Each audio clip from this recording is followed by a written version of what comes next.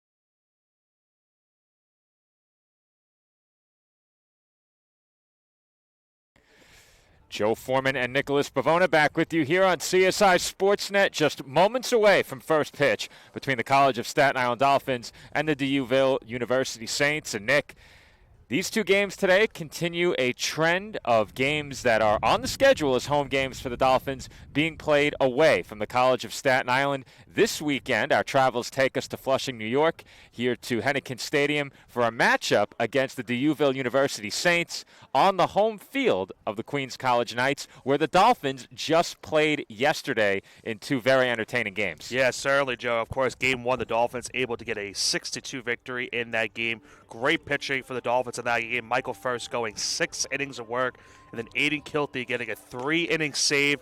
Really strong performance for the Dolphins. They also took advantage of some errors in the field for the Knights and were able to get that victory in game one. And then game two was a wild one, pretty much a roller coaster type of game. Dolphins trailed 4-1 going into the top of the 7th inning. They scored 5 runs in that 7th to take the lead going into the bottom half of the inning. They unfortunately would blow the lead in the bottom half of the inning, regained the lead in the next inning in the 8th inning, gave up the lead in the bottom of the 8th, and then the game would go to the 9th inning, and unfortunately would be called right there. It's postponed until April 17th due to lighting issues.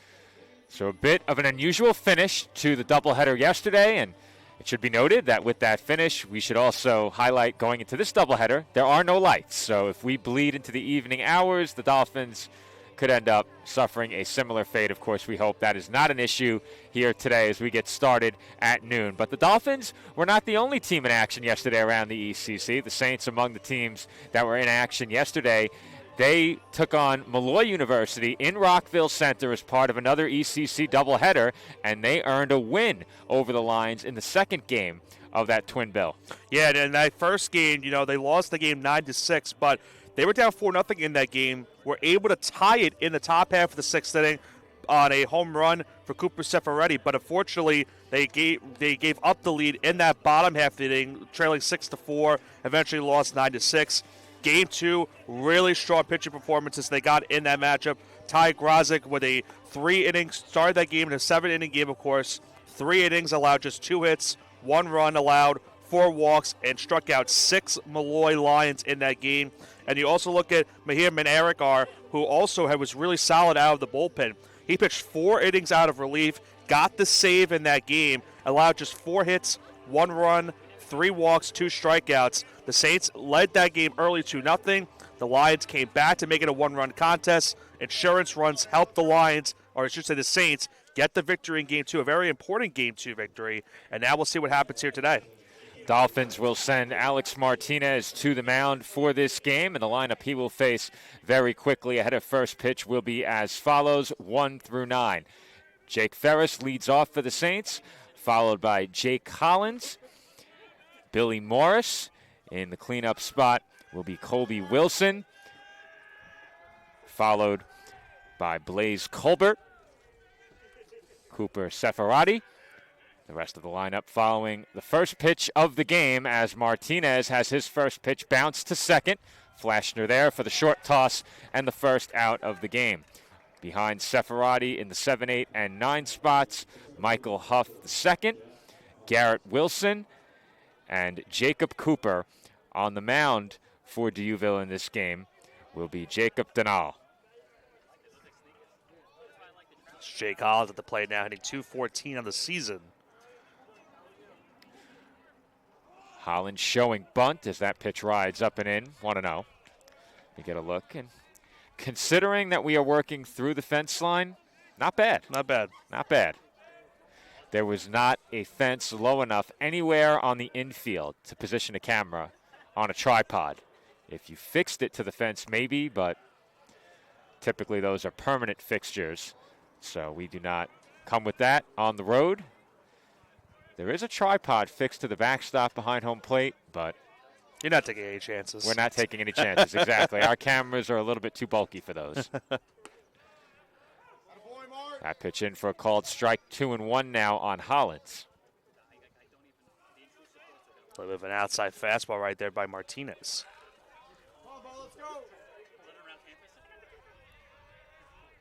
The 2-1. Off the outside corner, 3-1. Been a lot of outside so far in this bat from Martinez. Last 3 pitches have gone to that outside corner.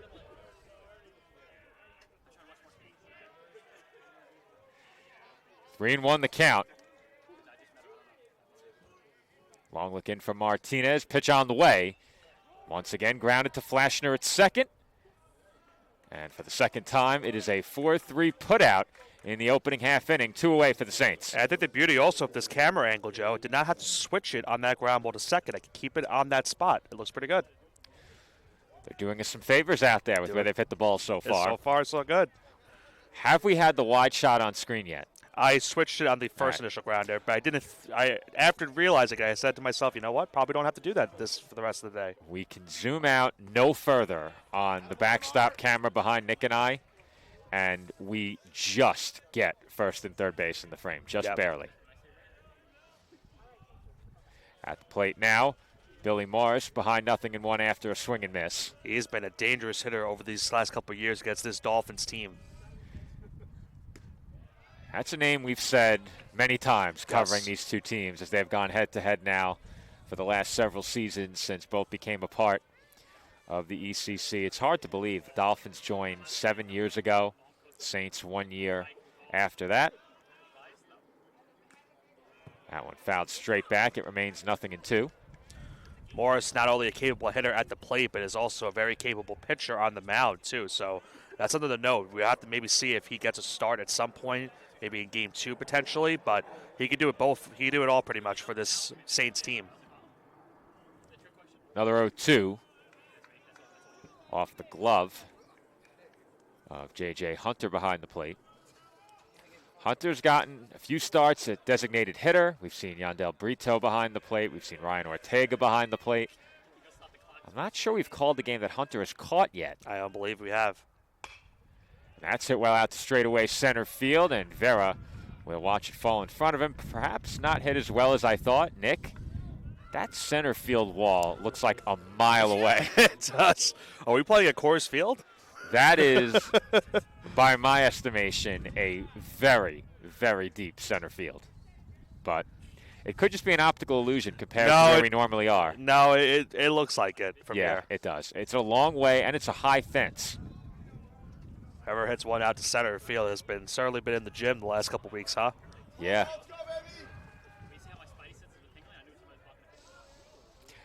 Cleanup hitter, Kobe Wilson at the plate now. And he hits one off the shin of Martinez, and Flashner will come up throwing. Romance able to keep that one from sailing back toward the plate, and they're going to check on Martinez, who's giving a thumbs up to the bench, but he got drilled by that line drive, and you have to think it caught more calf than shin. Yeah, and I think that might be the only good thing about that is that at least it didn't, fully catch that, because it was a well-hit ball up the middle of the field, and it would have got into center field had it not hit Martinez. But now back-to-back hits for the Saints, Joe, and now they're threatening here with 2 gone. Blaze Colbert at the plate with 2 on and 2 outs as he takes high 1-0. Colbert having a strong start to this season, hitting .377 on the year with a home run, and leads the team with 16 RBIs.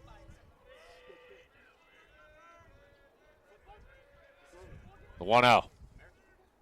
Swung on and missed. 1 ball and 1 strike.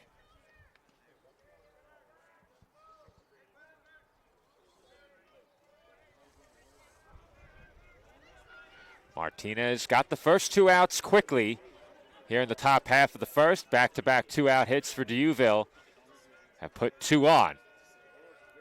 The 1-1. Hit on a couple of hops to second.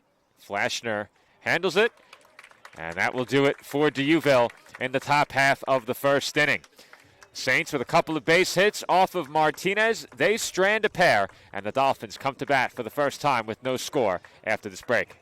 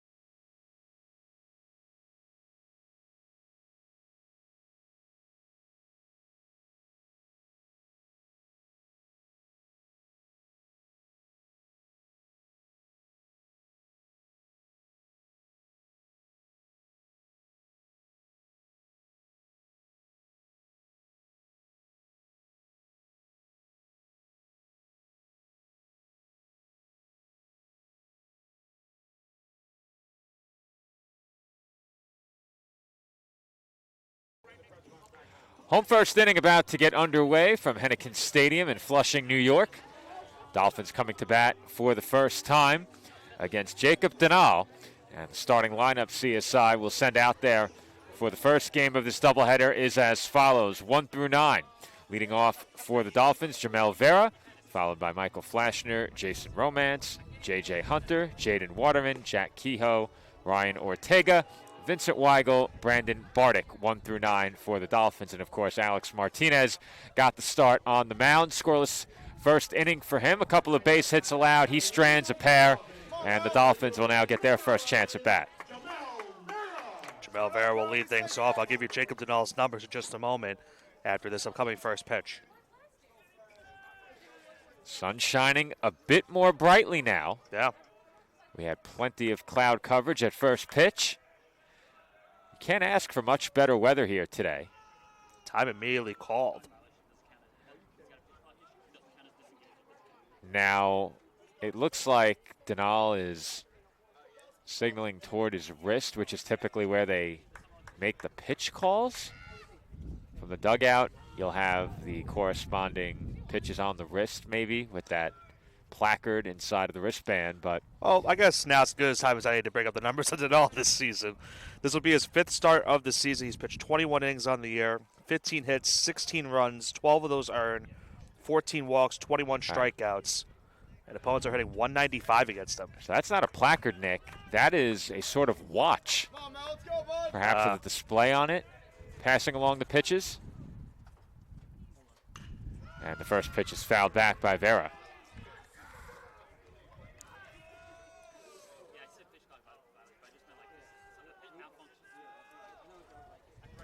Nothing in one the count on the Dolphins center fielder. One of 2 left-handed batters at the top of the CSI lineup. The 0-1. Taken low. 1 ball and 1 strike. Vera, of course, a big part of that come from behind for the Dolphins in that 7th inning to help them take the lead in that 7th.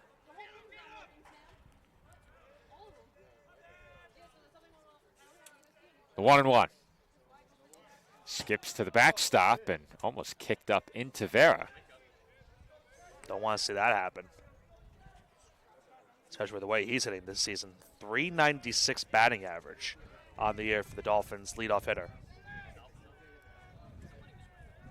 And of course, Joe, if you're able to get on base, a very capable base runner. He's 5 for 8 this season in stolen bases. Well, we like to talk a lot about uniforms. Nick, this is hands down my favorite baseball uniform combination here. As Vera swings and misses, 2 balls and 2 strikes. Yeah, he was a bit behind on that fastball right there. Good pitch by Dinal. But, yeah, Joe, I agree with you. I like the color combination. I like the kind of scripture of the Dolphin name. I like stripe up the pants. Easily my favorite uniform combination. 2-2. Taken low for ball 3.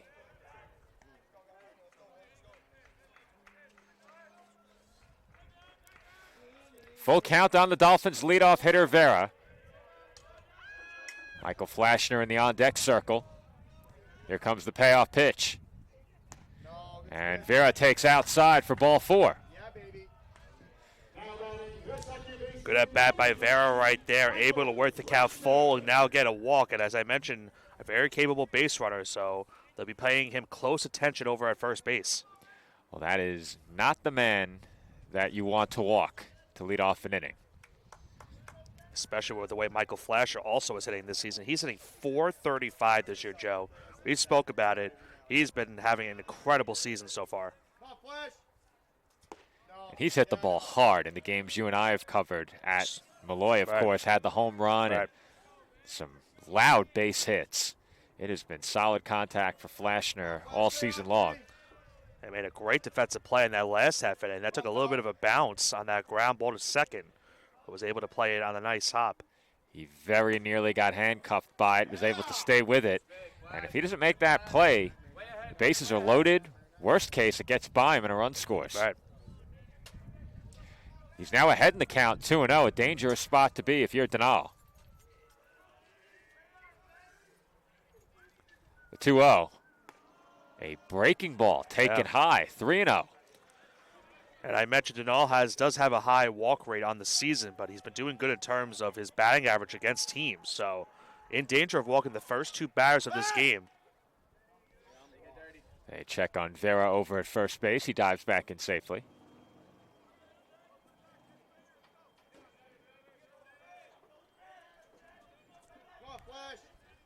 The 3-0. Outside ball 4, and it's back-to-back walks to begin the game for Dinal. Not the ideal start for Dinal right there, walking the first 2 batters of this game, and now you bring up Romance in a spot where you have 2 good base runners on base and an early visit to the mound.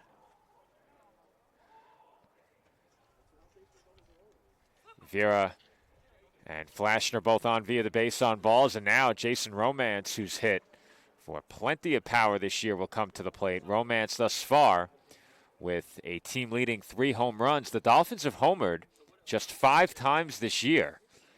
3 belong to Romance. We already mentioned the home run by Michael Flashner, and 1 more was hit by Jaden Waterman when the Dolphins hosted Caldwell University at Columbia.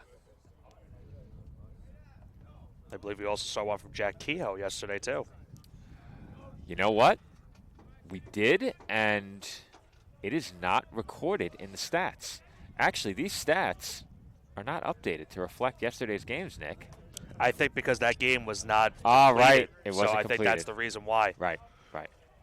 But Keogh was the reason why the Dolphins took the lead in the 8th inning of that game at that point, 7-6. I watched him hit it, too.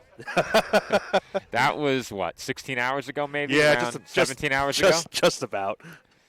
Yep, I was in the gym back at CSI, had the game on my laptop.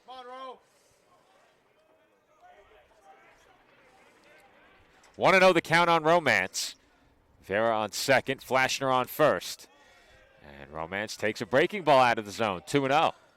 Meanwhile, you have to think about this as well, Joe. We have not seen Dinal throw a strike in a couple of pitches now. I think it's now, I think 7 in a row he's missed, dating back to the Vera walk.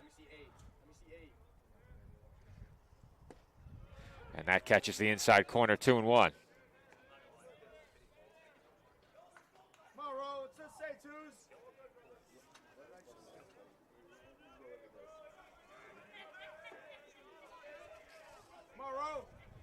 Look towards second by Dinal. And one more as both runners are going. The throw goes to second. And Flashner's in standing. A little bit of a dangerous right there for Flashner, just standing up. You don't see that too often. A steal of second base without a slide. Dolphins now with 2 in scoring position, nobody out. It's a 3-1 count out for Romance. Come on, Ro, get yours, bud.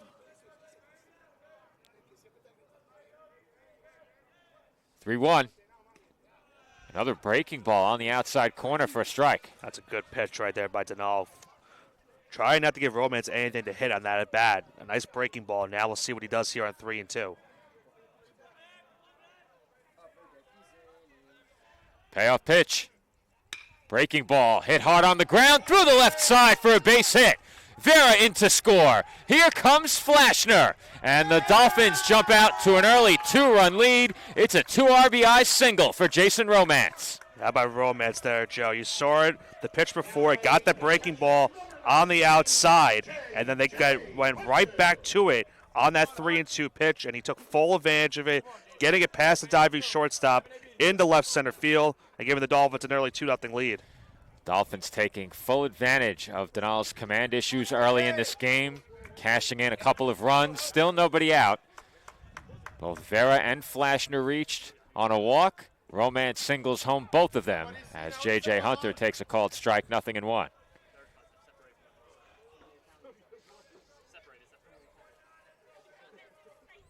on, Jay.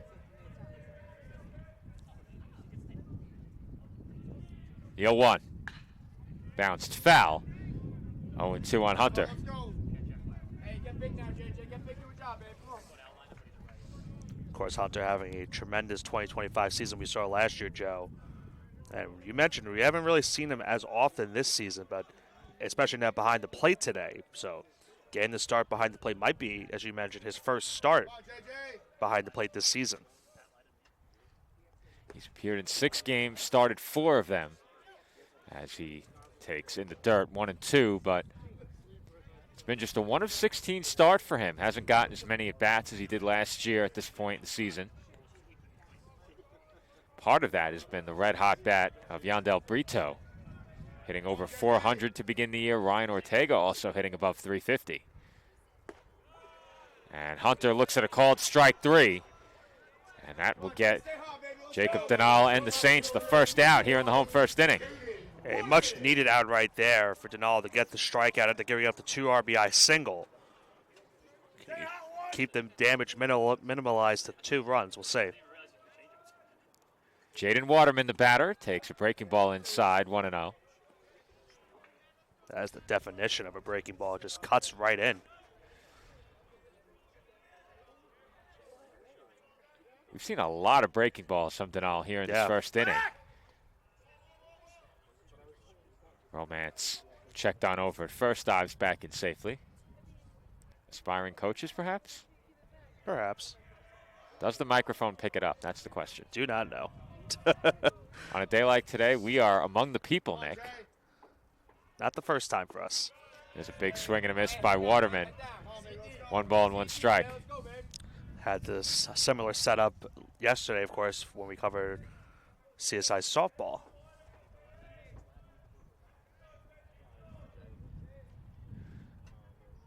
The 1-1. Upstairs, and Waterman held up. 2-1. Happy with the call. I don't think there's any way that's not coming over the microphones. The 2-1. On the inside corner for a called strike 2.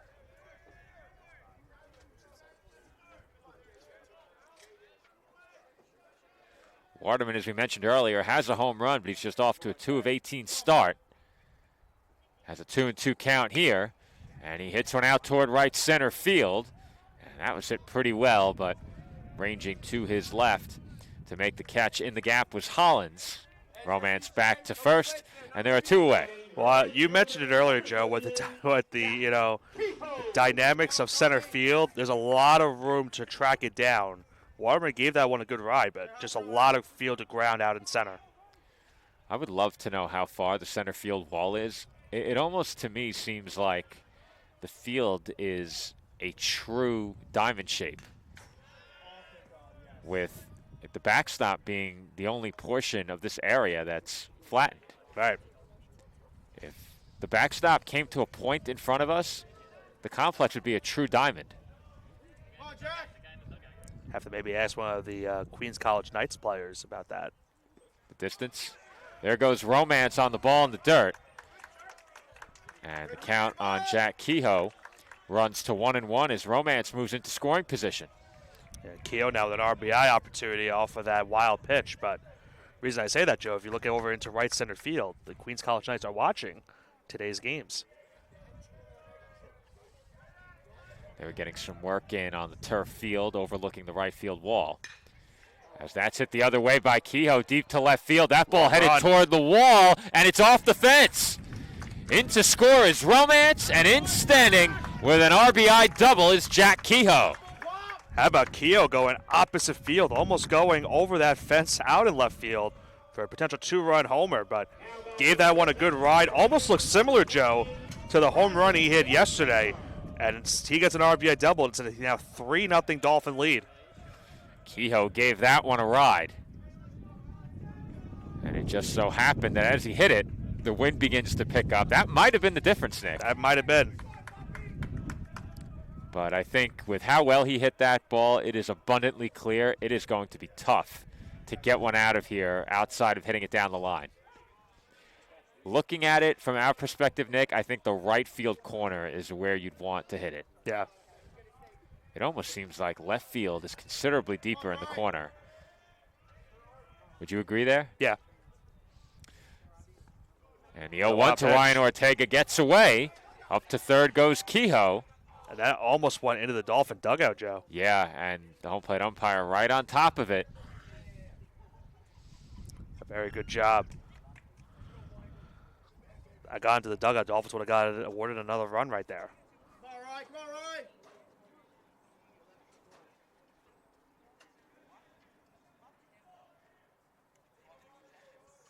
They'll get some additional baseballs from the dugout.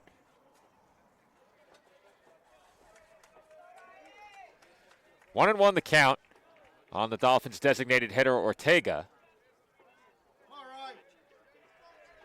Denal hoping to limit the damage to 3 here in the first inning, as that one is fouled straight back. Come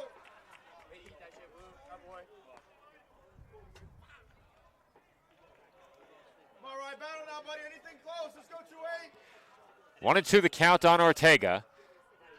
Come on, Ryan. Let's go, baby. I have Denal at 31 pitches unofficially. Is 1-2. Another breaking ball, and it misses high.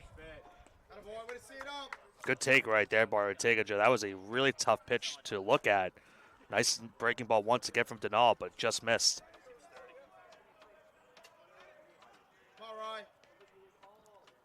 2-2. Fouled off.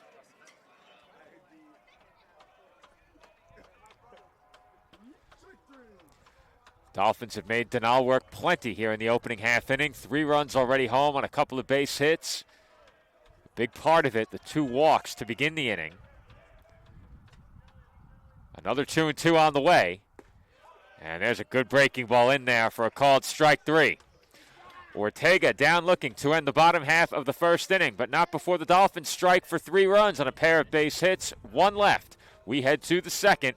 Dolphins over the Saints, 3-0.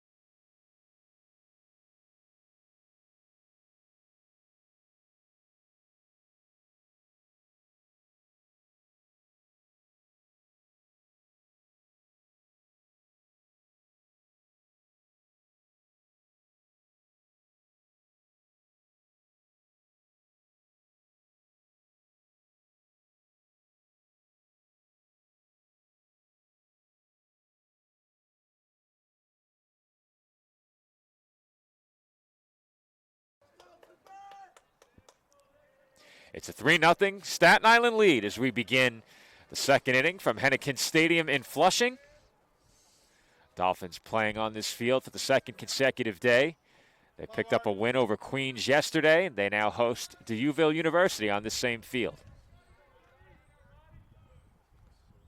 Cooper Seferati, the batter, and he takes out of the zone 1-0.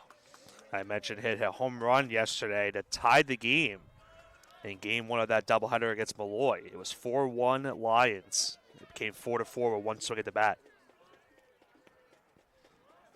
1-0 from Martinez, taken high.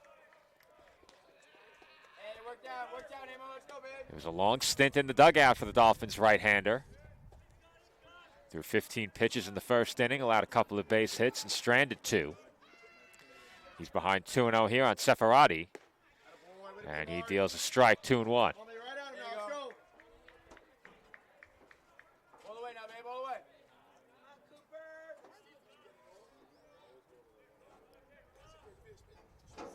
2-1. Upstairs for ball 3. Come on, buddy, work down, baby, let's go.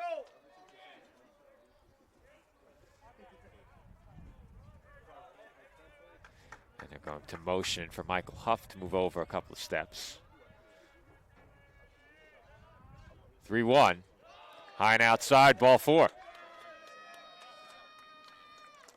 Now, is that a product of a long layoff in the dugout with the Dolphin rally? It could be. You know, you and I like to talk about that a lot. We saw a couple of instances of that yesterday at softball where, you know, in Game 2, Marita Granner, you know, had to wait a couple of minutes because of Dolphins having a lengthy first inning. So we'll see. Martinez giving up the leadoff walk. Can he bounce back? Gets that first pitch strike. Deals a strike to Michael Huff, the second. 0-1 on the Saints catcher. And they will check on the runner at first. The pickoff gets away, but not far enough for Seferati to think about second. Yeah, that fence is going to play a huge factor today, potentially. That if that was a, you know, if that was a CSI wall down in right field, that could easily award second base right there. Yeah, that fence along the line near the infield juts in a bit. there's more room behind the backstop, considerably more room than there is behind first base moving toward foul territory. And as you go further up the line, the room becomes less and less. 0-2 the count on Huff the second. And they have Seferati picked off. He's in a rundown and tagged out by Bardick. Very nice job in the infield right there for the Dolphins, and good heads-up awareness by Martinez. And they caught Seferati sleeping on that one. So the Dolphins get the first out of the inning on the base paths. And now, with Martinez still ahead on Huff the second, they'll have a chance here for a quick 2 outs as that gets to the backstop.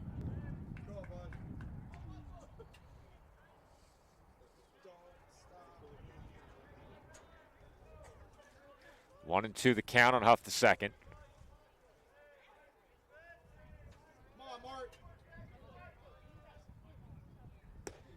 And Martinez misses just off the corner, 2-2. Hunter trying his best to frame that one on the outside corner.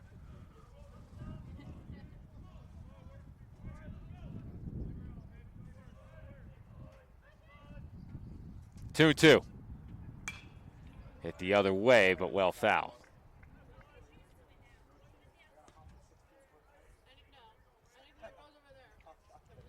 Count still even at 2. Martinez looking for his first punch out. No runs and a couple of base hits and a walk thus far. 2-2. Swung on and missed. Strike 3. And there's the first strikeout of the game for the CSI starter. 2 away in the road second inning. Looked like that maybe was a little bit of a breaking ball in that one, Joe. It had some cut to it. A very nice pitch by Martinez, and after getting the pickoff to start the inning, after issuing that walk, gets a strikeout, and now quickly 2 gone. That will bring up Garrett Wilson. Are you going to say it or am I, Nick? No. I was not. I was going to let you say it and then bring it up again in game 2. Yeah, not this time.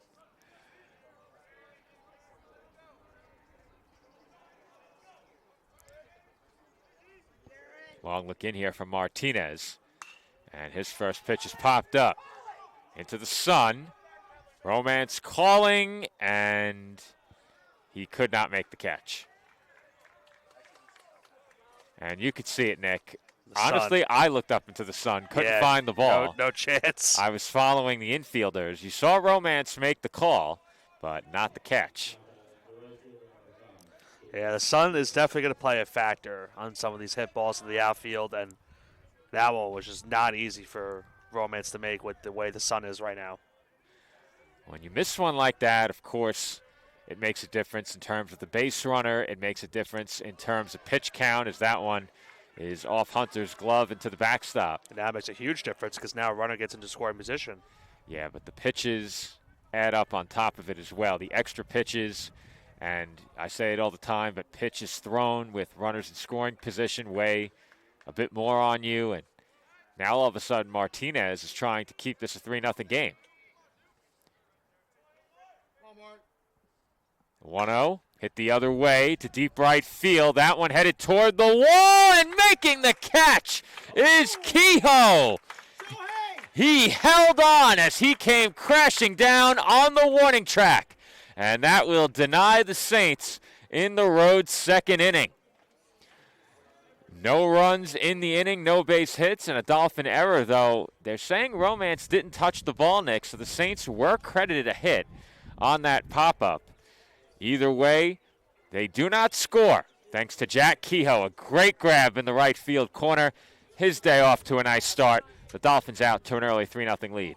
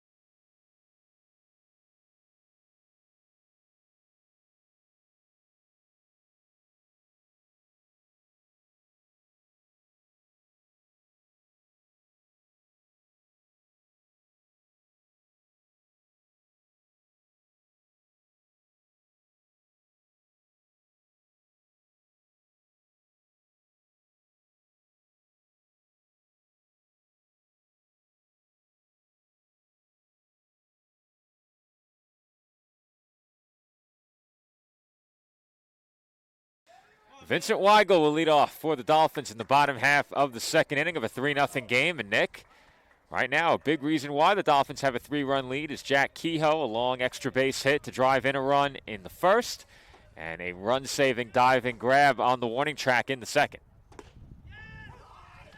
First pitch strike to Weigel, 0-1. Yeah, it's certainly an incredible play by Weigel out in right field, Joe. By Kehoe. Or Kehoe, excuse me, sorry, Weigel at the plate. Kehoe with an incredible catch. Having to also deal with that fence in right field. There wasn't much, room to give on that play, and he was able to make the catch.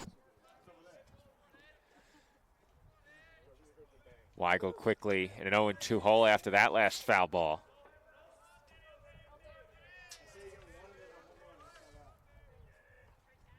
The 0-2 bounces in, 1-2.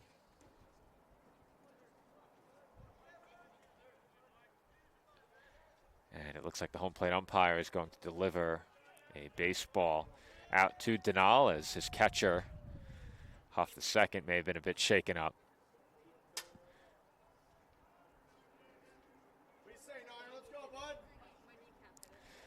They'll get a couple of fresh baseballs from the Dolphins dugout as well.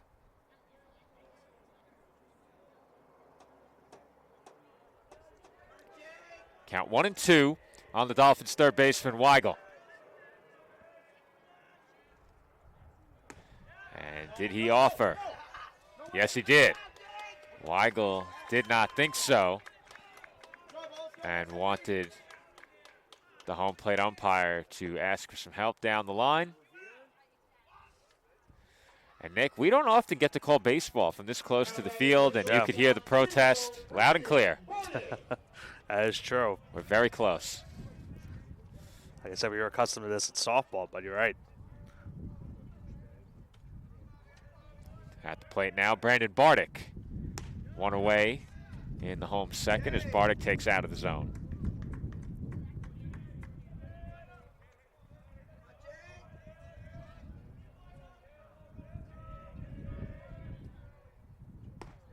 And the 1-0's in for a strike, 1-1.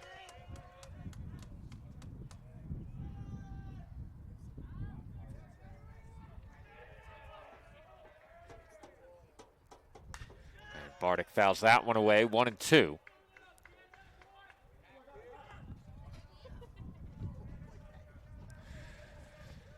And Nick, there is a very real chance. Don't say it. A very I saw you look realistic chance for us to maybe make another foul ball grab. Here's the problem with that, Joe.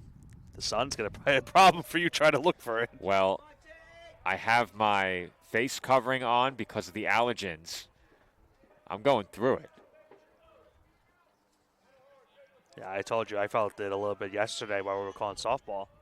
2-2 on Bardick. And he takes inside for ball 3. But you're right, Nick. Oh, yeah, if I have to look up, it'll be straight into the sun. Yeah. Just protect the equipment at that point. You know me, though. I can't help myself. I'd go for it. I know. I think a baseball would be a bit tougher as well. Yeah, absolutely.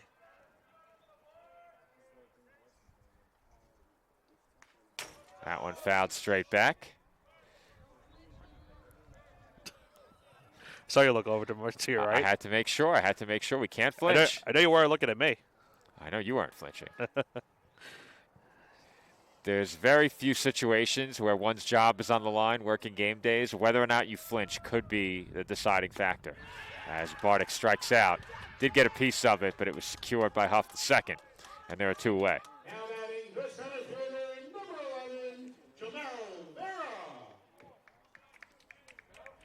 That will bring up Jamel Vera.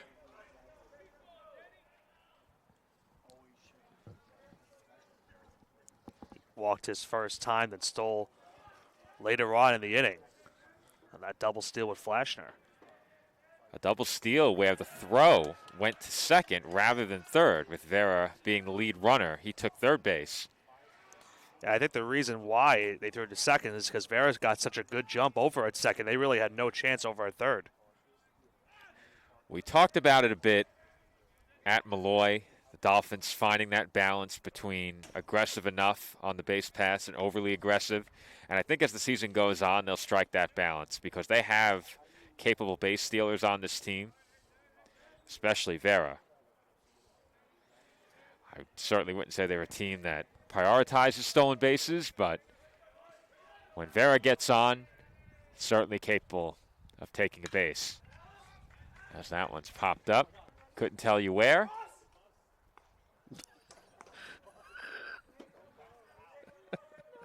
They were very concerned about that bus. There are some residences very close. You know, Joe, I'm going to say this. You didn't park close to the field. That probably was for the best. True. I would have known better than to park this close. Yeah. We'll bring the car around postgame. That's taken high by Vera. 2-2. I believe it's 2-2. It says 2-2 on the scoreboard. Well, my scoreboard, at least. Is that not right? Should be. Okay. I don't have scoreboard right now. Oh, we forgot. That's all right. We got to plug that in. That's taken outside, 3-2. All mental memory right now. Well, looking at the scoreboard, it is not a Daktronics panel. Yeah, so I don't know if it will work anyway. Well, there are other options. Hmm. We'll have to take a look between games. No reason for you to keep the score yourself. It is what it is. On a day like today, it's a bit more manageable. Yeah. Really perfect weather. If it was like Tuesday, no chance. Well, we bailed on that. As Vera strikes out swinging, and the Dolphins go down in order in the home second inning. We head to the third from Flushing. CSI over Dieuville, 3-0.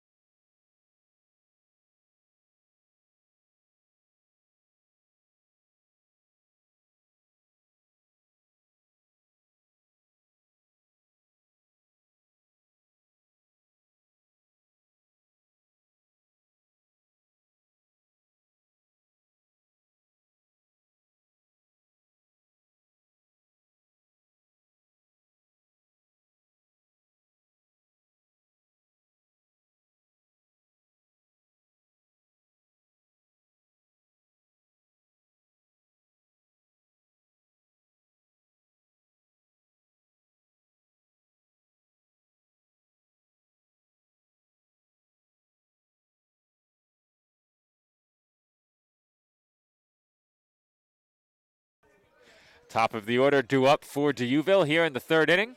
Jake Ferris will lead things off for the Saints against Alex Martinez.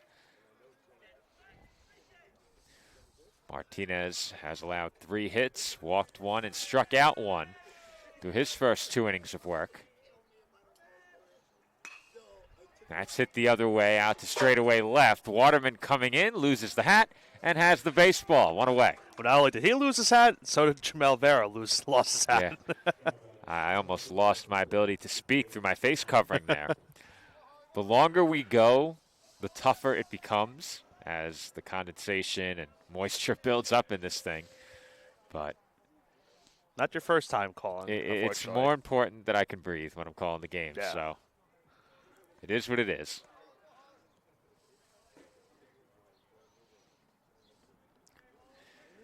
Jake Hollins at the plate. Hollins 0 for 1. And he takes low, ball 1.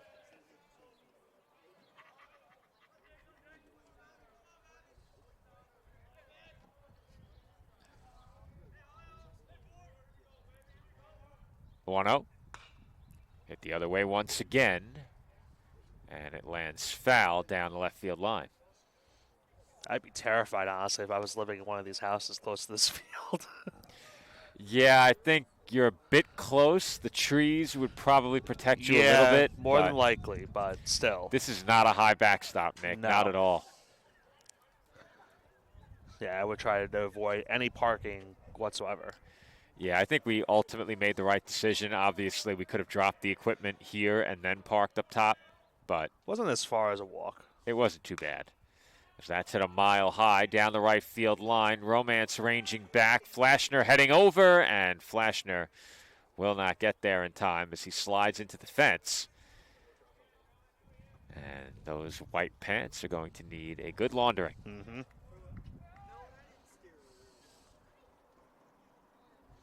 Haven't really seen that too often, of course, with us calling softball. Of course, turf field, not going to see that. Is that the right term, laundering?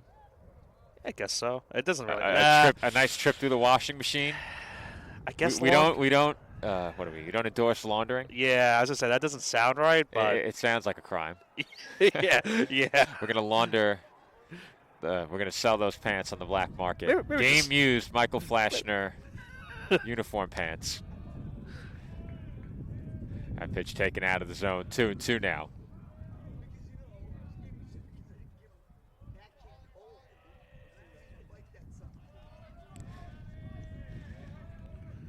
Two. Bounced right back to Martinez. And Good he old- flips over to first for the out. The good old look what I found right there. Nice chopper right up towards Martinez's glove. And now quickly 2 gone once again.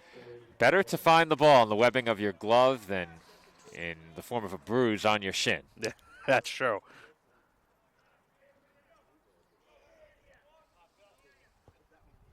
Billy Morris, the batter now. He comes to the plate with the bases empty and 2 outs, just as he did in the first inning. Where's that I going, lost that Nick? one. I don't That's know where way it is. over. I don't know where Oh, it Fleming's is. car. Oh! Did it hit it? It did. Oh, no. It did. Oh, no.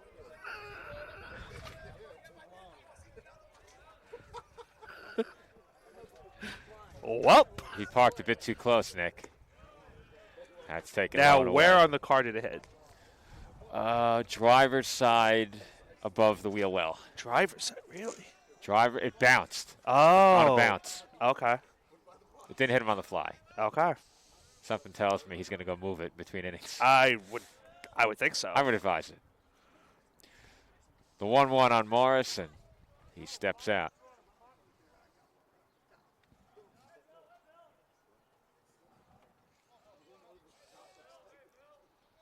The 1-1. Right back to Martinez. 2 in a row for the Dolphins starter. He flips over to Romance, and that will do it for D'Youville in the third. It's a quick 1-2-3 inning for Alex Martinez. Dolphins come to bat, leading 3-0.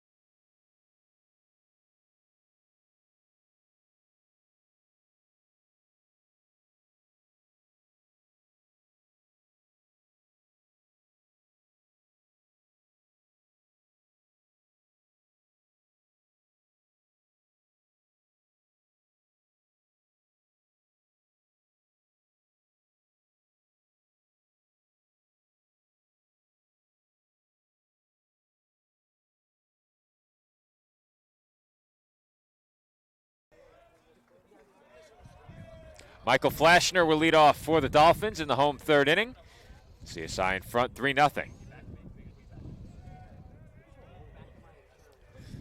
Flashner drew a walk his first time and hits one deep to right his second time. It one-hops the wall.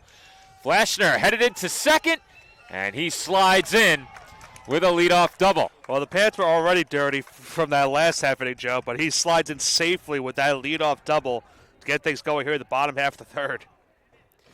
Now batting first base baseman number 22, Jason Romance.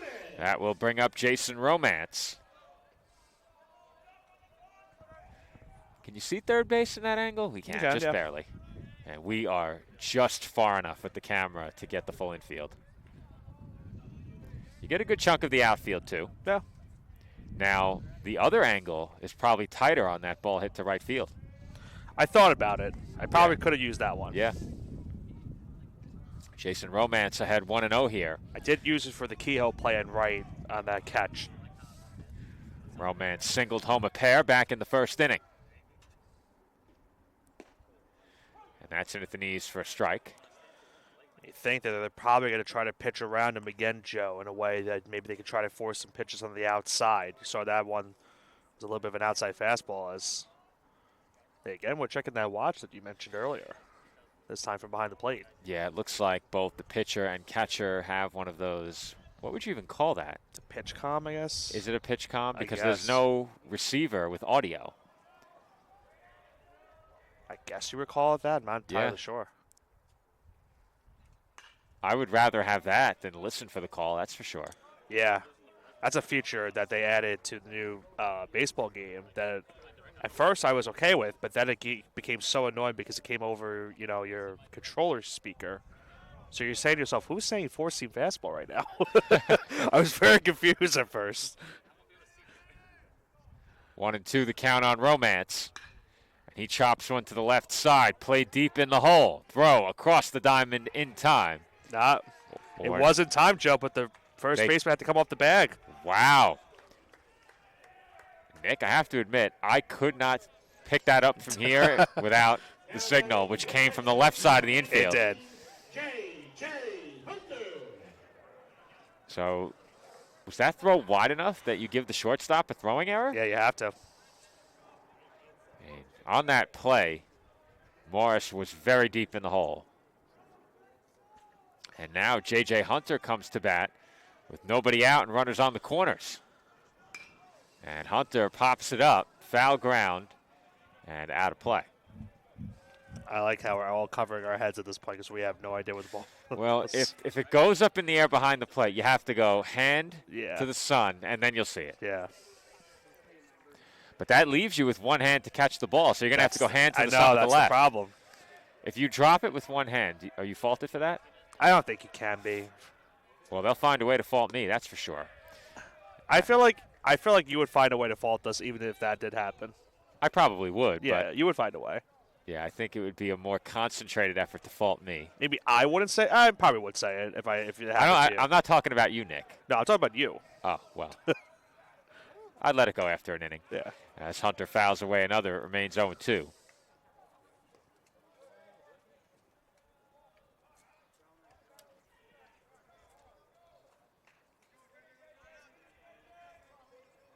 Romance the runner on first, Flashner on third.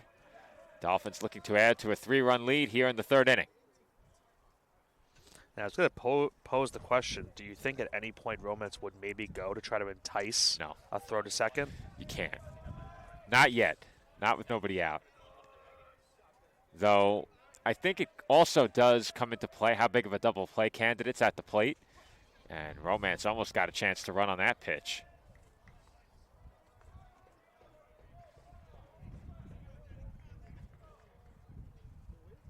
Count 1-2 on Hunter. Nick, there's been a lot of time between pitches. Yeah.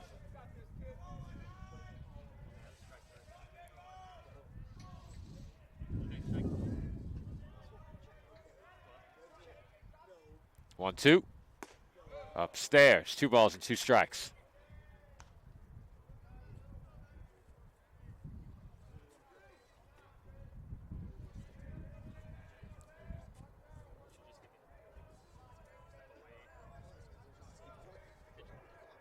Two. Breaking ball swung on and missed for strike 3. Hunter down on strikes for the second time, and that's a big first out for Denal and the Saints. Yeah, a huge one right now. Now he's a double play ball away from getting out of the inning unscathed, but we'll see if Jaden Waterman has something else to say about that. Waterman 0 for 1 at the plate thus far. Dolphins just hoping he can put it in play here. There goes Romance, Nick, and the attempted throw does not happen as Huff II lost the ball on the transfer. I believe that's Romance's now first stolen base of the season with that one.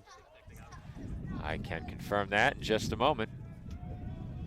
He was 0 for 2. That is his first steal.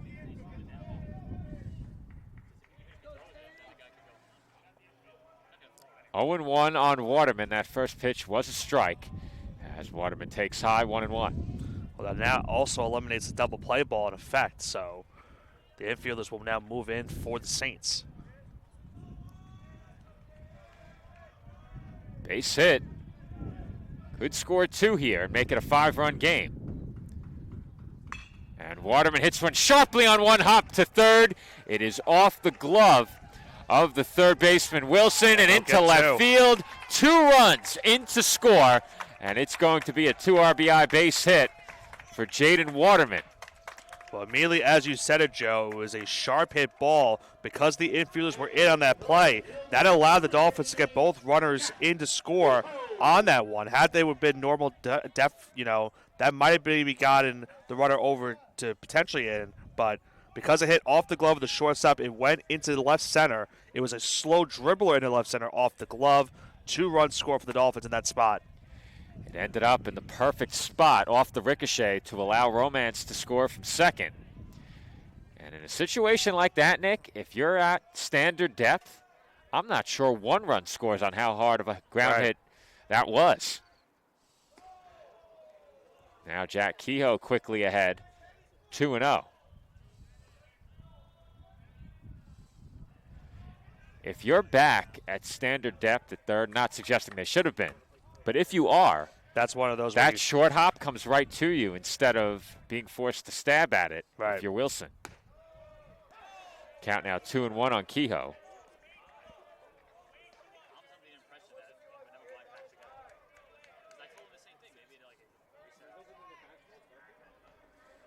Dolphins now lead 5-0. 2-1. Off the outside edge, 3-1. Mentioned Kehoe already with an RBI double. His first time up, made a great diving catch out in right field earlier in this game. Curious if Waterman maybe gets a head start here on 3-1. Has a nice lead, not going, and Kehoe takes ball 4. As it all kept going to the outside, trying to get a strike call, but to no avail on that. And the Dolphins, once again, will have 2 runners on and still just 1 out. Seems like he's been a bit hesitant to come inside with the fastball. And especially to the lefties. Right. More so he's come in on the righties, but against the lefties, not nearly as much. And Ryan Ortega hits one well to left, but he got under it just a bit. The runners will hold, and there are 2 away in the inning. Yeah, definitely just a little bit under on that one. Got a good pitch to hit, but just not enough to get it out into left field. And now 2 gone in the inning. Vincent Weigel will be the batter. Weigel 0 for 1 with a strikeout, was called out on an attempted check swing in his first at-bat. And Weigel takes a breaking ball strike, 0-1. We see a lot of breaking balls in this game from Denal. You mentioned that earlier. And you'd expect that, a lot more breaking stuff against the righties from a right-handed pitcher. And when Denal's breaking ball has been around the strike zone, he's really had some success with that, but it's been falling behind in the count and then trying to throw the breaking ball while behind in the count. That's a dangerous game you play. 1-1 on the inside corner for a called strike, 1-2.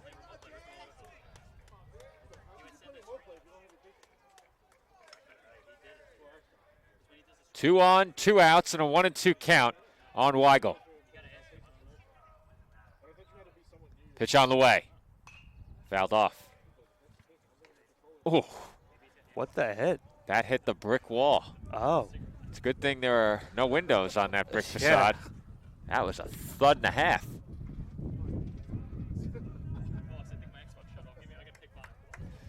Count still 1-2.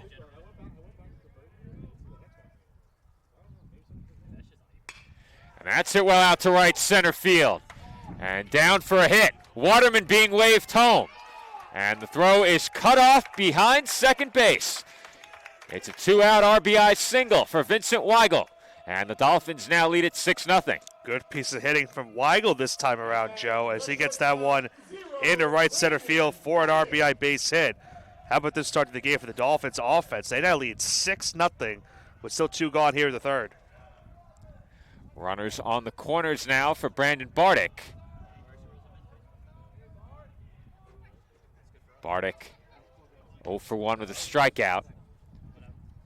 And Denal's first pitch is swung on and missed. That was a big cut by Bardick.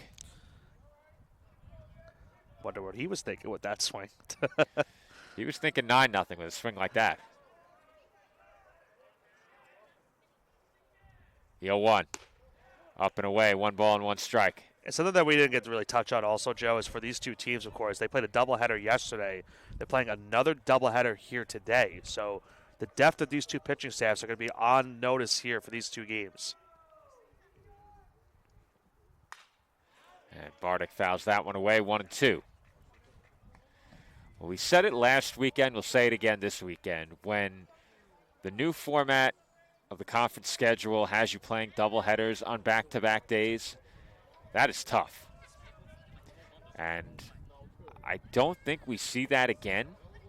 Could be wrong. I don't think we see it again, Nick. I think the rest of the way they're going to face each team 1-2-1 as we're accustomed to seeing. There might be one more weekend where they play 2 doubleheaders, but I don't think so. Because there are 5 conference opponents that you play, and the Dolphins have already faced 4 of them in consecutive doubleheaders, as that's fouled off.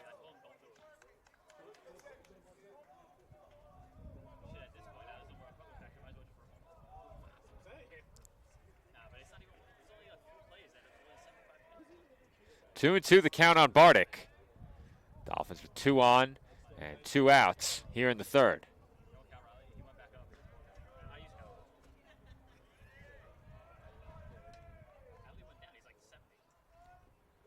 And the breaking ball forces Bardick to duck out of the way. Well, that'll give Weigel now over at first base an opportunity to run this next pitch.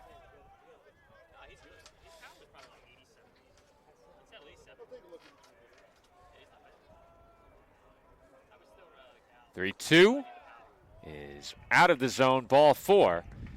And that is a big miss as it will send it back to the top of the order. Jamel Vera to the plate with the bases loaded. Huge chance here for Vera. Can really break this game open, Joe, with 1 swing.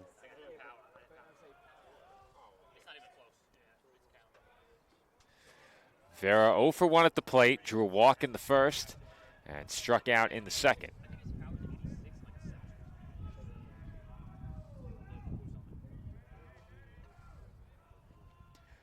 First pitch on the way, high and outside, ball 1.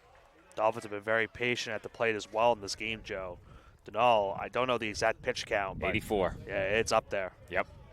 It is on the rise quickly, and we're just 3 innings into a doubleheader. As that's hit deep to right field, headed toward the wall and out of here. It is a grand slam for Jamel Vera. And the Dolphins' lead extends to double digits. CSI 10 and Duville nothing. How about Vera with that swing right there, Joe? Down the right field line. You mentioned it. Great opportunity to take full advantage of what maybe you want to call it a short porch out of right field. He took full advantage of it right there. 1 swing breaks this game open for the Dolphins. They now lead 10-0. First home run of the season for Vera. It clears the bases and will prompt a pitching change. The Dolphins lead it 10-0 And it appears Deauville is going to make a call to the bullpen here. Indeed, they will. That's going to send us to break. Staten Island over Deauville, 10-0.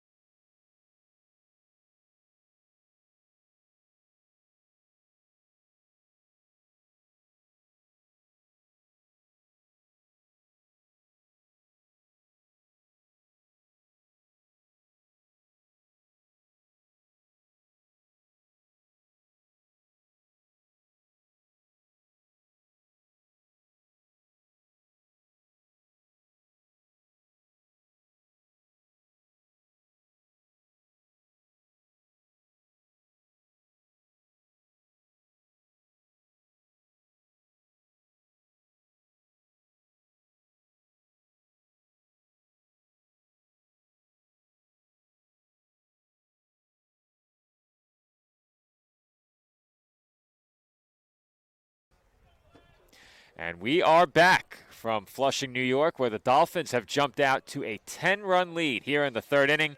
Jamel Vera with a grand slam to extend the lead to double figures for the Dolphins. And, Nick, it's been as good a start for CSI at the plate in this game as you could hope for.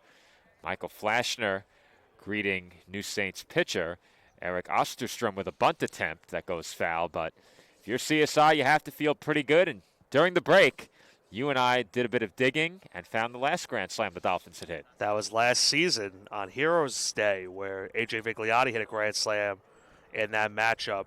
And that was, I think, the Dolphins took a 13-2 lead at that point.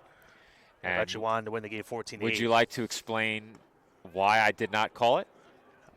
Do you want me to explain why? Sure, go right ahead. You had to go to the next room to help with the stats issue. I had to correct a stats issue. So Joe Calabrese was able to get the call on that one. And Joe got his moment.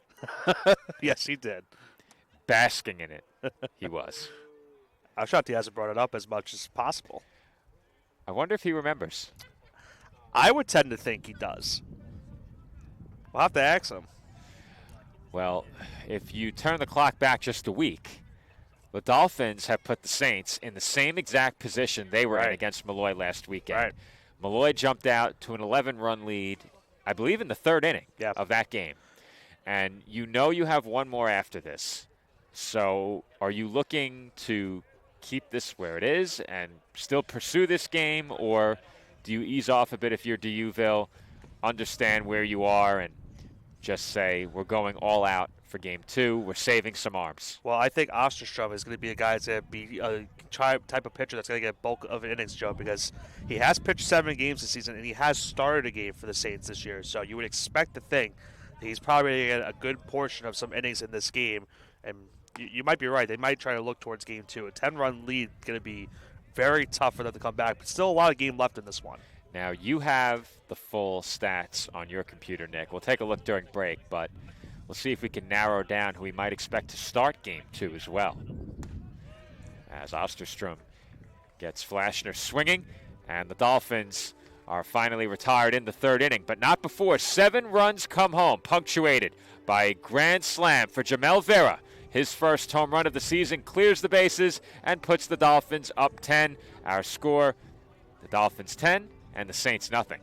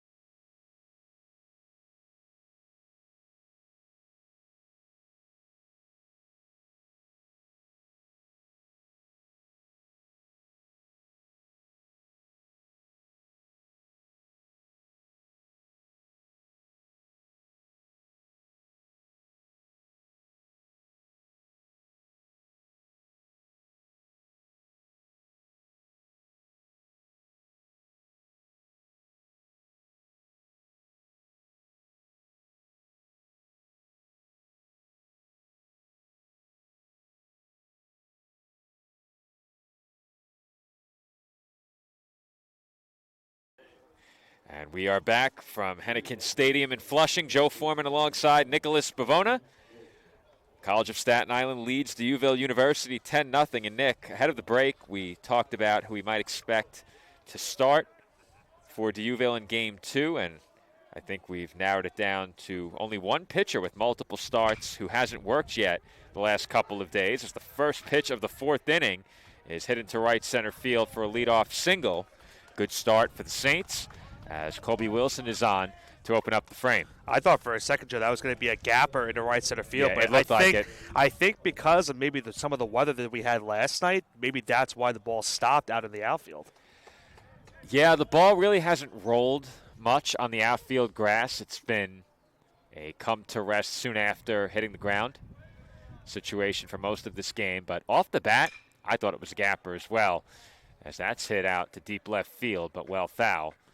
It lands on the warning track. Blaze Colbert at the plate. He's 0 for 1 in the game. With that last base hit, Colby Wilson's now 2 for 2. But Nick, back very quickly to the topic of Game 2 starter. What do you have? It probably more likely will be Ryan McCarthy, who hasn't started since last week when he started, I believe, against St. Thomas Aquinas, and that was indeed the case. I did mention earlier maybe we see Billy Morris today, but he did pitch in Game 1 of the doubleheader against Malloy yesterday, so he will not be available for this game.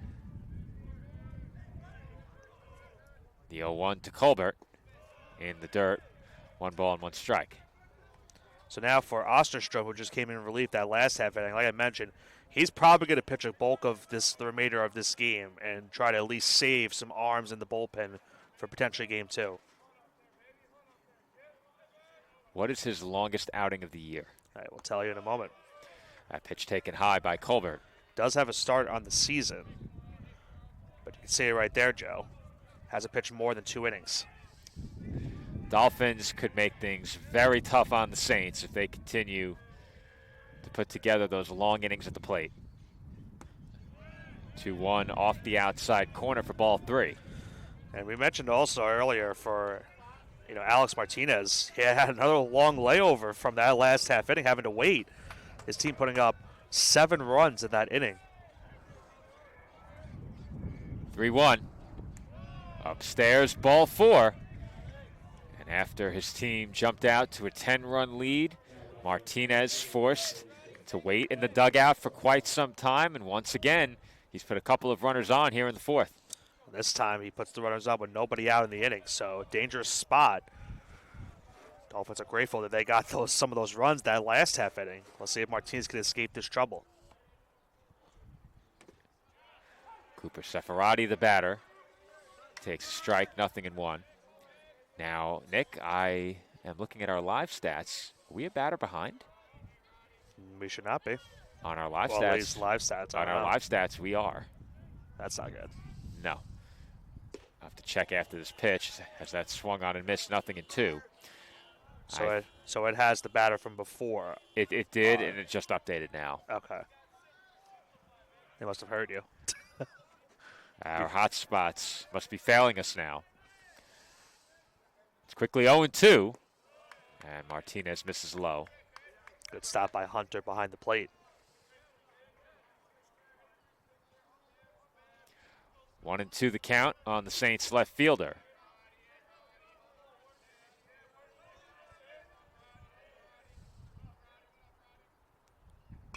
And that's hit on a line into right field for another Saints base hit. They are going to hold the lead runner, Wilson. And D'Youville now has the bases loaded and still nobody out here in the fourth.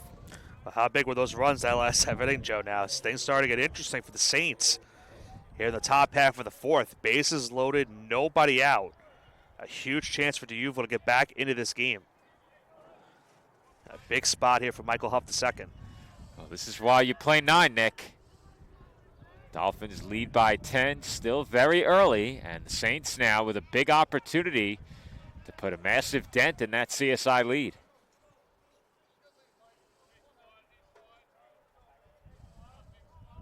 At the plate for D'Youville, Michael Huff II.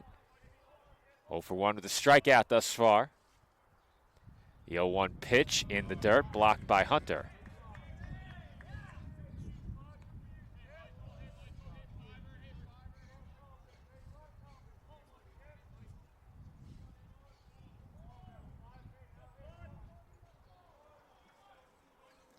One and one the count on the Saints catcher. Pitch from Martinez. Off the inside corner, 2-1.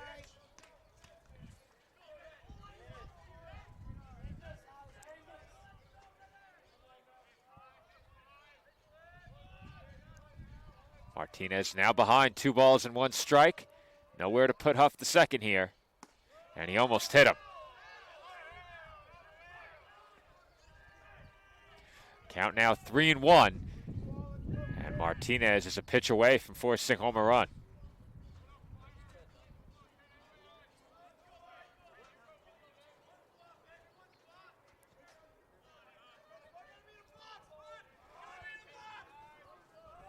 Three and 1 pitch. Up and away, ball 4. And the Saints are on the board. A walk forces home a run. And it's now 10-1. It's going to get interesting here, Joe. In the next couple of minutes, Dolphins walking a run now 10-1. And we'll have another mound visit this time now for CSI. Martinez had 3 scoreless under his belt. And he is in a big jam here. Bases loaded, still nobody out. Good news is he has the bottom of the order, 8 and 9. The bad news is that Garrett Wilson already has a base hit against him.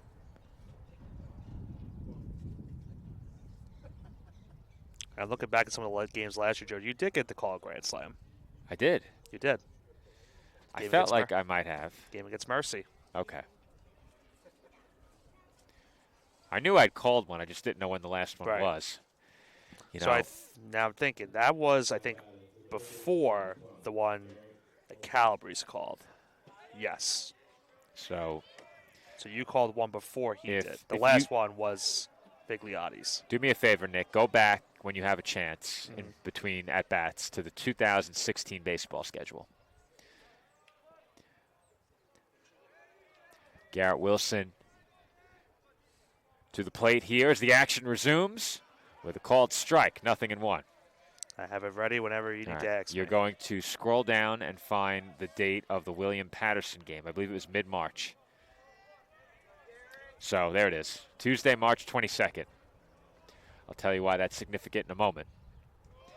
As that gets to the backstop, here comes the runner from third, and just in under the tag was Colbert. That is a gutsy play to try and come home on that ball to the backstop. The Dolphins very nearly get the out at home. Instead, it's now a 10-2 ball game. We have a moment where we'll show the replay of that play at the plate. Might have to go wide shot on it just because the home plate umpire was in the same spot. But it seemed to be the right call. There's a big swing and a miss by Wilson. Count now 1-2. Let's see how close it was. That was indeed the right call. Just got under the tag. We had a good look at it, courtesy of our pitcher-batter camera. That one was the wide shot. Bouncer down the line, fair ball. That's going to bring home 2. That will easily bring home a pair. Wilson headed for second, and he's in standing with a double. His second base hit of the game, a 2 RBI extra base hit, and the Saints are right back in it. It's now 10-4. Yeah, Saints continue to march down the line, Joe. No pun intended, but they get 2 more runs in. It's now a 10-4 ball game, and still nobody out in this inning. All of a sudden, if you're the Dolphins, you might be thinking bullpen Right. in the near future. And we come up to this conversation again, Nick. A long layoff between innings.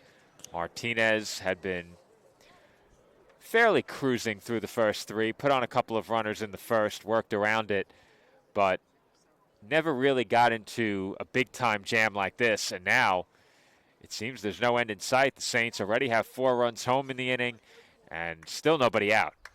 Yeah, dangerous spot right here for CSI. They have to figure out a way. First off, I think the most important thing, Joe, of course, is get that first out, because right now they need to find a way to get an out, but still nobody out in the inning. This is a really big at-bat right here for Martinez trying to get back into this game. At the plate for the Saints, number 9 hitter Jacob Cooper. And Cooper fouls one back, 0-1.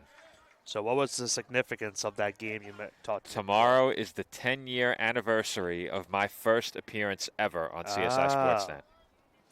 And you'll be on the call with Sam Whalen to celebrate that one. That is the first game I ever called.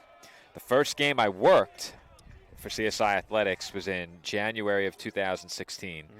It was a men's basketball, I believe it was a single. It might have been against, I think my project game when I was in sports management was against Stevens, and then my first game was a CUNYAC game, as that's fouled away 1-2 now on Cooper. But I can tell you with certainty my first ever broadcast was that game against William Patterson on March 22nd, 2016. You're treated to a good one in that game, too. Yeah? Yeah. I couldn't have told you the score. Dolphins were down, I believe, 7-0 in that game, came back. Chopper foul, just wide of third. I believe the final score, I already went away from it, but I believe the final was 13-11 Win or loss? loss. Okay.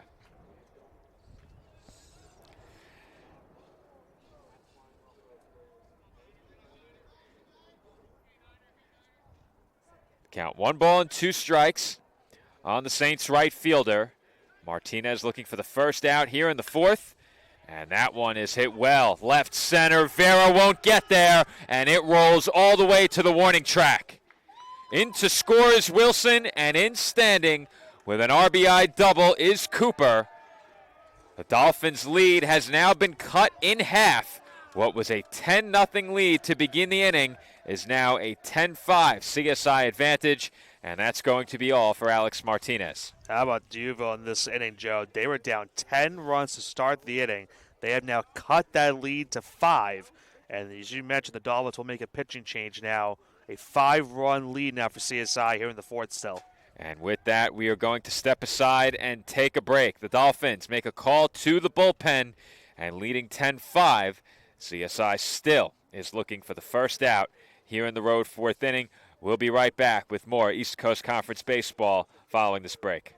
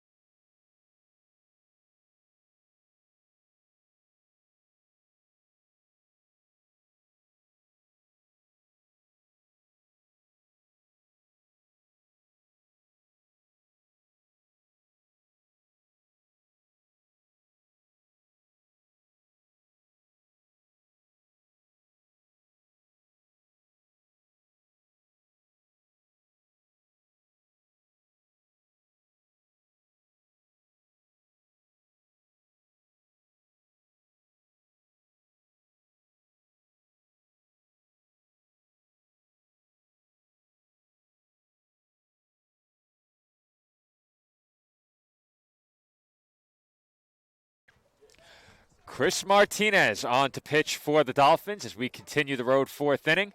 5 runs home for D'Youville. They are now even with CSI in the hit column. Both teams with 7 hits. The Dolphins 10 runs home. Saints halfway back. They began the inning trailing 10-0. And the first pitch from Martinez is high and outside for ball 1. It's back to the top of the order for D'Youville. Jake Ferris at the plate where he's 0 for 2 thus far. Yeah, for Martinez, we'll give you his numbers in just a moment. This will be his 3rd appearance of the season. He's pitched just 2 innings of work so far. That one bunted foul. Did that reach the roadway? I don't think so. No. I don't know. It went behind us. But I was couldn't ready. tell. I was ready. I wasn't. I had no clue where the ball was. I'm glad you were. I was ready, but I don't know where the ball was. 1 ball and 1 strike, the count on the Saints' second baseman. That's technically being ready if you don't know where it is? Well, I was ready to protect the equipment. Oh, okay. The 1-1, bunted again, but bunted foul.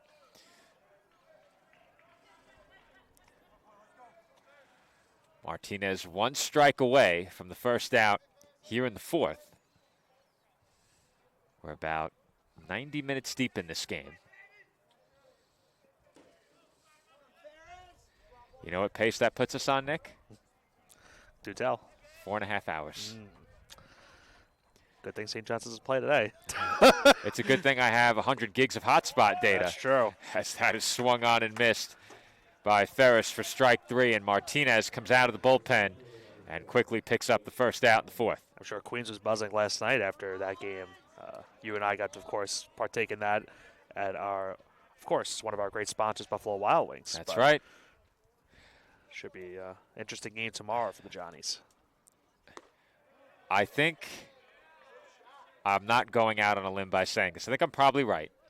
I don't think anybody has showed more in-person support to Buffalo Wild Wings as a sponsor than you and I. Get I even have the merch, Nick. you do. I have the You merch. do. You do. We're going to bring it on a pregame show once we get the chance. At the plate is Jake Hollins, ahead 1-0. My family knows that I go there a lot after our games, and they've gotten to the point where they've given me gift cards for any time I don't go out with, after work. I just say, you know what, I might as well pick it up. That's right. Might have to do so today. You never know. Maybe. 2 days in a row is tough. 2 days in a row and 3 times in a week is really tough. Yeah.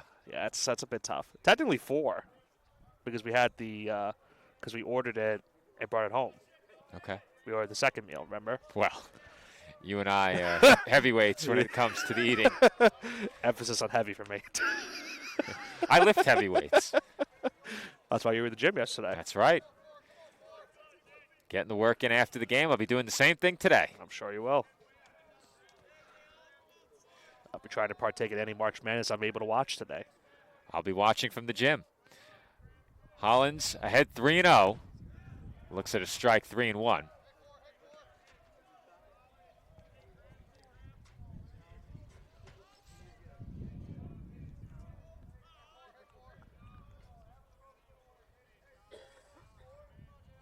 Couple of looks towards second by Martinez. And the 3-1 is sliced out toward left center field. Vera coming on, makes the catch. And there are 2 away.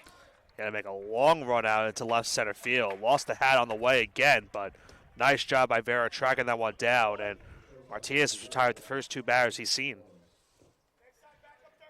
It's an epidemic of fallen hats. We've seen it now for 2-3 seasons in a row. We blame the wind a lot. It's not a very windy day. Yeah, the wind kind of blowing towards right field. But it's not much. Oh, barely avoiding that pitch was Billy Morris. He ducks out of the way, and moving up to third is the runner on second, Cooper. Well, if you're the Dolphins and you get out of this inning leading by 5, I think you'll take that, the way the inning began. Morris gets on. The Saints will bat around. And Morris takes a strike, 1-1.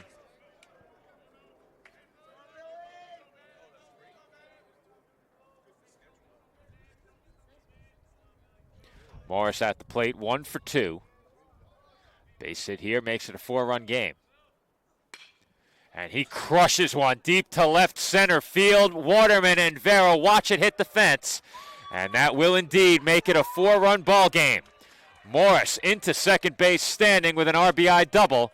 And the Dolphin lead is now 10-6. Well, Joe, we've seen Billy Morris over these last couple of years hit a couple of home runs against this Dolphins team.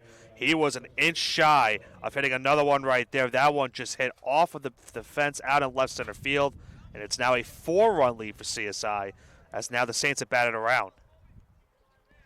They've gotten some good swings against CSI pitching here in this 4th inning. And we said it before, Nick, the Dolphins were in this position at Malloy. Never really got within striking distance. The Saints wasting no time, pulling back to within 4. And now you look at this last out, looming a bit more largely. 4-run game and a 3-run game with this much time. Saints have to feel completely re-energized in that dugout. Game 1, of course, scheduled for 9 innings. Game 2 for 7. And, you and I might have to take the blame, Nick. We mentioned how the doubleheader ended yesterday. At the pace we're moving, could be another light issue today. Let's hope not.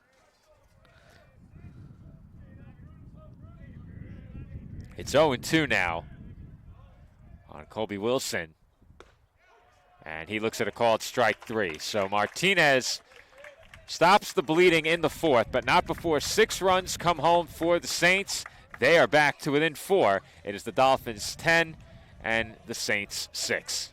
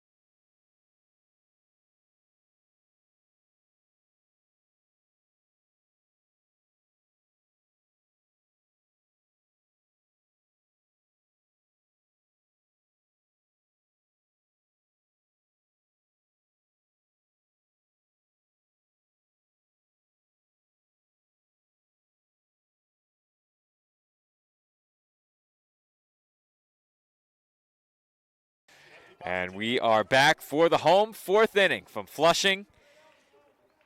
Jason Romance leads things off for the Dolphins, and he's quickly ahead 1-0. And Nick, CSI firmly in the driver's seat when the inning began, still leading by 4, but not quite as comfortable as they were about 20 minutes ago. Well, right now the difference, Jamel Vera's grand slam. Sure is. Romance ahead 2-0 here. He's 2 for 2 at the plate. Already a couple of runs batted in. Great job, crew. Good thing we didn't have that camera there, huh? That's a good point. If we had a camera was right in that on that spot. backstop. You know what, Nick? I just thought of something. We could have put the camera on a smaller tripod on that. Yeah. What do you call that? Circuit breaker? Or? Transmitter? I don't know. I don't know. There's a called strike on Romance, and he didn't think so. Might be aspiring umpire. Count even at 2.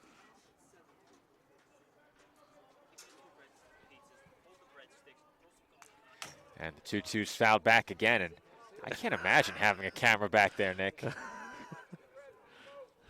Pretty much twice in the same spot. The issue with the camera right on the backstop is you can't get the full width of the infield. Right. You'd have to get a camera that allows you to change the, I don't want to say the zoom setting, it's the focal length. Is that the proper term? Not sure. And Romance looks at a called strike 3 on the outside corner.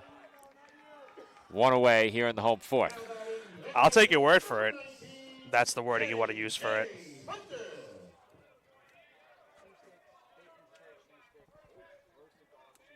That will bring up J.J. Hunter. Hunter 0 for 2.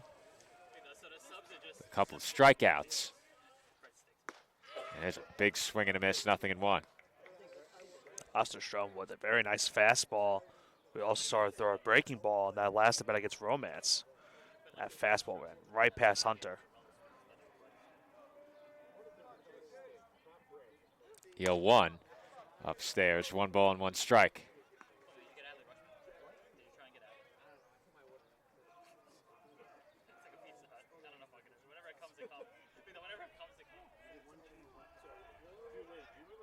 The 1-1. Another big cut by Hunter that comes up empty, 1-2.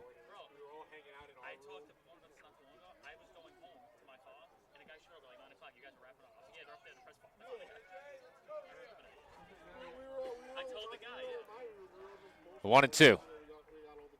Breaking ball upstairs, 2 balls and 2 strikes.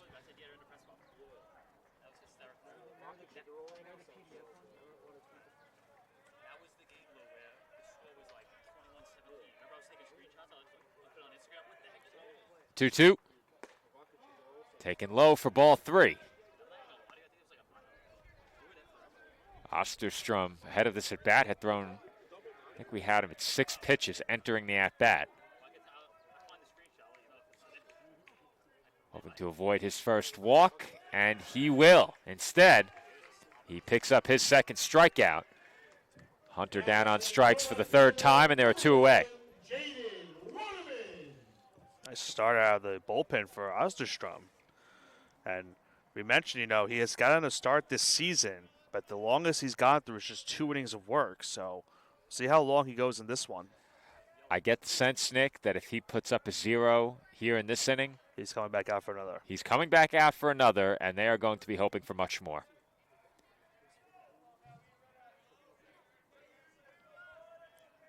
Want to know the count on Jaden Waterman.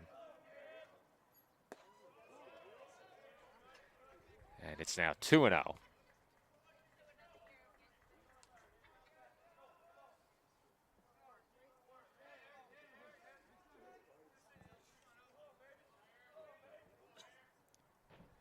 And now 3-0. So after a quick 2 outs to begin the inning, Osterstrom has fallen behind on Waterman 3-0. I felt like all 3 of the pitches that has been thrown this at bat have been to the exact same spot.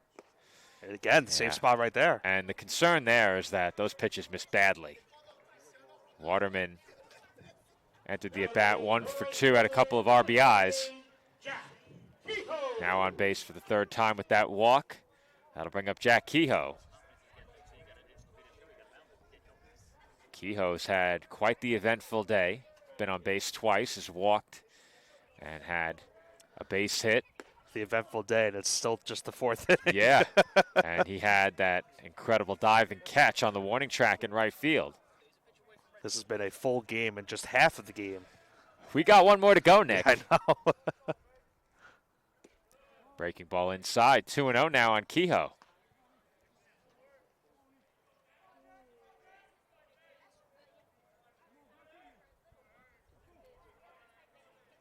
Look toward first. And the 2-0 is sliced foul.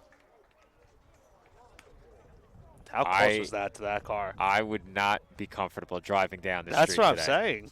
Yeah. Like, I heard it hit the street, but I heard the cars also driving Yeah, past. Nick, I'm kind of glad I didn't look for parking there Yeah. because I would have thought, oh, we're safe in foul balls. That one fouled away again. Here we go. I mean, the residents across the street is going to have multiple souvenirs in the Right. backyard. And if they own any dogs, they'd love that, I guess. Yeah, I guess so. Children also would be happy with a nice souvenir. There's a breaking ball swung on and missed by Kehoe for strike 3. And the Dolphins are turned aside in the home 4th inning. One left for the Dolphins in the bottom half of the 4th. Waterman reaching on the walk is left at first base. We head to the 5th. CSI over Dieuville 10-6.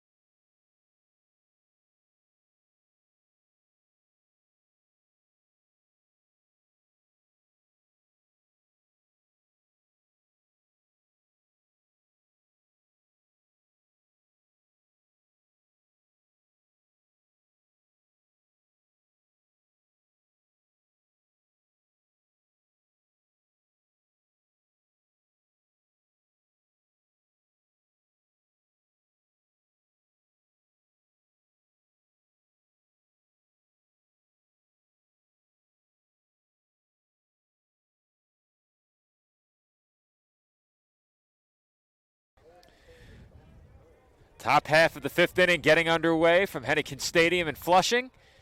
And that one is popped up. Couldn't tell you where. I see it. Okay. It would take a foul pop-up straight into the air, landing right behind the backstop for us to get a souvenir. Yeah. At the plate is Blaze Colbert, where he's 0 for 1, has reached on a walk.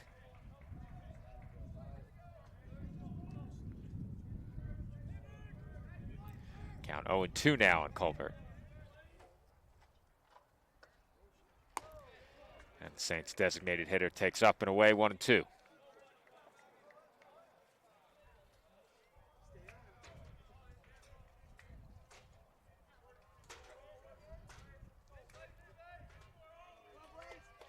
The 1-2. Up and away once again, 2-2.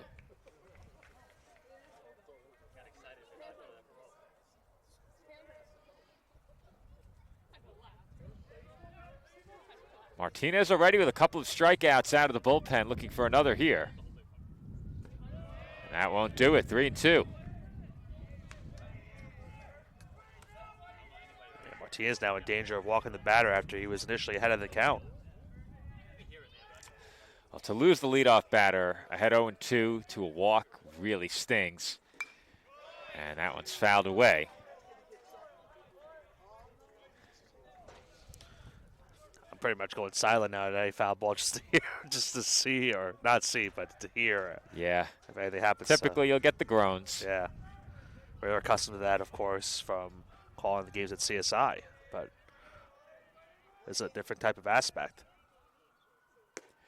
That misses outside.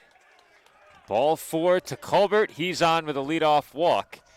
And the Saints once again are in business here in the 5th.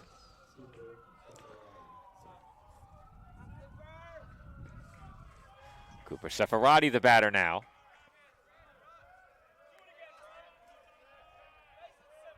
Seferati 0 for 1. Make that 1 for 1. Our live stats were humming along all game, Nick, and now we're on a delay. I don't know why. Not entirely sure. Sabotaging you right now.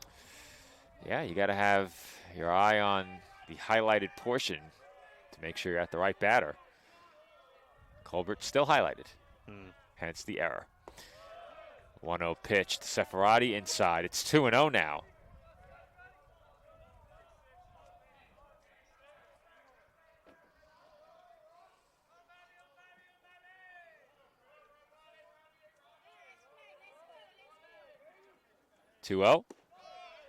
On the inside corner, 2-1. Now I'm taking a look out toward the softball field. Looks like the seating there is behind the outfield wall, which makes sense because I know that's where they broadcast from. Right. Dolphins open conference play on the softball diamond late next week. Very active day here today in Queens. Got some soccer games going on, so some tennis earlier as well. The facilities at CSI are all concentrated on campus, much like this, but these are just as close to one another. I don't know if I've been to another campus like this outside of CSI where all of the athletic facilities are so closely connected. Right, in the same vicinity. Yeah, I mean, you can see softball, soccer, and tennis from where we are. Tennis, of course, is indoors, but you can see the bubble. Right. You can see the softball field. You can see the lower soccer field. And the upper soccer field's not too far away. It's 3-1 now on Seferati. And he's nearly hit. Did it catch him? I think it did. And you're right, Nick. That ball is resting in the grass in front. It might have also hit Hunter on that one, too. So maybe it hit Seferati, and then Hunter was unable to catch it because of the deflection off the jersey. Yeah, it looked like it, at least from where from our vantage point. Well, don't look now, Joe, but the Saints are now a batter away from bringing the tie run to the plate. We saw the Dolphins battle back against Malloy, but the CSI bullpen couldn't stop the bleeding in Game 1 last weekend, as that is bunted foul. Now, Michael Huff II is your number 7 hitter. What do you think of the bunt in this spot with 8 and 9 behind him? I don't hate it, honestly. There's still a lot of game left. And if you can put 2 runners in scoring position, you can potentially, with one swing, make it a 2-run game. So I don't hate the idea. They're going to show bunt again. It is a good one. And Martinez almost lost the play. He did lose his footing. He was going to third base on that play, Joe. That's why. He was. And despite losing his footing, the throw to first was a good one. And once he slipped, Nick, that appeared to have disaster written all over it. Yeah, I was very surprised he was still able to get the out. That's a great heads up by him to still make the play after slipping. Dolphins do get the first out of the inning, but it was a very scary sequence right there. Well, now you have Garrett Wilson at the plate with first base open. He's already 2 for 2, and he sends one a long way foul. He was looking to make it 3 for 3 right there. Yeah. Yeah, you can see right there on the replay, Martinez was about to pick up the ball, but he was looking towards third base, and because of him looking, he didn't pick up the ball. Did he have a play? He would not have had a play, I don't think. So it probably worked in his benefit Yeah. then. It was a close, very, very close play at third base, if fielded correctly.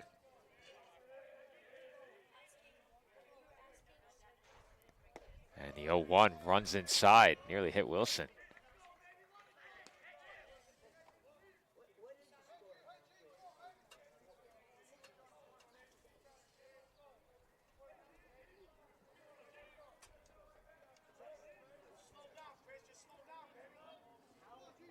Look toward third, and the 1-1 is hit in the air, well foul once again.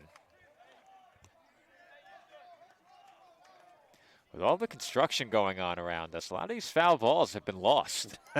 There's no retrieving them in the active construction site. Yeah, it sounds like CSI where you can try to run around the complex to find it. You're able to find it at some point, but today, not so much. You can find them if you want to hop a fence. Yeah, and they've been told not to do that.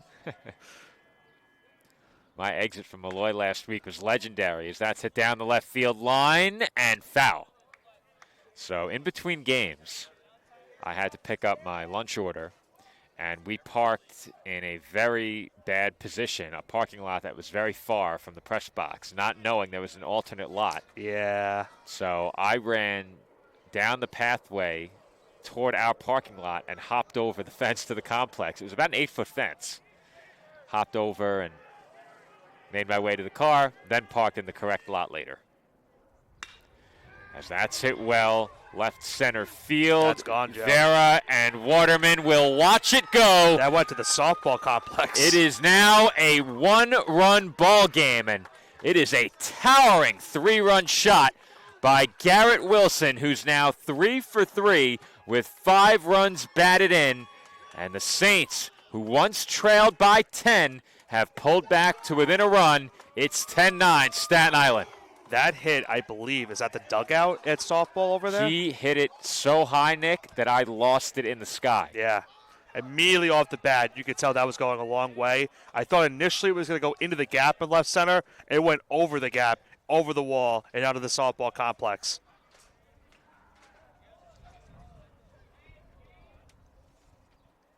Wilson, another hitter, I believe, too, from our years covering. Another guy that has been really a problem to get out, for the Dolphins pitching staff. And it looks like they're going to make another pitching change, Joe. And with that, we head to another break. It is the Dolphins 10 and the Saints 9. 3 runs home for Dieuville here in the 5th as the Dolphins go to the bullpen.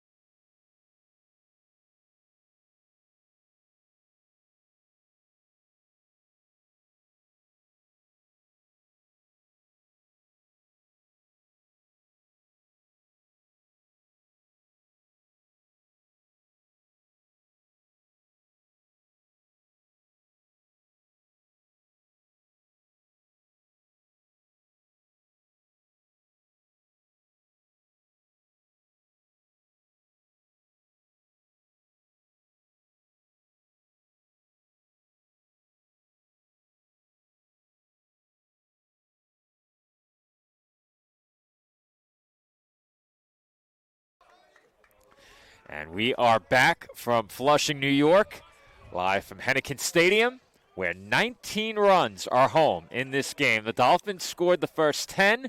The Saints have scored the last 9. And they look to continue the rally here as that's grounded deep into the hole for a base hit by Hudson White. And the D'Youville pinch hitter is on.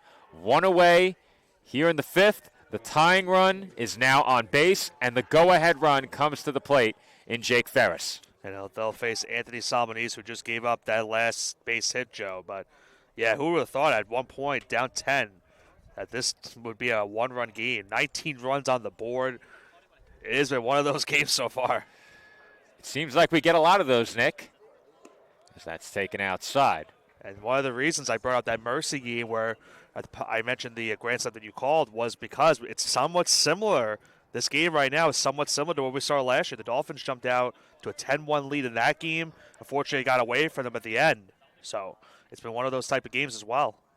How many runs did we have in that one? 34? 34. We are barely more than halfway there. Yeah. Quite remarkable.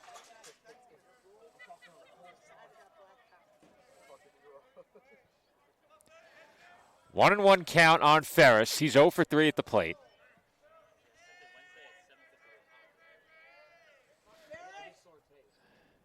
And he shows bunt and did get a piece. Well, we saw him show bunt earlier in this game as well.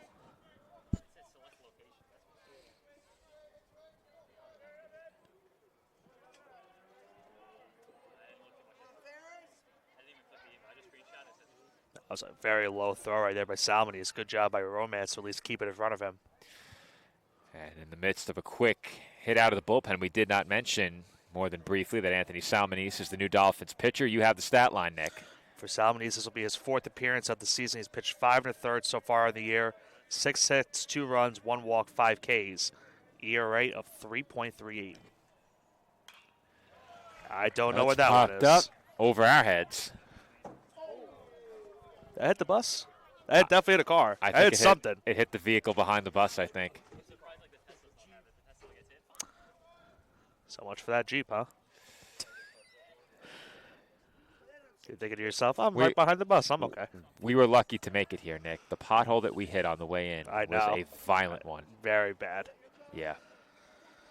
If we had been going any faster, might have been a big problem. And by we, you mean you? Well, we were going, what, maybe 30 miles an hour? As that was swung on and missed. Runner going, and out by a long shot is White. The Saints give away an out on the base paths. White got a bit greedy. He represented the tying run, trying to move into scoring position. And it's a strike him out, throw him out, double play to end the road 5th. Dolphins now clinging to a 1-run lead. It's CSI 10 and D'Youville 9.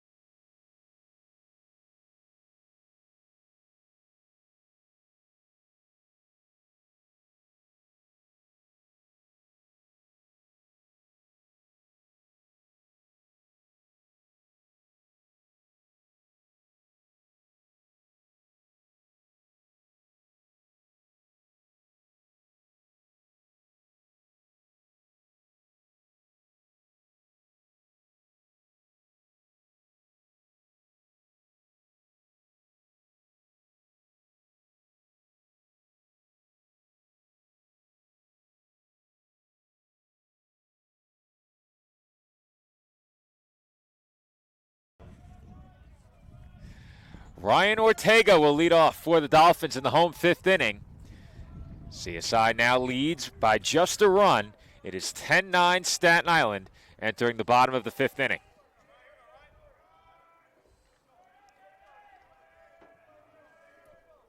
First pitch on the way, and it sails high, ball 1. We've been treated to a lot of scoring in these first couple of baseball games of the season you and I have called. Sure have. What was we it? Sure have. What was it, 32 runs? Am I doing my A record-setting game 1 last weekend. No, 34 runs in that first game. In terms of hit tally, record-setting for both teams. 45 in that game. Yeah. Eric Osterstrom back to the mound for Dieuville. Count now 2-1.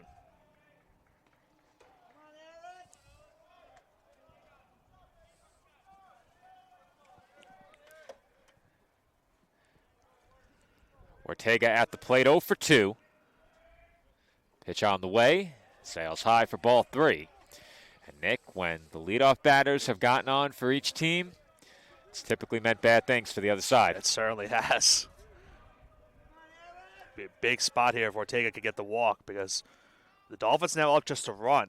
And we mentioned already, the fact that Osterstrom has now thrown more than 2 innings in the season in terms of a relief appearance or a start. He's being put to the test right now, but the Dolphins looking to try and take full advantage of it.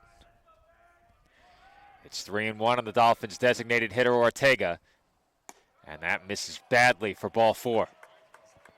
And those are the misses that really trouble you, Nick. The ones that are not close, completely non-competitive pitches. And the Dolphins have the leadoff batter on in the 5th.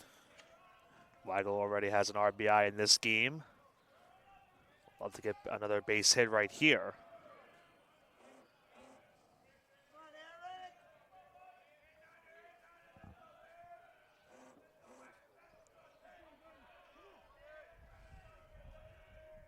Long look in here ahead of the first pitch to Weigel.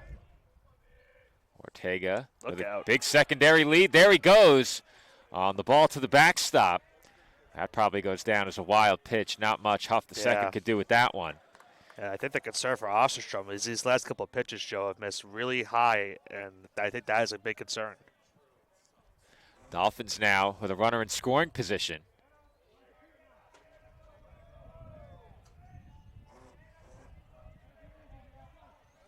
Those the watches there? Yep. Oh, okay. Yep. That pitch runs up and in. It's 2-0 on Weigel. Wasn't sure if that was your phone or something. No. So those PitchCom devices that the Saints are using in this game are actually charging in front of us behind home plate right now.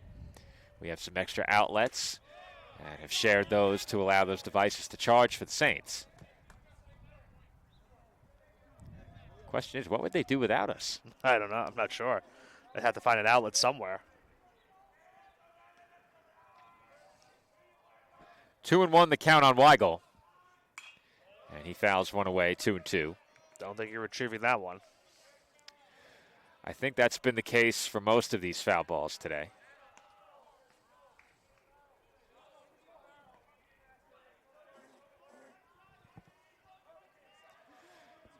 Count even at 2 on the Dolphins' third baseman. The runner on second base is Ortega. And the count on Weigel is now full, 3-2.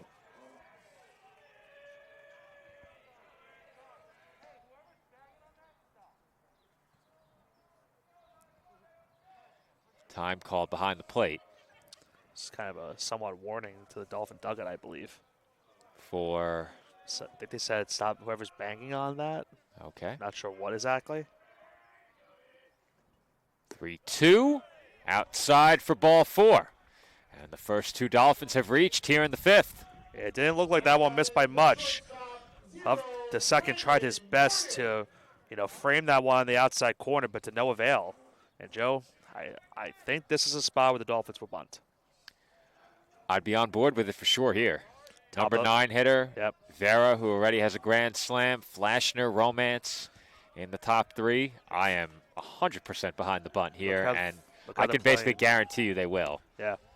Breaking ball outside, 1-0 on Bardick. And I think you're going to see a lot of Osterstrom trying to throw it towards the right-hand side of the or to our vantage point at least, towards the box, because they're not really playing it down the line at third base. They're playing more towards the bag.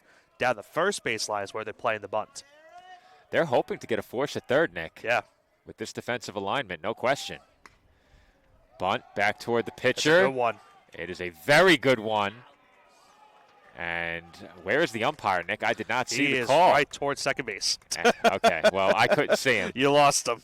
Yeah, lost him completely. Sacrifice successful. I straight couldn't see him, Nick. We're directly behind the backstop. But Bardick is out. 2 Dolphins now in scoring position for Jamel Vera. Vera had the grand slam last time up. Yeah, look quickly at that play over at first base. Do we have enough of first base to see? Yeah. Yeah. We, as I said, Nick, barely have enough space between us and the field to get the full width of the infield. 0-1 the count on Vera.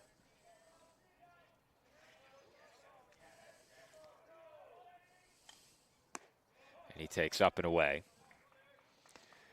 Vera 1 for 2, of course, with the grand slam, has also reached on a walk and struck out in 3 plate appearances. The 1-1 taken low, 2 balls and 1 strike. Good stop behind the plate by Michael Huff, the second right there. We've seen a couple of wild pitches already, especially one that resulted in a run earlier in this game for the Dolphins.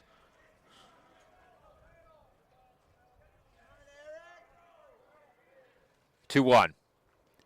Gets to the There's another one. backstop, and it hit him. Yeah, And that will deny the Dolphins a run. that's a big break for D'Uvo right there. Sure is. Ortega back to third. And as opposed to the run coming in on a wild pitch, I think you'd prefer that, Nick. Yeah, 100%. Because now you have the force all around. That being said, you still have to deal with Michael Flashner. That's true. Do you have the force at any base now? Double play ball is definitely in effect, but Flashner's speed going to be really tough to get one. Big spot in this scheme. First pitch to Flashner, in for a strike, 0-1. This at bat very well could be the deciding factor. Even though it's only the bottom of the 5th, this could very well decide who gets the win at the end of this game. Flashner 1 for 2 with a walk and a strikeout. And he hits one in the air, shallow left field. Ortega tagging, he heads home. Throw to the plate is there, but Ortega's slide is a good one. And the Dolphins cash in for a run on the sacrifice fly by Michael Flashner. And that was really, really close, Joe, towards the plate. We'll get a look at it at the end. A very good look at the plate. The throw was there, but because Michael Huff had to move back on it, that allowed the runner to Ortega to score. If he doesn't have to play that on the hop, I think they might have him. It was a good throw, but they needed a perfect throw. Got a great look at it right there. Yeah, that is a great look. Camera in the right place today. Yeah.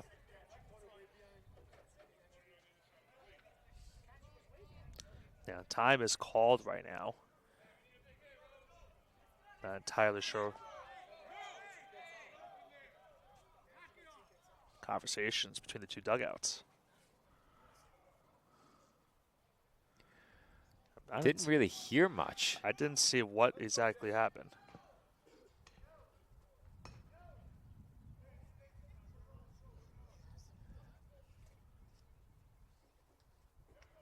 They're looking towards the D'Youville dugout. Still trying to figure out. Did they eject him? They threw him out. I was right. There okay. was an ejection. For what exactly? We know that. So Lou could hear it. We'll have to have Lou fill us in. There was an argument from the D'Youville dugout. And Over. I'm not entirely sure what the argument was over. But that's An that's odd time after a sacrifice fly. I remember the dugouts, as I mentioned, they were told to knock it off by the umpires. So there must have been something prior to that from one of the coaches potentially from the Saints. And that led to an ejection right there.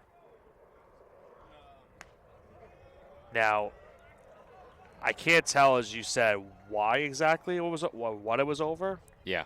I think maybe during the break we'll be able to find out. But on a sacrifice fly, you're right. That's usually not this time you see. Yeah, it it's happen. not the time you would expect it. I'm assuming it must have carried over from the previous at-bat. But with you and I having the headsets on, noise coming from the dugout not really picked up too well. I didn't even see the umpire in motion, the Me either. ejection either. Me either, but we did see the ejected party leave. There's a called strike on Romance, 1-1. And you have to think, maybe could it be over? Maybe balls and strikes. Like, I don't know. I mean, any time you get ejected, it's not ideal, but in a game where your team trailed 10-0 and you've come back at one point to within a run, it's still just a 2-run game. Right. I think you'd want to be a part of that. Right. Very odd sequence right there. And was it a player or a coach? He's a coach. At least That I think it one was. fouled back. At least I think it was a coach. Yeah, tough to tell, but I felt like I saw him earlier as one of the base coaches. okay. You know what? I think you're right. Third base? I think so, yeah. Well, that would usually be the manager. Yeah. Yeah.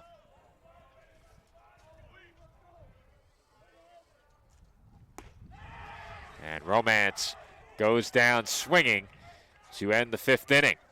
But the Dolphins do get a run back. They strand a pair. And we head to the 6th. Staten Island over D'Youville, 11-9.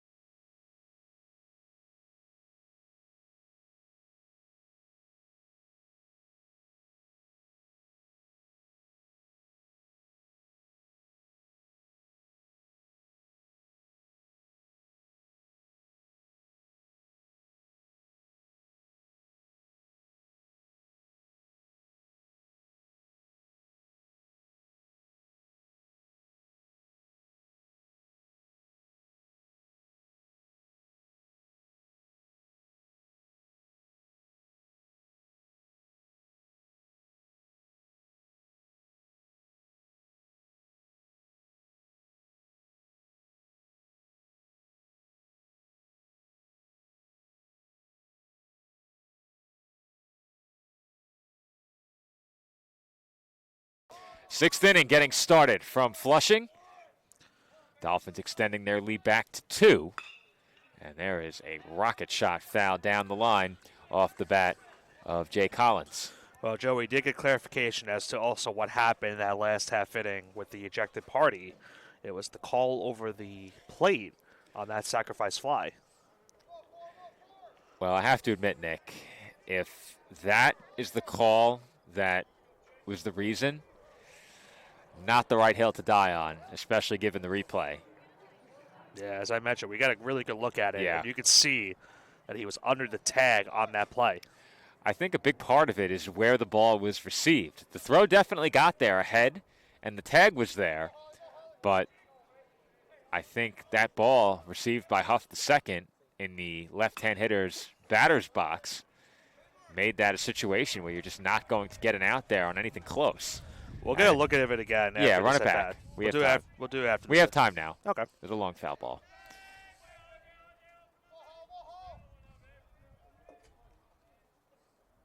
mean, it's not close. He had the ball. I think the problem was he didn't apply the tag after he got it. He waited a sec. That slight hesitation was the reason why. Oh, that Jeep's got to move. Oh, it's the same one? Yeah. You would have thought they would have learned it the first one. Oh. That one was worse. Yeah, that was Hood, I think. That had to have been. I think that was Hood. Ooh. That one's hit in the air. Shallow right center. Long run for Vera. He won't get there. And that falls for a base hit. Hollins on to lead off the inning.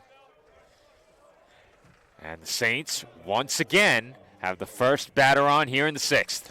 And they now have a chance with one swing, Joe, to tie the game. And if there's anyone you want at the plate to do it, it's this batter right here. Billy Morris at the plate. 2 for 3 already.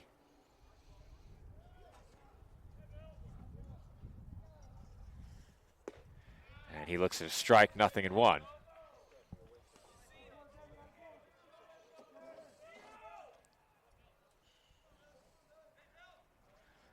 Salmonese working quickly out on the bump. A 1 on the way. Big swing and a miss there by Morris. And he was going for the home run. He was trying to tie the game there, Nick. No question. He was trying to match Garrett Wilson's home run earlier. That is going to be a tough one to match. Yeah. That was a monster shot.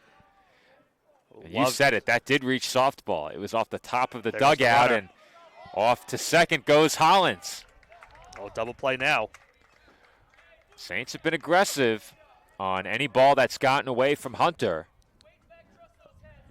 I would love to know the distance of that home run, because I think the furthest we have called was Thomas Martin's home run in left center field. I need to know the distance of the center field wall. That's also true. If you told me it was 430 to 450, I'd believe it. Yeah. And again, Hunter took a big has one bounce on him, and there's not much he can do there. He blocked it, but that pitch is not close. And now Hollins moves up to third, and just as quickly as the Dolphins extended their lead back to 2, D'Youville just needs to put this ball in play, and they could be back to within a run. And we said it already, you have Morris at the plate, and the middle of the order behind him.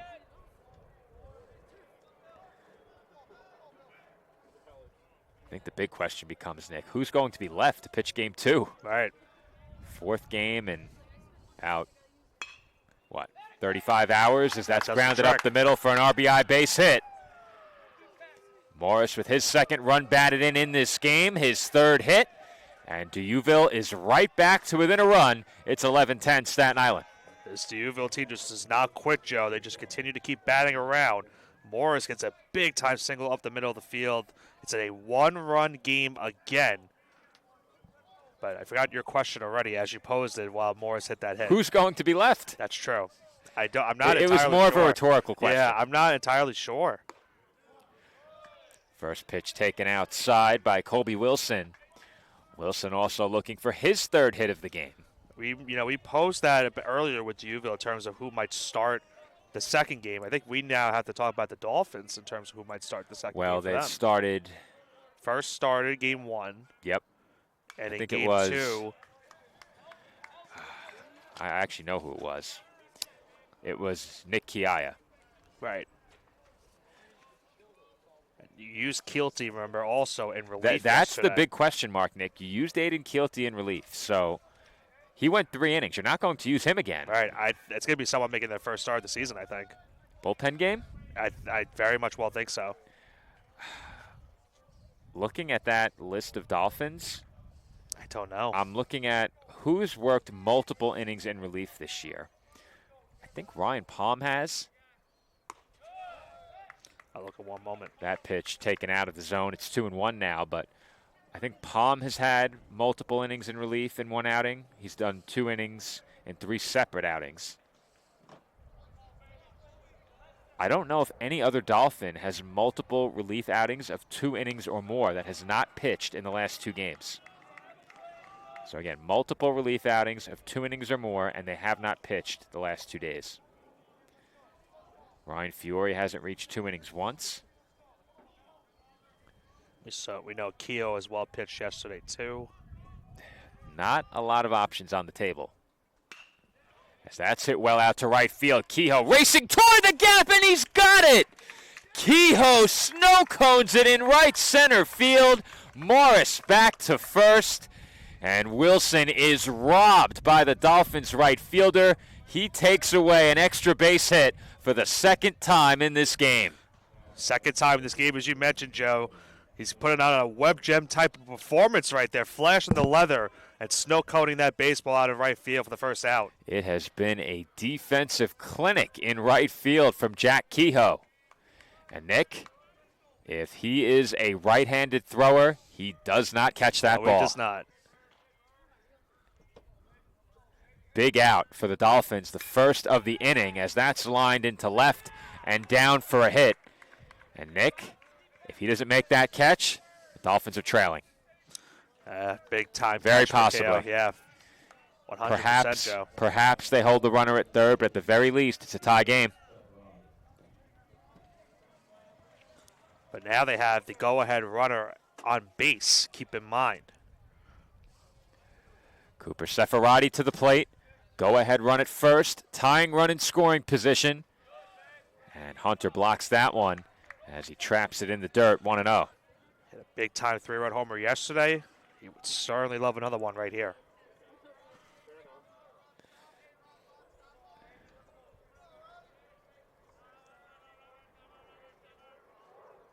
One 0 on the way.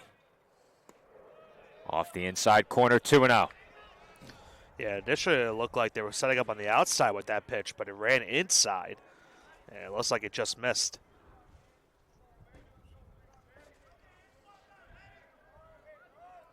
Salmonese in a tough spot now behind 2-0. And he misses inside a third time, 3-0. In danger of loading the bases, and with that, Joe, that would put the go-ahead runner in scoring position. Michael Huff, the second on deck. Behind him, Garrett Wilson, who's already 3 for 3. And again, Salmonese misses inside. Ball 4. And the bases are loaded. Pitching change upcoming. That sends us to break. Dieuville threatening to take the lead. They have loaded the bases here in the 6th inning. It is Staten Island 11 and Dieuville 10. Saints batting with the bases loaded and 1 out when we return.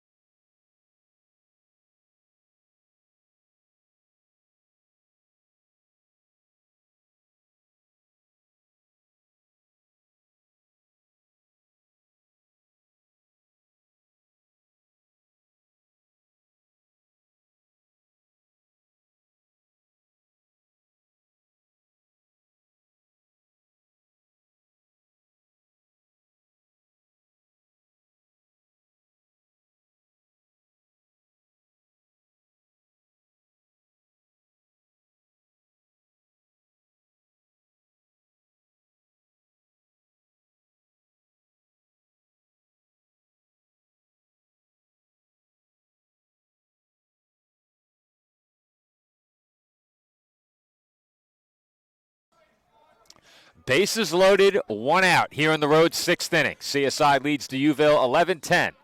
And Ryan Fiore's first pitch out of the Dolphins bullpen is in for a strike. 0-1. What a game this has been, Joe. We still have. We are not even 2/3 of the way done.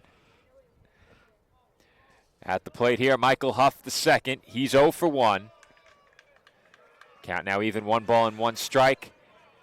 Nick, yeah. Dolphins led this game by 10. The Saints a base hit away from taking the lead. Incredible will by this Saints team, not giving up, down 10 runs, fighting all the way back. And that was chopped down the line, just foul, and that one may have cleared the bases. Yeah, certainly would have. Could have got into that corner by where the tarp is out in left field. That was really, really too close for comfort.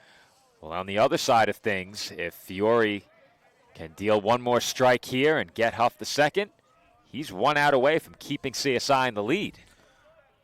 Big pitch. 1-2. Got him. Swung on and missed. Strike 3. Big time pitch from Ryan Fiore. He got Huff the second, offering at the breaking ball. That's a huge strikeout. 2 away. And now Garrett Wilson, who's 3 for 3 with that mammoth home run last time, comes to the plate. The scriptwriter certainly wrote this one up, huh? If you're the Saints, is there anybody you'd rather see at the plate right now? Outside of your top of your order, I don't think so. The way Wilson swung the bat today. As I mentioned, he has been a menace against CSI these last couple of years in some of the action that we have called. He's ahead 1-0. And now 2-0.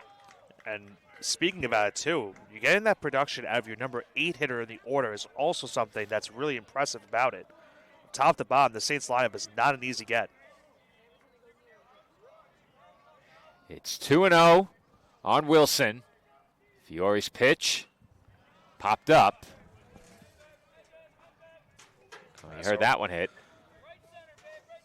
He certainly wanted to make it 14-11 with that swing. Why not? Ahead 2-0, but situationally, Nick, you have to know that a base hit here gets the job done. Even a walk. Right. Can't be afraid to take. Oof. There's another big cut. Well, I'm telling you, he sees some of the softball players. He wants to give them a souvenir out in left field. Sure does. You might have one of them able to catch it in that bullpen beyond the wall. That would be a bit further than his last home run. How about now Fiore, Joe? 1 strike away from getting out of the bases loaded jam and keeping CSI with a 1-run lead. Fiore's been among the Dolphins' most reliable relievers for the last couple of years now. They're looking for one monumental strike out of him. And that just missed. Just missed. Man, now the scriptwriter really, really did something here. Full count. The merry-go-round will go. Merry-go-round in motion. The count 3-2, 2 outs, and the bases loaded with Saints. The payoff pitch. Hit in the air, deep to left center. Looks like the same spot. They're giving chase, and he will watch it go. It's into softball again. Another towering home run by Garrett Wilson. The second grand slam of this game. The first belonged to the Dolphins to make it 10-0. This one belongs to D'Youville. It's now 14-11 Saints. And Joe, he hit it even further than the last one he hit. Did. The exact same spot, but it got onto the field this time. Incredible power from Wilson. Wow. He is having a monster day at the plate. Like I said, Nick, if you're the Saints, nobody you'd rather at the plate in that spot. And Wilson comes through yet again. The Dolphins see what was once a 10-run lead turn into now a 3-run deficit. He has 9 RBIs in this game. Do they have a record book on the website? I will check. An incredible performance for Wilson, and he could get 2 or more at-bats the rest of the way. Not seeing one. At the plate now is Hudson White, his second at-bat of the game, after coming on as a pinch hitter.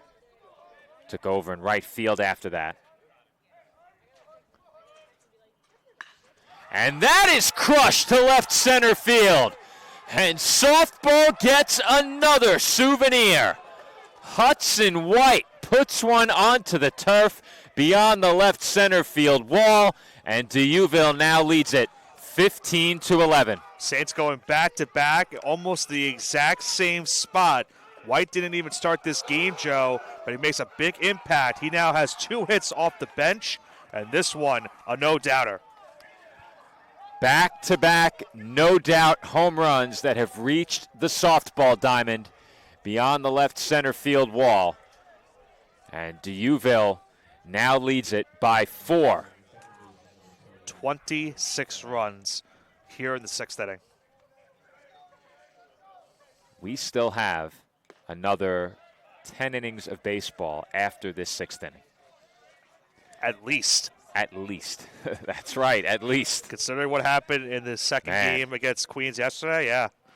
Wherever we go, Nick, scoring follows. Yeah, I guess so. At the plate now is Jake Ferris. He's behind 0-1 and takes out of the zone 1 ball and 1 strike. Scriptwriter might not ever want to mention a potential pitcher's duel at any of these games. We fired that scriptwriter. They were demoted to the assistant scriptwriter. 1-1 the count on Ferris. And he hits one on the ground to short. Bartek has it. And his throw to first is in time to retire Ferris and the Saints. But not before D'Youville jumps in front. 5 runs home in the inning. 2 towering home runs have put the Saints in 6 front. runs. All right, 6 runs. Thank you, Nick. I got you. The live stats got me again. You got me. I got you. Saints lead it 15-11, headed to the home 6th.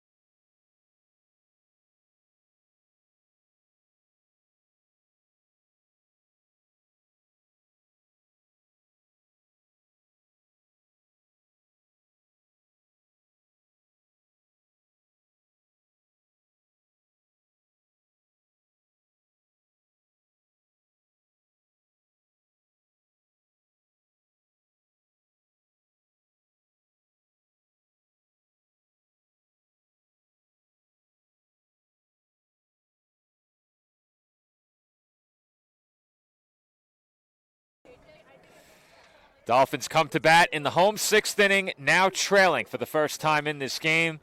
It was a 10-run lead entering the top of the 4th. D'Youville with 6 in the 4th, 3 in the 5th, and 6 in the 6th have taken a 15-11 lead. And their second 6th-run inning of this game. Yeah. I shorted them one heading to break. I try to make sure you're trying to get the numbers up on that one. Well, it's a good thing you corrected me because I would have said 14-11 off the live stats. I think they were still in amazement as to how far that home run went. I was mesmerized. Yeah.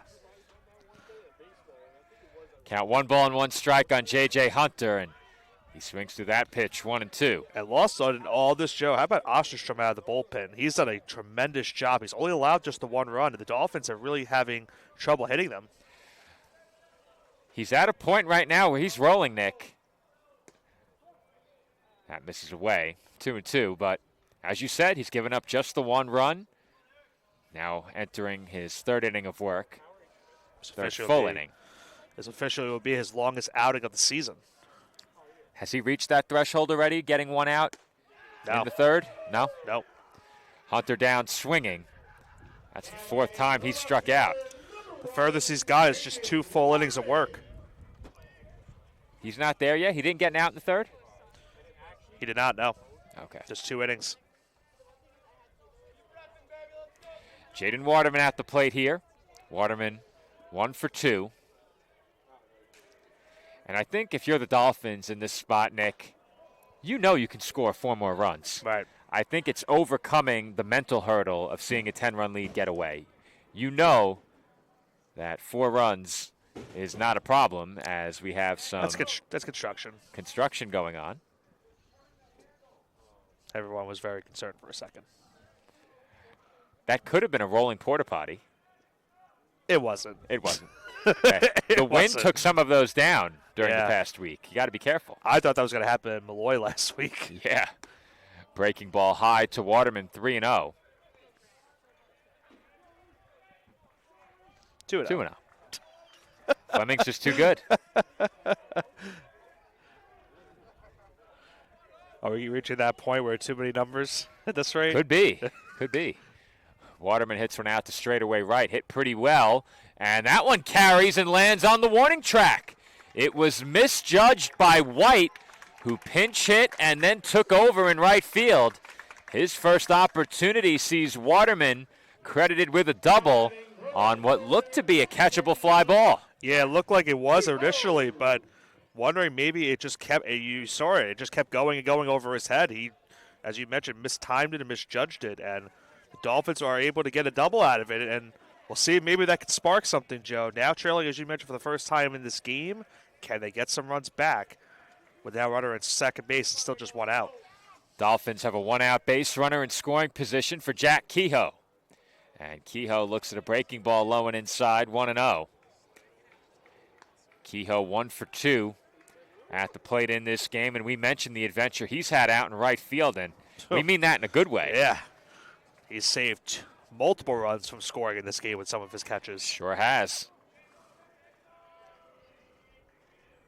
Kehoe looking for his second RBI of the game as well, and he takes a strike, 1-1. Now, Joe, this game has gone on so long. When was that second catch he made that saved the run? Was that in that? That was not. Nick, you're asking the wrong guy. Okay, because I don't remember at this point. Asking the wrong guy. Okay. I want to say it was Oof. back at the 5th. How about that breaking ball? Yeah. Well, we saw Kehoe strike out on a big breaking ball earlier.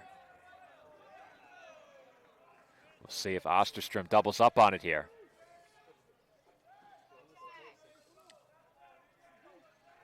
The easiest way to find it, Nick, will be to look by play type, out, and then you sort it by team.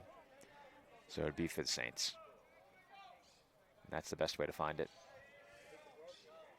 2-2 the count on Kehoe.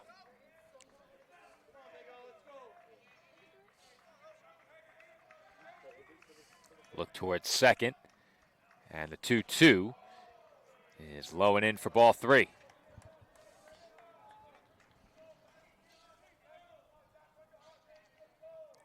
Still looking? Yeah, I want to say it must be this. Command F and type RF. And that'll, It was the 6th inning. okay, that'll show you all the outs in right field. Yeah, it was. It was in that inning? Yeah. Wow, it was a long inning. And Kehoe strikes out for the second time. Big punch out for Osterstrom with Waterman in scoring position. And it will be left to Ryan Ortega. Yeah, I thought it was in that inning, Man. but I didn't want to sound too crazy. I think it was in that inning. Yeah, I never would have guessed, Nick. Never would have guessed it was in this inning. I saw a fly out to center, so I thought maybe that was it, but I said, well, that doesn't make sense because he's not playing at center. There's another swing and miss, this time Ortega behind 0-1. Been a good mix from Osterstrom in this game with that fastball and that breaking ball. That last strikeout was number 6 for him. He's allowed just 1 hit. Has walked 3 and struck out 6. He's looking for number 7 right here. He's 1 strike away from number 7, Nick. You took the words right out of my mouth. I'm trying to see what his strikeouts were before this. I don't think I mentioned it earlier. He has 9 strikeouts coming into today. And how many innings? He has pitched so far on the year I was about to say, don't count it. 10 1/3. Okay. So he is a pitcher that comes in with a decent Ks per 9. He'll take 9 strikeouts in 10 innings. The most he's gotten in a game was 2 in a couple of instances. Okay.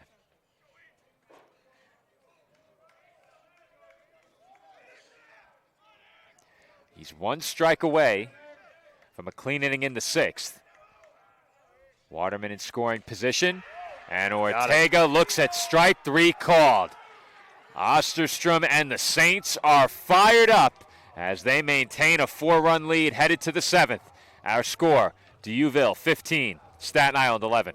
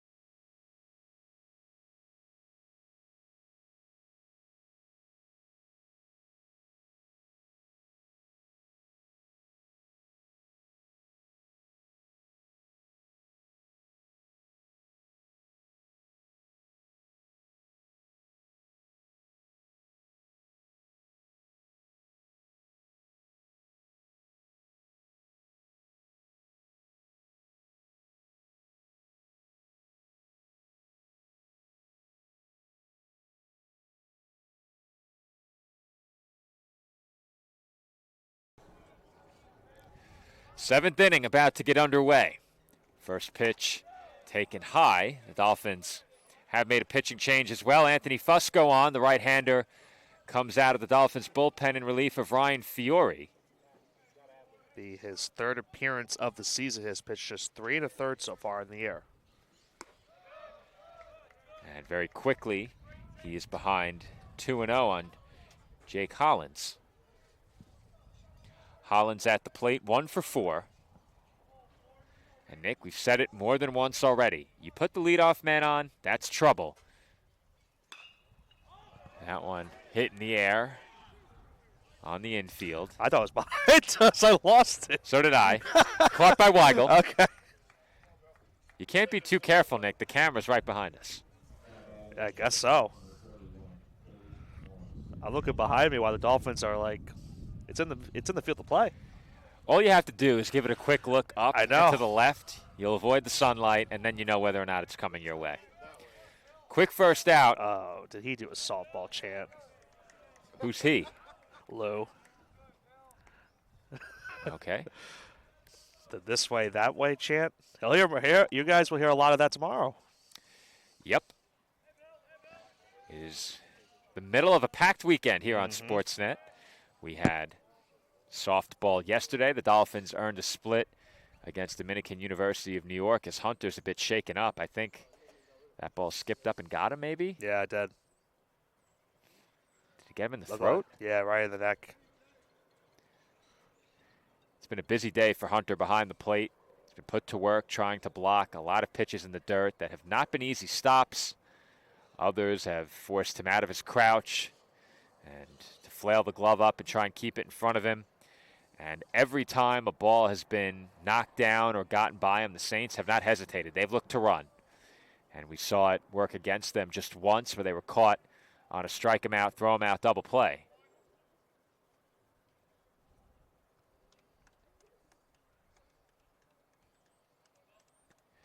They're trying to give Hunter some time here, getting a pair of baseballs from the Dolphins dugout. When the action resumes, the count once again is 2-0. This time, Billy Morris ahead.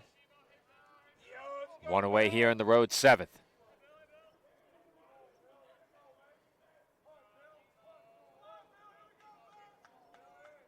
2-0. Hit well down the left field line, headed Fair for the ball. corner. Foul ball. Wow. The way it was going, Joe, it looked like it was going to stay fair. I think the wind might have took it at the end. I think they got that one right. Yeah. Foul by a matter of inches, if that. I really think if there was any wind, it might have impacted that because it looked like it was going fair the entire way. Well, if there's any wind, it is blowing toward fair Yeah. territory. It was very close. Morris, meanwhile, hustled into second. He was all the way at second base. So he has to come back and retrieve his helmet, retrieve his bat, and get reset here on 2-1.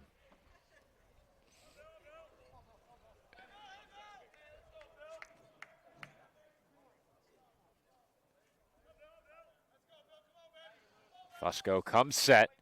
The 2-1 on the way. In the dirt, 3-1.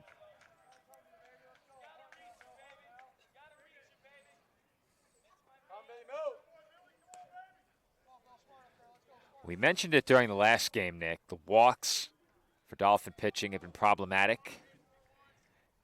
They've issued 5 in this game. The Saints have issued 7. The Saints now nearly doubling up the Dolphins in hits, and That's gone too. now Joe. they are. That is hit number 16. It is another monster shot. That one off the facing of the large brick building in left field. It's a no-doubter off the bat of Billy Morris. And the Saints now lead it by 5. It is 16-11 to Uville. It's been such a highlight fest, Joe. I've ran out of room on the highlights. Oh, boy. How do we run out of room on the highlights? Not entirely sure. Out of memory or what? No, just too many highlights. All right. These are all from this game. Wow. Oh, Oh, you have some softball in there's there. some softball in there. That will do it. Yep. Well, We'll take care of that as that's hit well out to left center field. Waterman racing toward the wall, lost his footing and holds on. Waterman caught it before stumbling, and fortunately so, as he is able to make the catch. A bit slow to his feet, but he's okay. now I'm trying to think. I don't want to hit clear replay on this game. Is there a way to I don't know if you can select multiple. Yeah. All right. Well, get to work one at a time. All right. I'll do Though my best. actually, I did want to make some highlights out of that game yesterday. Oh, but right. We can't. That's right. It won't let you clip any more replays? Nope. This might be from game 1, though. This first You know, one. if you start from the left, yeah, you'd be good. Game Yeah. 1, we don't need. All right. All right. I think for the time being, I'll put the count down. While I do Yeah. that. That one tipped foul. Count 1 ball and 1 strike. At the plate here for the Saints is the number 5 hitter, Blaze Colbert. 1 for 2 with a couple of walks. Meanwhile, to put this performance into perspective for the Saints in terms of the power, they came in with 14 home runs on the year. So this is a team that has some pop. Yeah, we've known that from previous years. We've seen it a lot, especially, Morris, who just hit the home run earlier. Had been one of the premier bats in the ECC. And he's still doing it now. Entering the game, 4 Saints had multiple home runs. Delvecchio, Hollins, Seferati, and Wilson. None of those Saints have homered in this game. I thought I'd reached the next game. Did not. Well, we have to do this again for this game. You know what, Nick? There is a way to do it. And I think I know what you're going to say, yeah. Yeah, but I don't know if that'll remove them from the queue there. It'll be a blank space. I don't think it will. Yeah. It is what it is. The count's 2-2 as Nick continues to clear out our replay queue. That'll be done by the next half inning.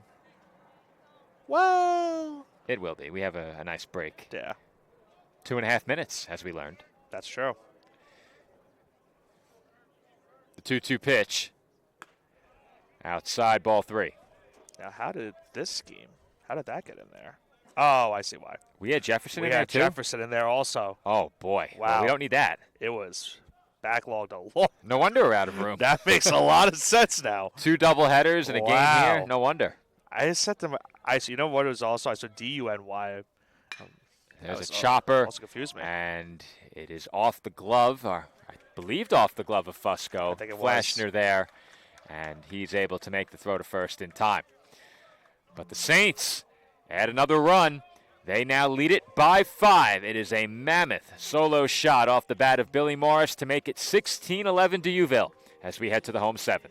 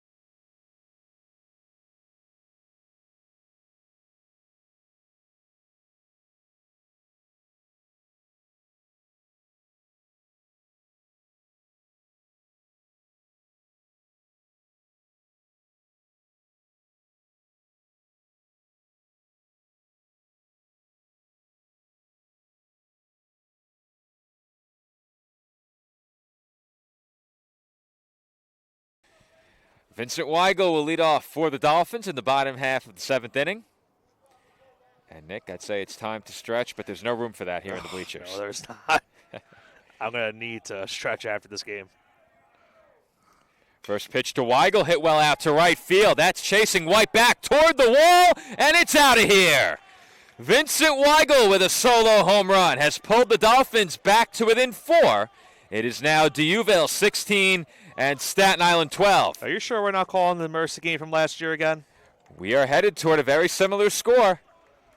Weigel going opposite field on that one, and because I was able to clear a couple replays, we're able to get that one in. There you go. First Dolphin run since the 5th, just the 2nd off of Osterstrom. And that injects some life back into the CSI dugout as Brandon Bardick comes to the plate. Injected some life into Lou as well. Very emphatic, Brandon Bardick. And you could hear it. CSI dugout a bit more lively now. And Bardick looks at that pitch off the outside corner, 1-0. And that's all it takes sometimes, Joe, is one hit can spark some life back into your dugout. We saw, of course, what happened for D'Youville in this game. Getting that first run really energized this team to get back. Can now energize the Dolphins, now trailing by 4.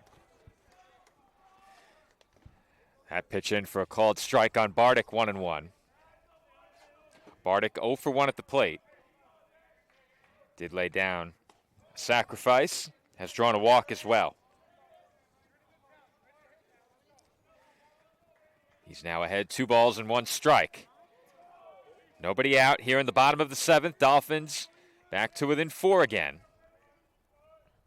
And the 2-1 is hit sharply back up the middle for a base hit. Bardick on with his first hit of the game. He's now 1 for 2, and that will turn it back over to the top of the lineup. Jamel Vera coming to the plate. That's huge for the Dolphins. Getting now back to the top of the lineup. You're down 4 runs. Get a couple more base runners on. You can bring the tying run to the plate.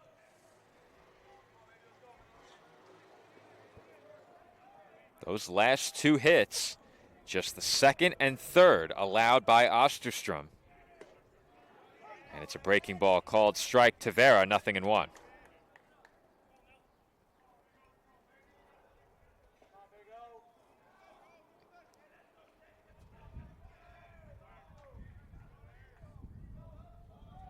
The 0-1, bunted at by Vera. Yeah, I think it hit the bat. Either hit the bat or the home plate. I think it did. Foul ball. Yeah. No question, Vera trying to bunt for a hit there.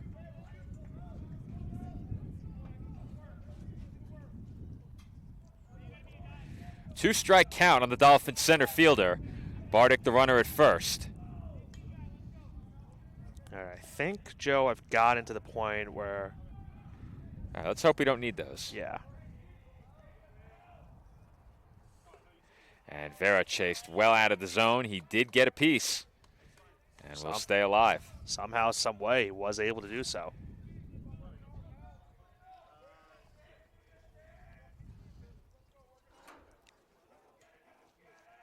Count still 0-2. A look toward first by Osterstrom. And that sails up and away, 1-2.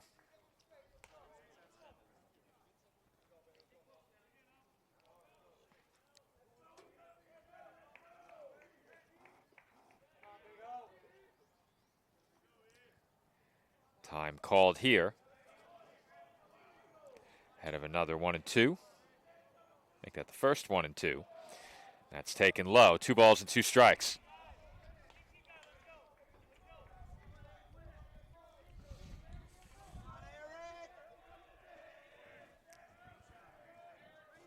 We unofficially have Osterstrom just north of 70 pitches now. His longest outing of the year, as you mentioned, Nick. And that one's fouled away. Oh, that was the bus. Yeah, not a great parking spot. No.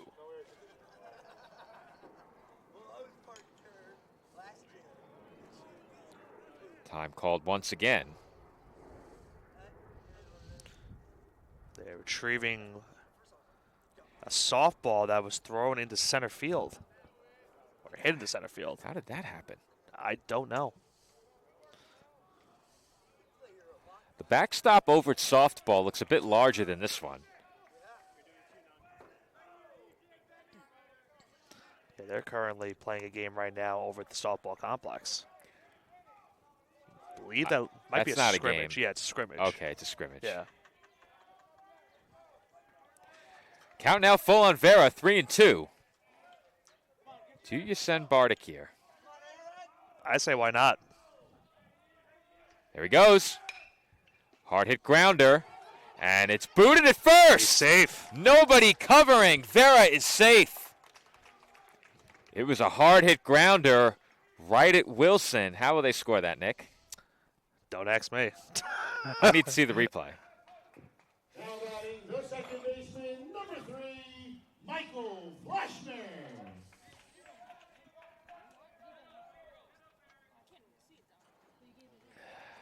You'd have to slow that down. Error? I think they said error. Okay. It was hit right at him. He was squared up to the ball. But it was hit pretty hard. Yeah. You could hear it off the bat.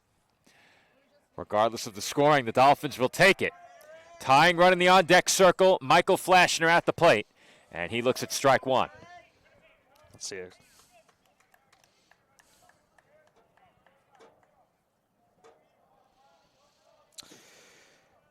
Error. Yeah. I agree with that. Because he does square up on it. That's the big piece of the equation, Nick. As Flashner hits one softly to short, it was dropped. And the Dolphins didn't realize it. It was dropped. They could go to third base. Did they tag the runner? I could not tell you. Everyone is baffled. He dropped it, Nick. I'm aware, but they only got. They called. Oh, they called Nick. the batter. There's no way. He didn't drop it on purpose either. He just dropped it. Yeah. Wow. The Dolphins caught a big break there, Nick. Huge. First baseman, number 22, Jason Now, you can't call that an infield fly, certainly. No way you can't. Well, you can't. You can't. You can't. You can't. First off, in the situation, you can't. That's a good point. But, yeah, the Dolphins could have been easily doubled off. Well, no, you can. With 2 on base, you can call it in the situation. You could. You won't on that. Yeah, But you could. But that's what I'm saying. Oh, I thought you were saying you couldn't. No. But you can if it's actually an infield fly. Yeah, that's not. Okay, I was going to say, wait a minute. Yeah. That was not a a high enough ball to hit. He certainly dropped it, Nick. Oh, 100%. That's probably the right outcome, though. The runners didn't get too far off their respective bases either. It wouldn't have been a double play. Right, because if they had said that it was dropped in the field, then the Dolphins would have been easily doubled off, no question. Yeah, I don't think he dropped that on purpose. No, I don't think so either. Enough on that. Jason Romance ahead 2-0. One guy you won with a big swing. And it's now 3-0. And if he walks, tying run does come to the plate. J.J. Hunter could be poised for a huge opportunity. He stands on deck.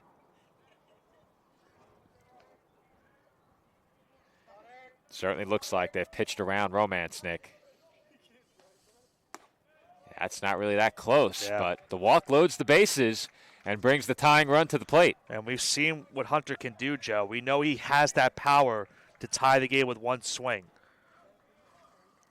Did he have multiple homers at any point in that doubleheader against Mercy?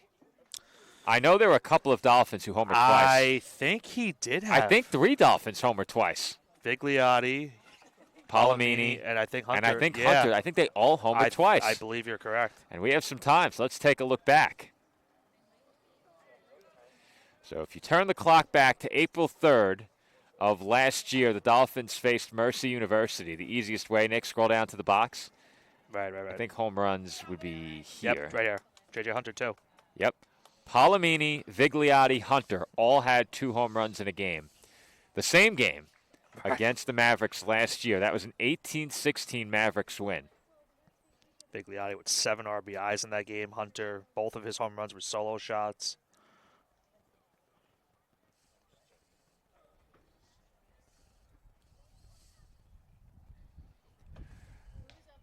No pitching change coming of that, or was there? I think there was. There was. Indeed there was. So in the middle of that huddle, a pitching change for the Saints. When we come back, it is going to be Greg Orcutt taking over on the mound for D'Youville. He inherits a bases-loaded jam, 1 out in the home 7th.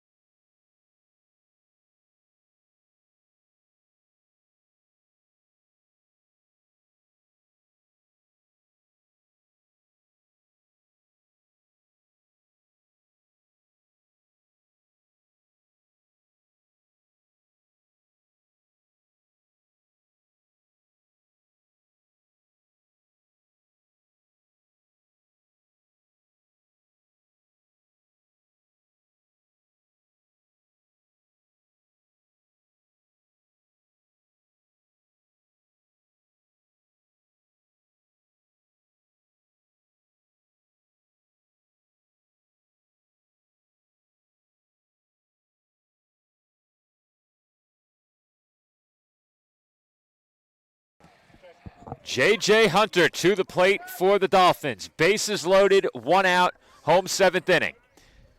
Greg Orcutt to the mound for D'Youville. Saints in front, 16-12.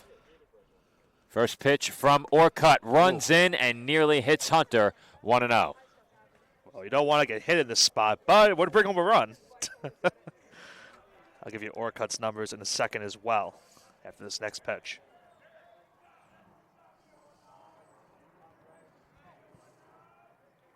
The 1-0. Low and away, 2-0.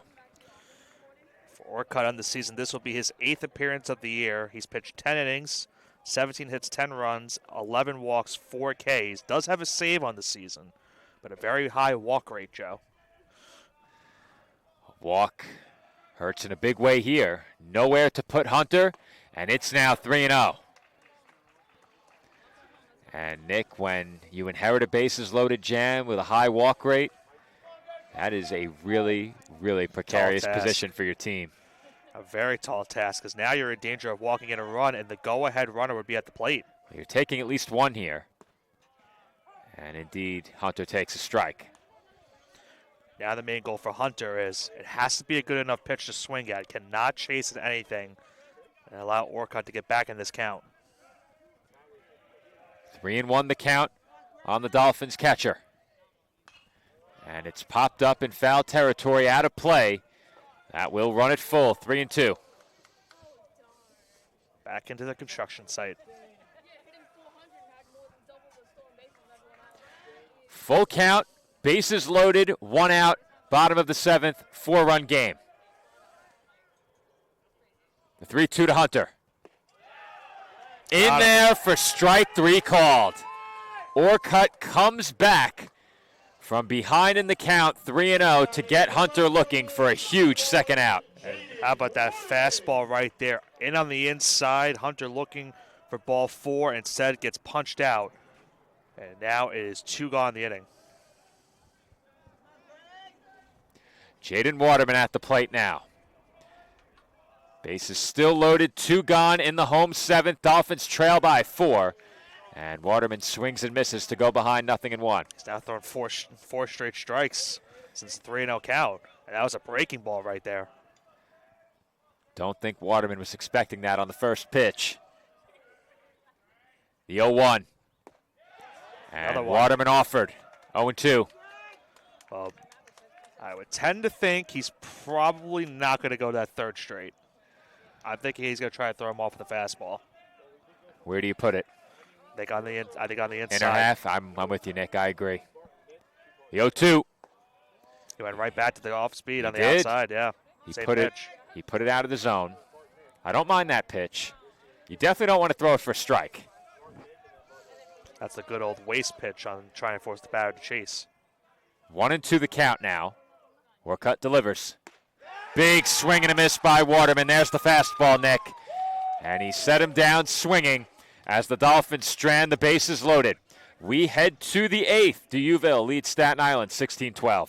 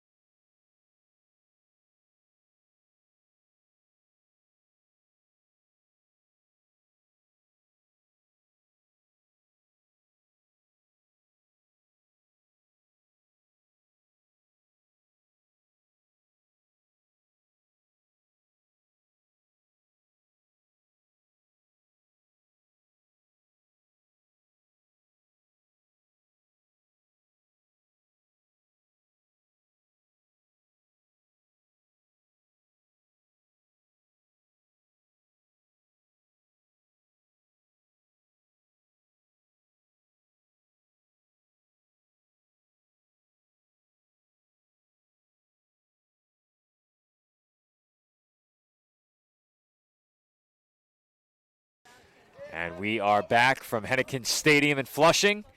And Nick, the Dolphins see a big opportunity go by the wayside in the 7th. They load the bases with 1 out. Hunter down looking, Waterman down swinging. Dolphins still trail by 4. Yeah, very tough break right there, Joe. Orcutt, I mentioned the walk numbers he's had this season, but back-to-back strikeouts to end the inning, strand the runners. They had the tying run at the plate. CSI only able to get the 1 run in that last half inning.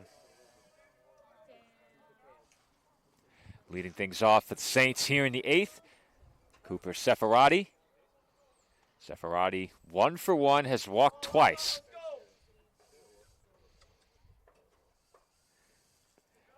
And that one gets to the backstop once again. 2-1 now on Seferati. But Nick, with the Dolphins failing to score in that last half inning, it's another mental blow. This team still has 6 outs to play with and 7 more innings of baseball in Game 2. Right. They need to find a way to regroup and bounce back.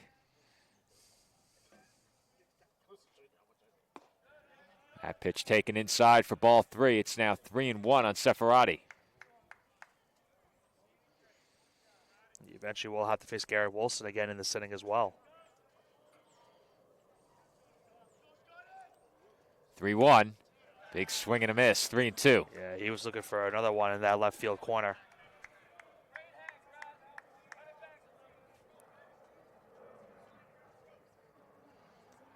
Full count on the Saints left fielder. Pitch from Fusco is low for ball 4. You could see it. Fusco thought he had strike 3 right there, Joe, but it looks like it just missed on that outside corner, and it's a leadoff walk. Do you think Huff bunts to get to Wilson? They bunted with him before. Yeah. I could see it again, Nick. Weigel is toes on the grass at third, not in all the way. And he will not bunt. It's a penny for thought, because Wilson has a chance at 10 RBIs if they get a runner unscored position. Yeah, that's very true. And I don't think I could ever recall a player having double-digit RBIs in a game. In a game we've called, I don't think it's happened. I don't think so. I think I remember that. That one fouled away. 0-2 now on Huff the second.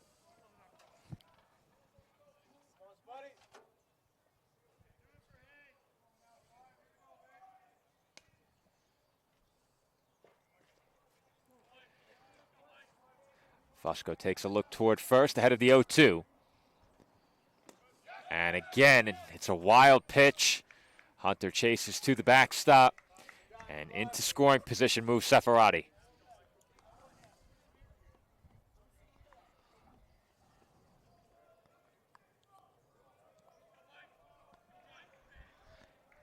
It's 1-2 now on the Saints catcher. A base hit here could make it a 5-run game. As Nick mentioned, Garrett Wilson on deck. And that's hit well out to straightaway center. Vera came in initially, but ranges back to make the catch. Over to third goes Seferati. And Nick, all it may take is a fly ball, and that's 10 runs batted in for Wilson. Do they give him the old 4 and say go to first base?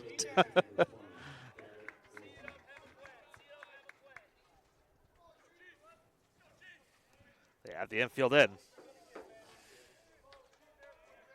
Well, the way that he's hit a couple of towering home runs, I'm not sure it's going to come down to a ground ball, Nick.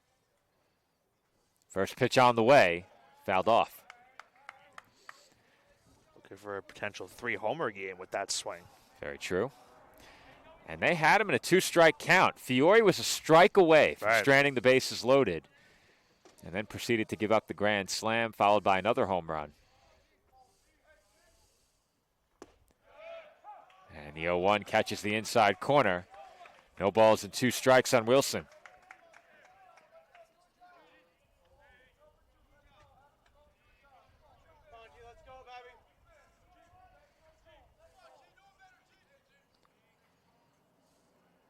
The 0-2 hit out to right center. That will get the run in, and that will clear Vera for an extra base hit.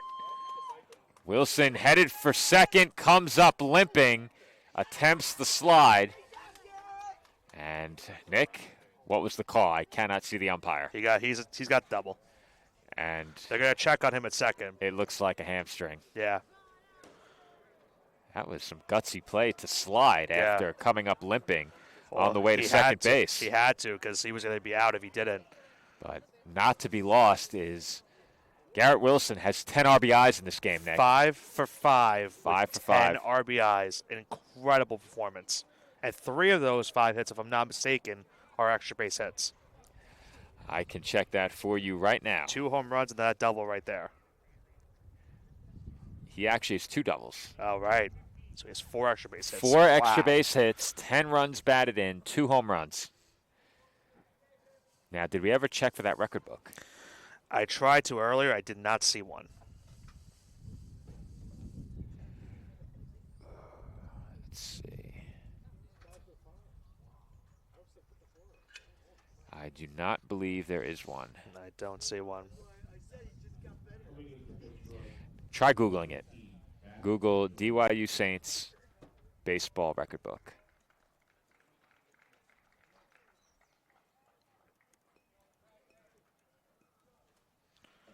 There you go. The problem is that document is dated 2022, so let's see. Has it been updated? No. No. That is lacrosse. Yeah. We'll have to dig a bit more later. Okay.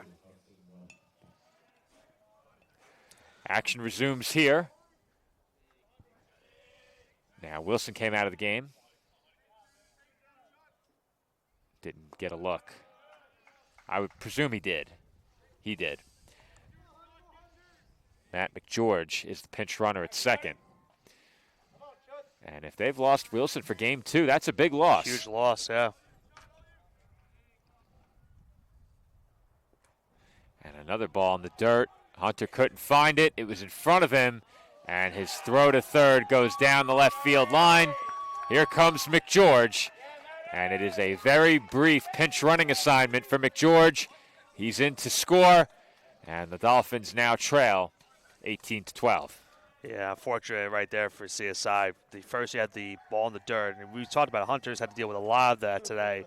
Couldn't find it. Then when he initially did find it, tried to make the out towards third base. No avail. Another run scores for the Saints in that lead, 18-12. In a game that they won show 10-0. Well, both starters got beat up a bit early in this game. It was Martinez who pitched 3 scoreless and then hit a wall in the 4th. And you have to wonder, Nick, if that was in part due to a long layoff. The Dolphins scored 7 in the 3rd.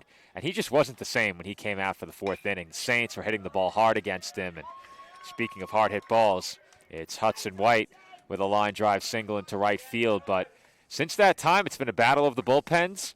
And the Saints bullpen has gotten the big outs where they've needed them. Right. Dolphins bullpen has not been able to stop the bleeding.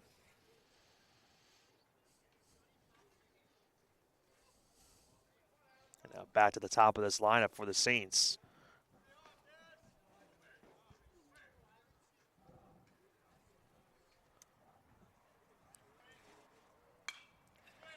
That one popped up. Watch out. An unsuspecting pedestrian crossing the street has no idea how close that baseball landed to him. How close? I'd say it's about 10 feet behind him. Oh, okay. That would not have been good. And That's that a one is hit scorcher. through the middle for another Saints base hit. White up to second. And Jake Ferris has his first hit of the game. He's now 1 for 6.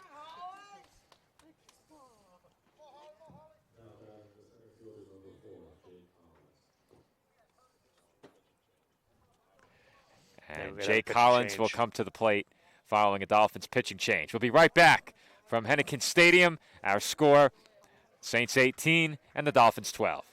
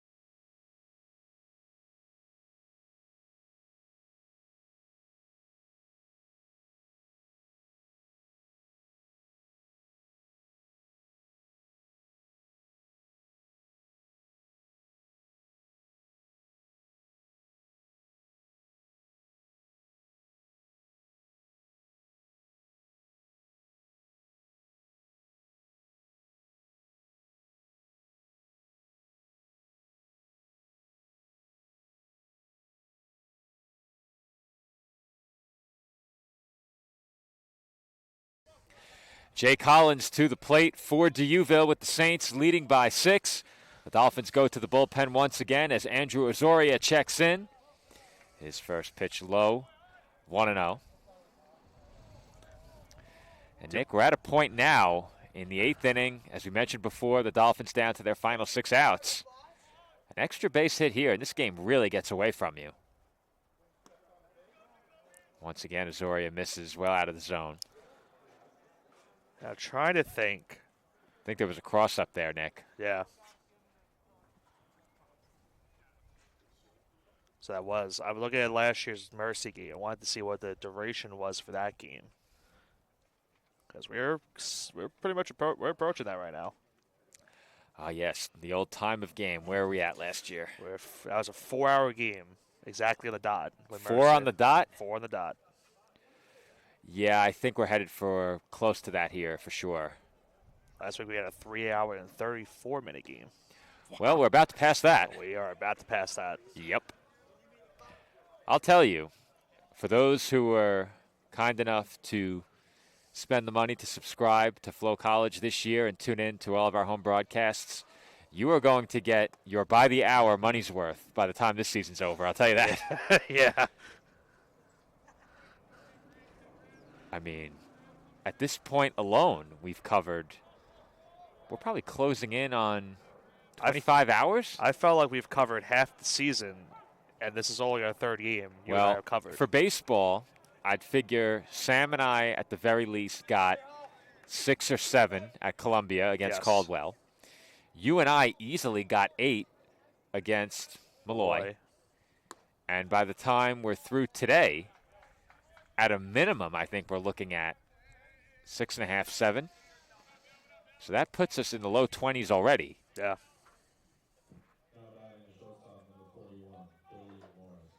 And with the bases loaded now, following the walk, Billy Morris comes to the plate. The Dolphins will play the corners in, middle infield at double play depth. And that chopper is through the left side for a hit. 2 runs will come in to score. And D'Youville now leads it by 8. The Saints in front, 20-12. Morris just continues his big day at the plate as well, too, Joe. He's also been impressive in this game, as he now has 5 RBIs. He and Wilson have combined for 15 of the Saints' 20 runs. So you look at how this game ultimately is playing out, Nick. We said it earlier. If you're looking at these two teams, who's left to pitch while leaving arms available for game 2? Who's left? There's not many names.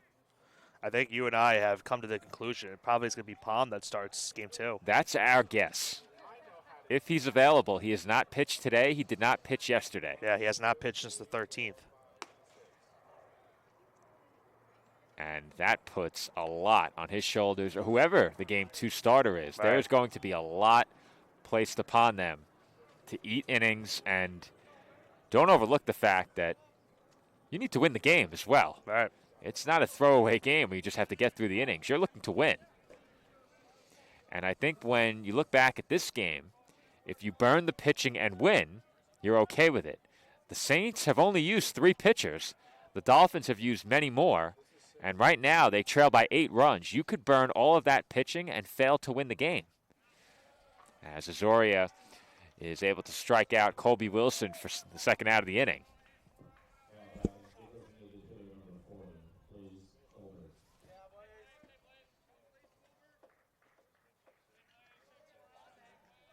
Blaze Colbert to the plate. And if you're the Dolphins, this is an out you have to have. Yeah, you have to stop the bleeding at some point. They really need to get the out right here. Not much time left in this game for CSI. And if you don't get the out, you can't afford to have another run come in. Oftentimes you'd say a game in the late innings, out of hand, trailing by 8, but not this one. And there's a ground ball base hit through the right side. Kehoe briefly booted it, and the run will not come in. That is a very conservative hold over at third base. Hollins was certain to score there, Nick. Yeah, certainly. They held him off initially, and I thought maybe after the boot he was going to go, but he stayed at third base, so the bases will once again be loaded for D'Youville. That's a lot of respect for Jack Kehoe's arm out in right field. Are you kidding? It hit the bat. He ducked out of the way, and it hit the bat. How you don't see that often. Cooper Seferati with a tough luck strike one. I guess that's better than the ball hitting you, right? Yeah. Do you want to wear it up by 8 with the bases loaded? You might be willing to for an RBI. Wait, it's in the helmet area? Probably not. Yeah, that's true. You don't want to wear it on the helmet. Count 1 ball and 1 strike on the Saints left fielder.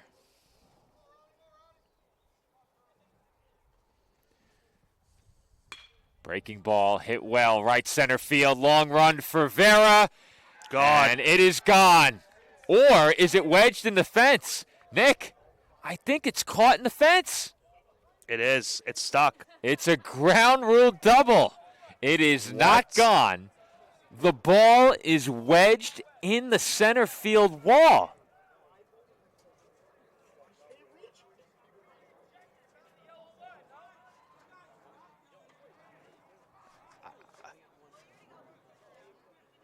Where is this ball wedged, Nick? You know what? Let's do it. Hold on. Joe's going to go to our main camera and try to zoom in. It's literally stuck. If the camera focuses on the actual ball, which it's not really doing at the moment, unfortunately. Yeah, Nick, I don't think it's working. It's not focusing on the ball. Not focusing on the ball whatsoever. It's all fence.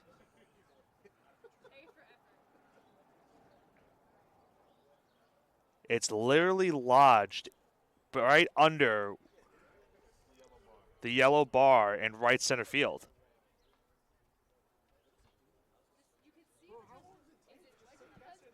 I certainly have never seen something like that happen.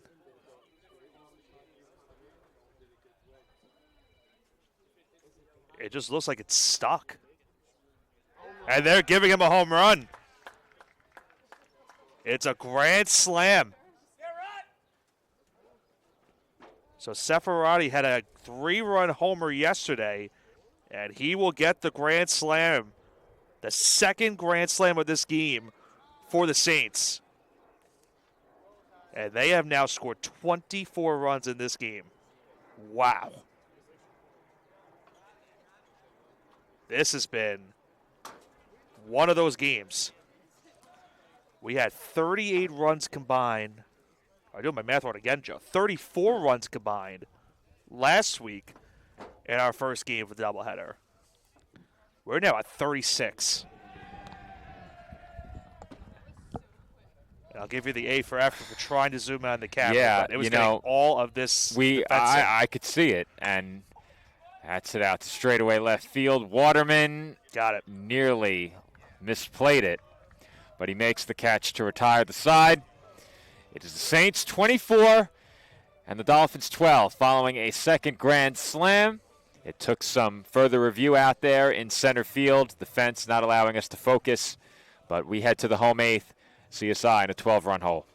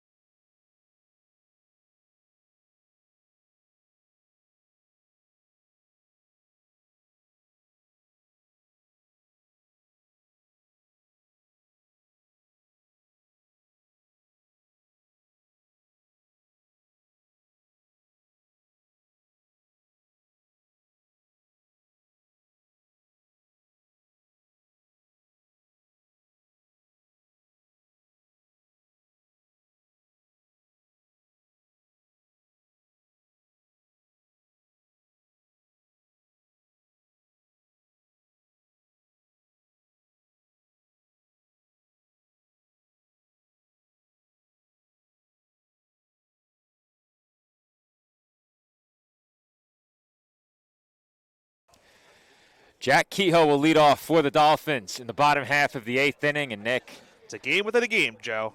yeah, it's a game that the Dolphins once led by 10. It's just gotten away.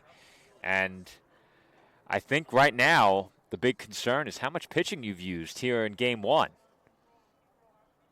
We've seen 3 grand slams in this game. In one game. That is truly remarkable. And we still don't know exactly how that ball was lodged in the fence. I'm thinking, Nick, the only way it could have gotten lodged, it must have hit the concrete wall, yes, and then bounced into an opening in the fence. Yep. There's no other way. That had to have been.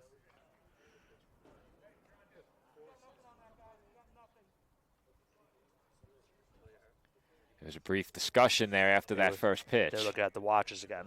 Okay. Was there a pitch? It was before the first not. pitch. Okay.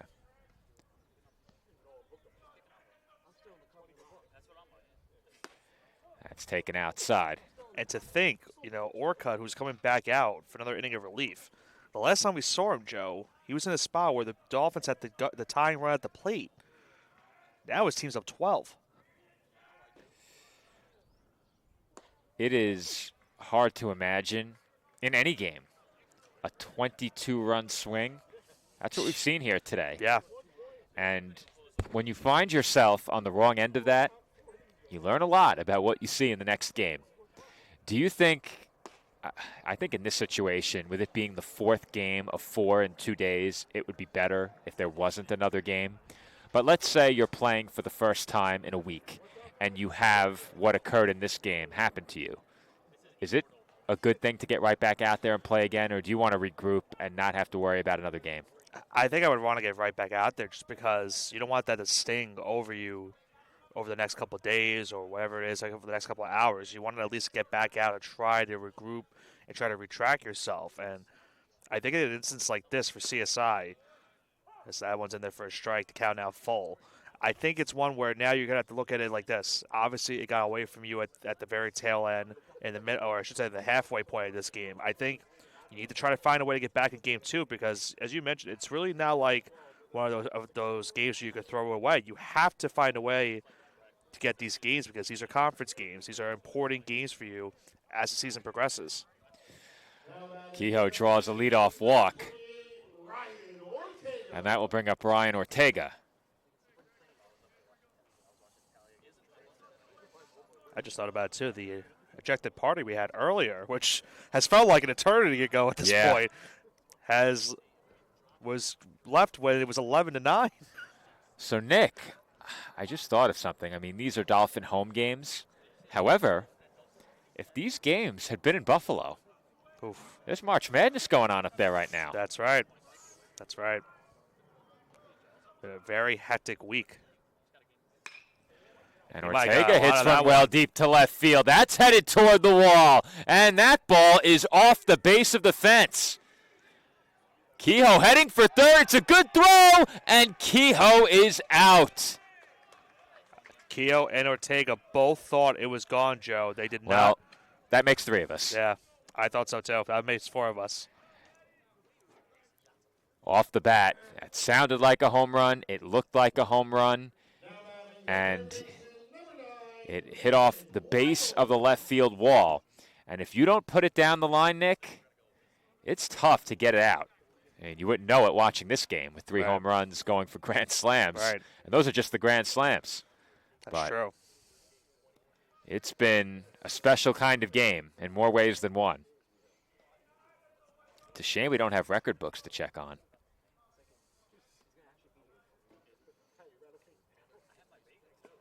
Vincent Weigel at the plate takes low and away 1-0.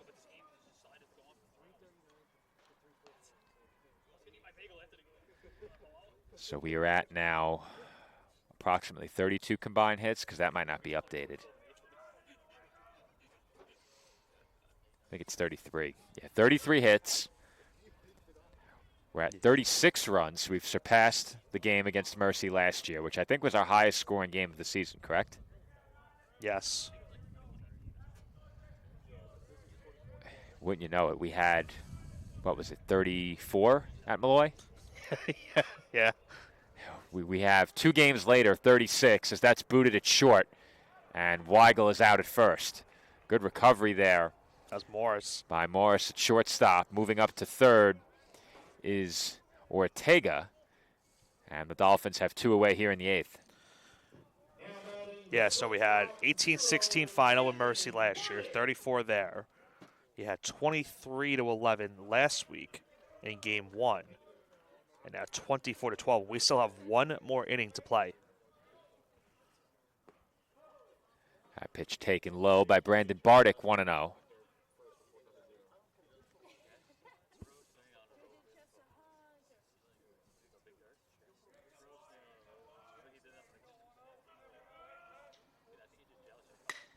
There's a grounder to short. Morris with another chance. Strong throw. Just in time to get Bardick. And the Dolphins are turned aside in the 8th. We head to the 9th from Flushing. It is a 12-run game. D'Youville on top, 24-12.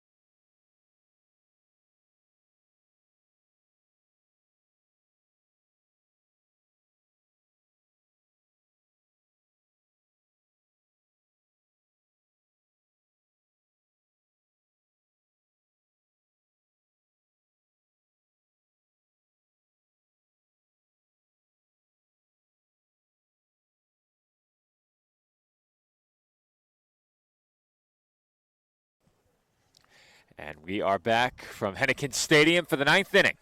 We are closing in on the 4-hour mark in game 1.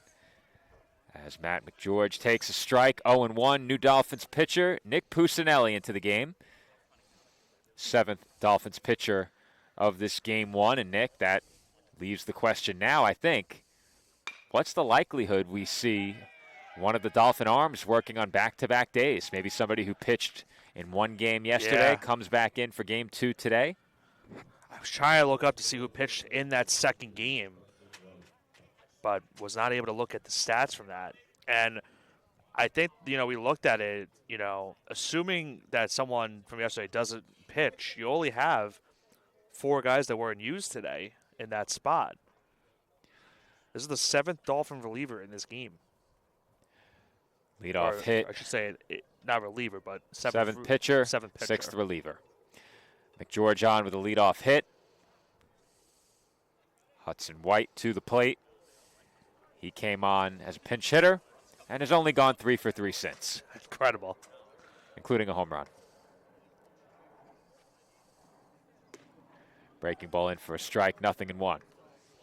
To get 4 at-bats as a pinch hitter is something you don't hear. Last week we had a 6 for 8 performance from, I believe it was Sanchez. He had 8 at-bats in that game. It's a called strike, 0-2 on White. Some of these Uville hitters will have their 7th at-bats potentially at some point.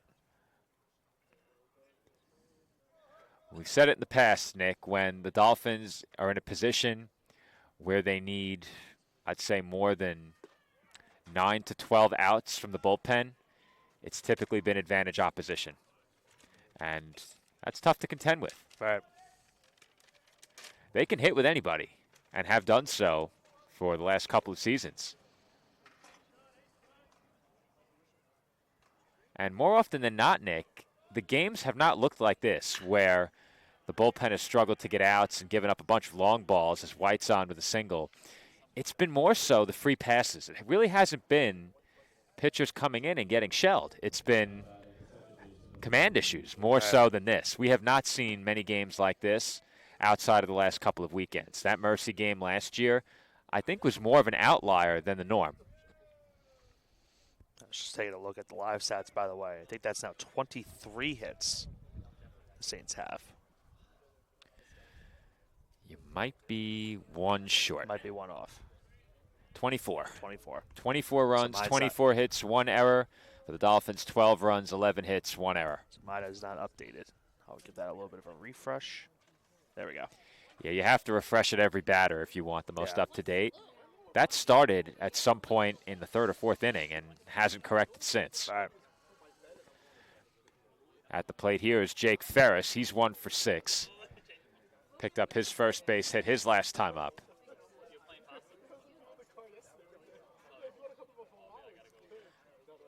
Ferris now ahead 2-0. Looks like there may have been an adjustment of the cleat for Pusinelli. Maybe he had to tie that right cleat. A look towards second and the 2-0. Misses for ball 3.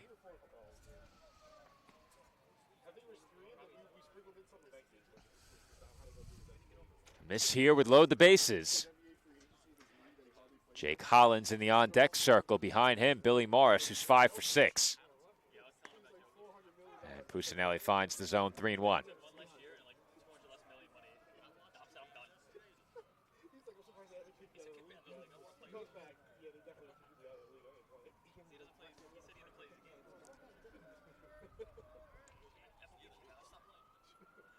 The 3-1. On the corner for a called strike 2. We knew that. Do you know that, though? I knew it. Okay. I knew it. I know. You know I knew it. You know I'm right. That's right. Shameless plug. Shameless plug. That one's popped up. Shallow left field. Who's got it? Oh, Bardick does, over the shoulder. how about that play? Not an easy play for Bardick, but he made it look easy, and that's the first out here in the 9th. Yeah, never easy for an infielder to go over the shoulder and make a catch out in the shallow outfield. And you mentioned it, Bardick made it look pretty easy on that one. Jake Hollins to the plate now. 2 on and 1 out here in the 9th. First pitch breaking ball hit well out to right center. Vera moving back on it, and he's got it. Glad you saw it, Nick. I'm trying to help you just in case you did see it. We probably should be off center a little more. I Yeah. am looking straight through the middle infield. It doesn't work. Could move up a couple of rows. You But could. then we lose the table. Yeah, that's all right. We've gone bleacher only before, more times than we like. Yeah, unfortunately. Not calling CSI games, though, Yeah. thankfully. More shameless plugs are we doing? Not yet. Nick and I are the voices of the There it is. 2026 There Little it League is. Baseball Championship in New York There it State. is. That's a bit later in the year. Coming up this summer, Be a lot warmer. Billy Morris, the batter, and almost got hit in the head. That's certainly a wake me up right there. All joking aside, the last 3 years, the New York State Little League Baseball Championship was hosted on Staten Island at Great Kills Little League. That moves a bit further north this year, as that's hit a mile high. Vera coming in. Lost the hat. And did that fall? I think Did not, Joe. Kehoe got it. Kehoe got it. Kehoe got it. All right. That'll do it for the Saints in the top of the ninth. And to complete my point, the New York State Little League Baseball Championship moves up a bit further north this year. And Nick and I are on the call for 3 more years. We had the last 3 years. Nick and I back for 3 more, 26, 27, and 28. We'll tell you we can catch that a bit later. Okay. We head to the bottom of the ninth. Saints lead the Dolphins 24-12.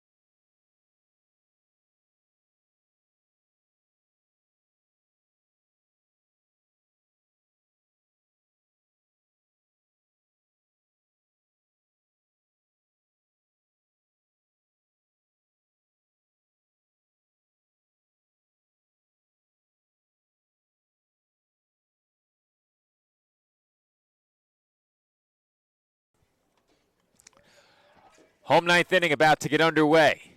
Dolphins trail 24-12. Top of the order due up. We'll see if they go with a quick turnaround ahead of game 2. This game, of course, Nick, running much later than I think anyone anticipated. Hit the 4-hour mark. We are about to hit the 4-hour mark. 36 runs home. Dolphins scored the first 10. D'Youville battling back. Trailed. At one point, it was 11-10. They went ahead on a grand slam and have not looked back since. There's just a lot of big standouts in this game for this D'Youville offense. You know, I mentioned Wilson has 10 RBIs. Morris has 5 RBIs. We've seen a lot of great hitting from D'Youville. And as you mentioned, we still have one more game to go in terms of what this team could do. 1-1 to Jamel Vera inside. 2 balls and 1 strike. This stream will remain live through the conclusion of game 1. We'll throw up a banner on the screen with the approximate start time of game 2. Don't take our word for it, but we'll give an approximate start time. Yeah, we'll do our best on that one. Our PA announcer had us starting 15 minutes sooner than we started yesterday. Mm-hmm. We said it. We know. We said it. We know. 2-2. Swung on and missed, strike 3. That was wishful thinking yesterday. 4 o'clock start would have been a very early game 2 start, considering when we wrapped up. Yeah, it was 3:45 end time. So yeah, 4 o'clock start would have been really quick. Michael Flashner, the batter. Flashner 1 for 3 at the plate.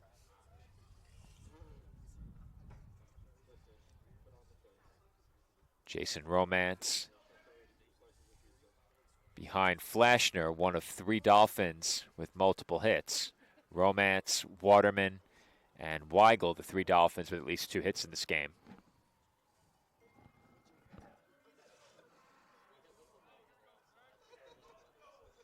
One out. Chopped foul.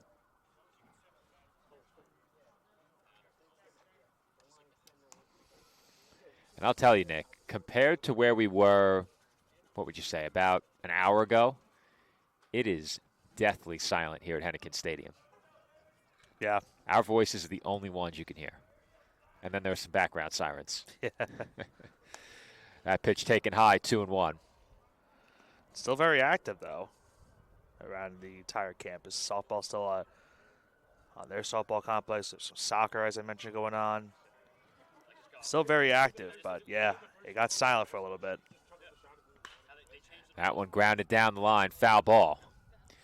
Well, I've now covered games at Deauville, Damon, Mercy, Malloy, Stack, Queens, and UDC. So I've covered Roberts a game. Wesleyan I haven't covered at Roberts. Yeah, it's the only one. I have not covered a game at Roberts. So I've covered a game at every ECC school except for Roberts Wesleyan. And we were awfully close earlier this year, but the timing just didn't work out for that trip. And there's a called strike 3. Flashner didn't think so. And the Dolphins are down to their final out. It's kind of like the MLB challenge, trying to visit every stadium in a way. So did you ever notice what is on my bag? I don't think I have. Every stadium that I've visited. Oh, I didn't notice that. So what is it? I forget what the brand name is. It actually says it on here. It is the Wander Club. The Wander Club. Okay. WANDER. And they have a pendant for every stadium. How many are there? Do you have? I have to count them. Okay. Count 2-0 on Jason Romance, where we have Shea and Citi Field. Yep. Both Yankee stadiums. Veteran Stadium and Citizens Bank. Pittsburgh, Chicago White Sox, Brewers, Reds, Diamondbacks. I was in the Rays for a wrestling show, so I think I have Tropicana. So now let me ask, does it count when you go to a baseball stadium but you're not seeing a baseball game? I was at Lone Depot for a hockey game. That's right. Does it count? I think That's it counts. Right. You're in the building. I think it counts. Okay. Meanwhile, Romance draws the walk. I'm trying to think if I forgot any out of that group. I don't think so. Let's see. Patrick Hassel got his first. Washington. Washington, okay. There's a few on the bucket list I would like to get at some point. Texas. I've been to the newer one or the older one? The new one. The new one. New one. Was just there in August. Half swing there by Patrick Hassel, 0-1. I did a tour of the old stadium. I was able to look at throughout the entirety of the stadium. It was a very nice venue. That was still when the Cowboys had their old NFL stadium, too. So it was a very long time ago. It was really shocking to me when I visited the Dallas-Fort Worth area, just how close everything was. Yeah. But not only that, it was still a highly residential area. Yep. It was really striking. You visit Cowboys Stadium, as that pitch is taken outside, and about maybe 400 feet from the stadium, you have residential apartments that are not nearly as expensive as the apartments up here, and a Walmart. It's a regular neighborhood that just so happens to have Jerry World behind it. Right. It was a very unique setting, and if you're a sports fan, a diehard, especially a Texas sports fan, and a roller coaster enthusiast like me, I can't think of a much better place to get an apartment. The apartments on the same block as the Globe Life Field? Yeah, Globe Life. The apartments on the same block as that field are what I pay up here per month. Wow. And these are on the same block as the stadium, luxury rentals. No state taxes either. That's true. Is it no state income tax or no state sales tax or both? Might be both. Don't quote me on that. Yeah, I know it's I'm not one. sure. I know it's one or the other, right? It's one. It's It's probably income because we look at it through the lens of sports. as that's hit slowly to Very second. slowly. This should do it. And the flip is in time to retire Hassel and end the ball game. It's a tough loss for the Dolphins, who once led this game by 10. They lose it 24-12. The Saints come surging back from down 10 runs. It was a very impressive display of power for D'Youville in this game. Dolphins had to go through a lot of arms in their pitching staff, and now they have to find a way to piece together 7 innings in Game 2. The Saints, meanwhile, only used 3 pitchers, will have to do the same. They're looking for a doubleheader sweep when we come back here on CSI Sportsnet. So until the start of game number 2, this has been Joe Foreman alongside Nicholas Pavona. Our final score in Game 1 of this East Coast Conference doubleheader, Saints 24 and the Dolphins 12. We're looking at very likely a 4:30 start for game number 2, perhaps a bit sooner. Stay with us here on Flow College. We will update you when the start time becomes official. Nick and I return to headset for first pitch of game number 2.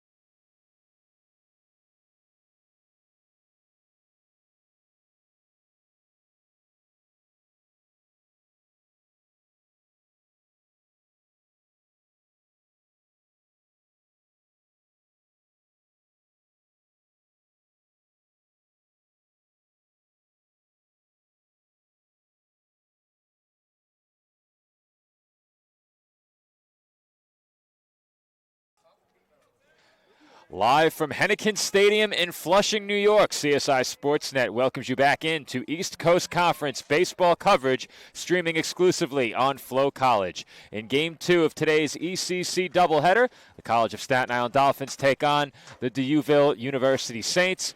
Good afternoon, everybody. My name is Joe Foreman, joined by Nicholas Bavona on the call as we get set to begin Game 2 from Queens. It is a first pitch strike from Ryan Palm. And Nick, you're right. We figured it out.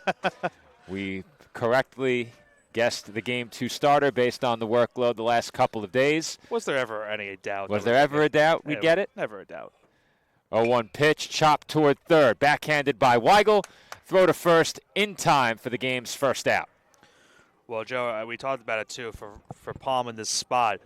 You know, with the Dolphins using that many relievers in Game 1, they're going to have to figure out a way who's going to pitch in this game and how long are those pitchers going to go in this matchup. Credit, it is a 7-inning game, at least, but we'll see. Well, keep in mind as well, Nick, yesterday's Game 2 was called due to a lack of light at 6:45 p.m. We had first pitch at about 4:30. Yeah. So they need a quick one. In 7 innings, 2 hours and 15 minutes. That is cutting it rather close. Very close. Hard hit grounder toward the middle. Gets past the sliding Bartik and into center field for a base hit. First base runner of the game belongs to D'Youville. It is Jake Collins with a 1-out single. And very quickly, we'll get you the full Saints lineup 1 through 9. Ferris, Hollins, Morris, Wilson, Colbert, Sefaradi, White, McGeorge, and Onovello. Keep in mind as well, Nick, the pitcher will bat for D'Youville. Getting the start here in Game 2 for the Saints is Blaze Colbert. We've seen a couple of times this season, or I should say for over the last couple of years, Morris, who's at the plate right now, be that utility guy on the mound as well as Pitt at the same time. First pitch breaking ball, or make that the second pitch on the outside corner for a strike, 1-1.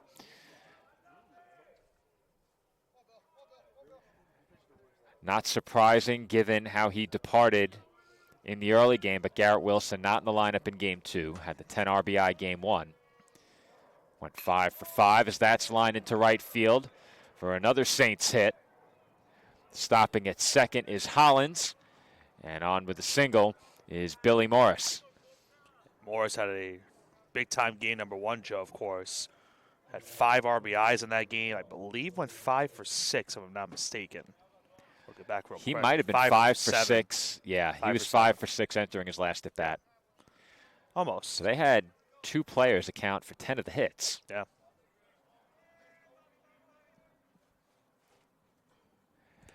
That pitch runs inside and to the backstop, or at least thereabouts. Both runners move up, and very quickly it is a count of 1-0 on Colby Wilson. 2 in scoring position for the Saints, and that will draw in the Dolphins infield. Yeah, we saw in Game 1 J.J. Hunter having to deal with a couple of wild pitches, and right there Ortega having to deal with one. And now, as you mentioned, infield moves in, and a base hit could bring home 2 runs. The 1-0 to Wilson. Fouled away. Look out. Ooh, that took off a tree branch. Yeah, that tree branch, Wow. honestly, Joe, saved either shredded a that car branch. or a house. That branch got completely shredded by that foul ball. Yeah, that honestly, for anyone's sake over that way, that branch did them a favor. Sure did.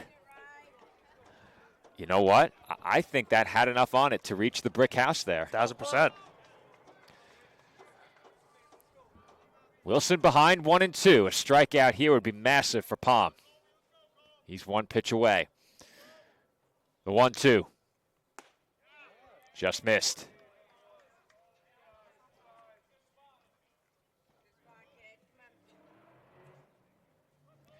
Count even, 2 balls and 2 strikes on the Saints' first baseman.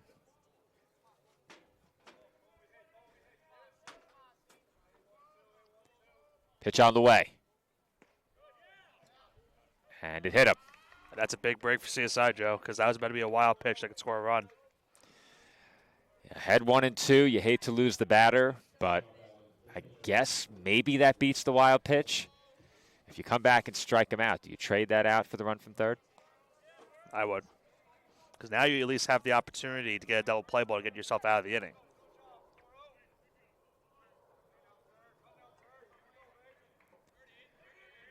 At the plate now, another left-handed batter, and Blaze Colbert. As I mentioned before, he gets the start on the mound for Deauville here in Game 2. Go ahead. I don't think there's any question these two teams are looking for some length from these starters. I was going to make the point of I don't think any other team in the conference, I could be mistaken for this, but I feel like Deauville is the only team in the conference that will have a couple of their hitters pitch and will have that spot where they are pulling double duty. I can tell you off the top of my head that I can't think of another. 1 ball and 1 strike, the count. And that is smoked foul.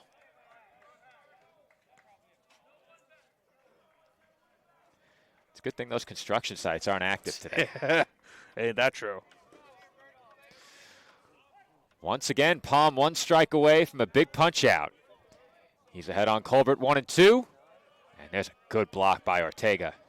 Yeah, he tried to get him to chase on that one, but you mentioned Ortega with a big-time block.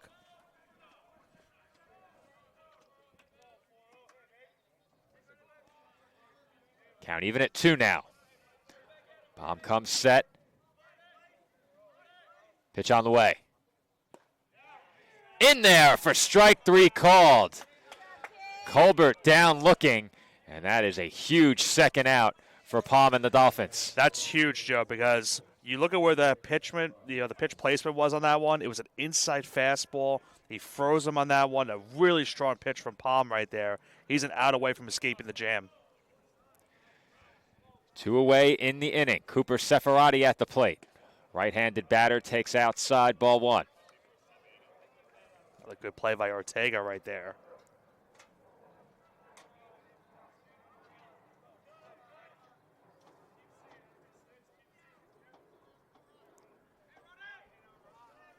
The 1-0. Breaking ball low and away, 2-0.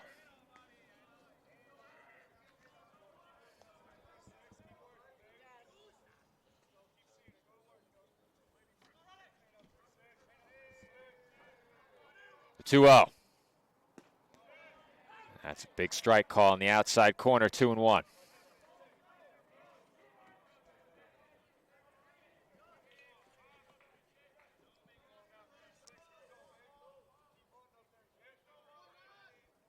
Two and 1. Fouled off. A strike away from getting out of the inning. I don't think you can overstate how big of an out this would be for the Dolphins if Palm can get it. We got to mention, too, Seferati, of course, had that grand slam that was hit off the concrete that went into the fence. What an unusual game Game 1 was. As that breaking ball misses low and away, 3-2. And we looked at the duration of that game, Joe. It just was a minute shy of the 4-hour mark. 1 minute shy. But did we start a minute early? We did start early. Oh, so we probably did reach the 4-hour mark. Full count, bases loaded, 2 outs. And Palm misses outside with ball 4. He just missed on the outside, a little bit too much out there. And the Saints score this time first with a walk right there. And they are on the board now, 1-0, still 2 gone in the inning. At the plate for Deauville, Hudson White came on, I think, at about the midway point of Game 1. Ended up getting 4 at-bats. That one fouled away. That sounded like a car. Lou is 1,000% sure that hit a car. I think it hit Fleming's car. How did he leave it there? Let me ask. Pat, was that your car? Yes. Okay, well, that was his car. Oh. Boy. Yeah, on a bounce, though, right? And Joe, remember, he went to go get food. Oh, no, he didn't leave. He didn't leave. He didn't leave. Well. 1-1 on White. There's a good breaking ball in for a strike. Well, hopefully no damage.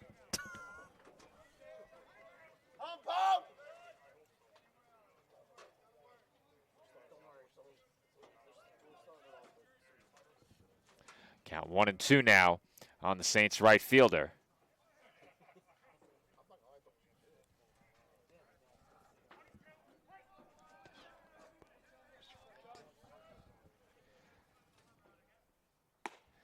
Fastball up and away, 2-2.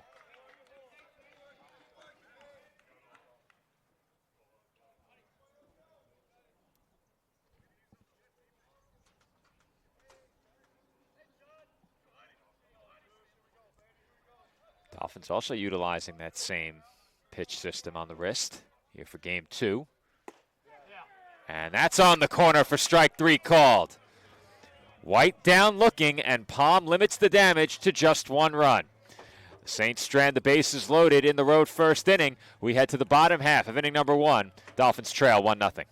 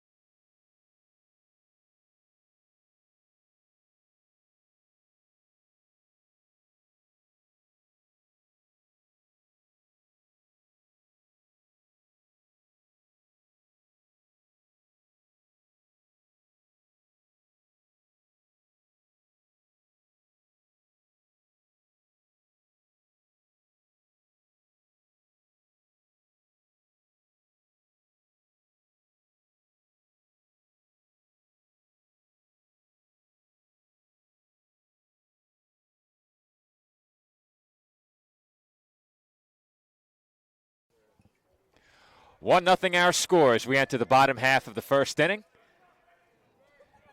Get you the Dolphins lineup in just a moment as Jamel Vera takes a called strike, 0-1. 1 through 9 for CSI. Vera, Flashner, Romance, Waterman, Kehoe, Ortega, Brito, Weigel, and Bartik. As we mentioned before, they face Saints right-hander Blaze Colbert. Colbert in the starting lineup, batting 5th. Unfortunately, we're not 2 for 2 in our starting pitcher predictions. That is true. That is true. We'll take a 1 for 2. That's fine. We'll take a 1 for 2. Yeah, to be fair, we right. do cover the Dolphins, not the Saints. Yeah. It's our first look. It was a guesstimate. A guesstimate. So, what's Colbert's line for the year? Is this his first start? I'll find out right now. That one fouled back. Count 1-2. This is Colbert's first start of the year. What did that hit now? The bus again? The tree saved the bus. Oh, okay. Oh, that was a window shot if it weren't for the tree. For Colbert, it's his 4th appearance, his first start of the year. Okay. He does have a save on the season. He's pitched just 4 2/3 of an inning this season. That one's hit high on the infield. And that one is going to fall behind shortstop.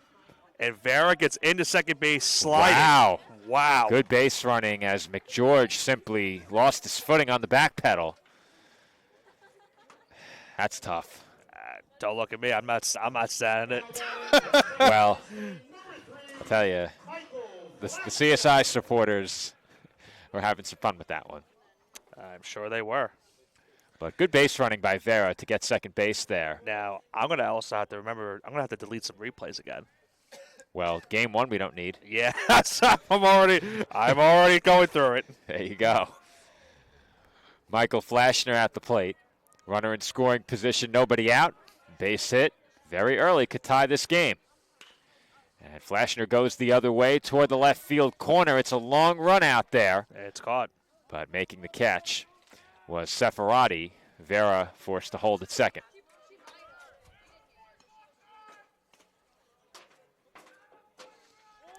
Trying to get the best vantage point because we did have some home runs from the Dolphins that were in that game too. Yeah, I would say keep the live views of Dolphin replays and get rid of Yeah. everything else. That's what I'm going to look for. I think for now, I'm going to have to do the same thing. And for now. realistically, knowing that we're limited on space, you only need live view replays. It's not the worst thing to run a replay with the live view. Yeah. And so much brighter in the pitcher batter camera, too. I guess in this instance, just do if there's a home run or something.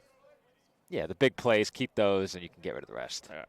Jason Romance at the plate, hits one deep to left center. Goodbye, and Joe. that ball is long gone. It's almost the same identical spot. as A we saw earlier. towering two-run shot for Jason Romance, his fourth of the season, and the Dolphins take the early lead. It's 2-1. He didn't show any love to that baseball right there. That one was crushed in the left center field. That hit that same exact, almost the same exact spot we saw Garrett Wilson hit in game number 1. And the Dolphins jump out now to a 2-1 lead. We have seen some monster home runs today, Nick. Tank shots, if you want to call them. That is definitely in the category of a tank. No question. Dolphins with their first lead of game 2. Jaden Waterman at the plate now. Waterman checking the swing. Did the bat contact the ball there? I thought I heard it. It definitely Yeah, did. It did.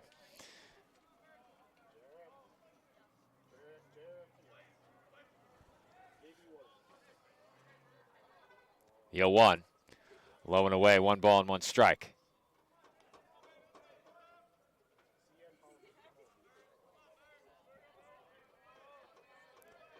The 1-1. Catches the corner, 1-2.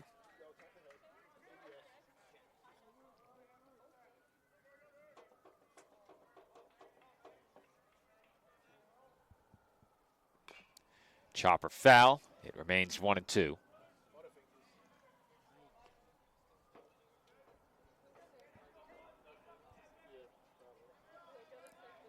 Is it possible that wall's just not as far as we thought, Nick? I think we gave it too much.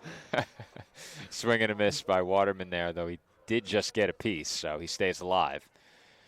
And I have to admit, Nick, the perspective from directly behind home plate is an absolutely awful perspective to call a game. Yeah. Yeah, just a bit. Directly behind the plate's no good. We should have taken the table and transplanted it to the left. Transplanted, interesting. It had all the wires out, though.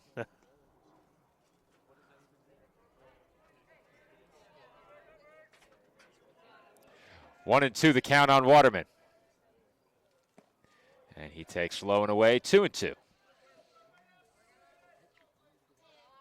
I cleared some for now. I'll get some All right. more later. Little by little. Yeah. Waterman hits that one in the air. I trust it. Oh! You gotta stop making those noises, Joe. Man, our scoreboard operator is sweating. And Waterman just got a piece of that one. It stays 2-2. He might be regretting driving here. I'm looking pretty good with my decision to park in the garage. Yeah, originally that wasn't the case, but you know, once you know we thought about it, that definitely was the case. Count now full on Waterman, 3-2. Good at bat by Waterman. Meanwhile, he's worked this count full now.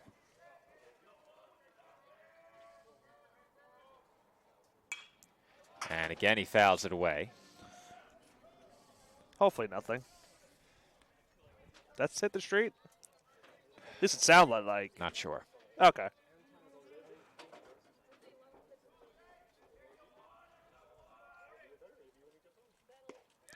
And that runs inside on Waterman for ball 4. So Colbert, who had only thrown 8 pitches ahead of that at bat, threw quite a few there, and Waterman wins the battle as he draws the walk. I have emphasis on that Kehoe, huh? For Colbert, I mentioned too, this is his first start of the year. He has not pitched since last week against Mercy. He went 2 innings in that relief appearance, allowed 1 hit, 1 run. And Kehoe grounds one through the right side for another Dolphin base hit. Moving up to second is Waterman. Second hit of the inning for the Dolphins. They now have 2 on with 1 out. Now batting the catcher, number 28, Ryan Ortega.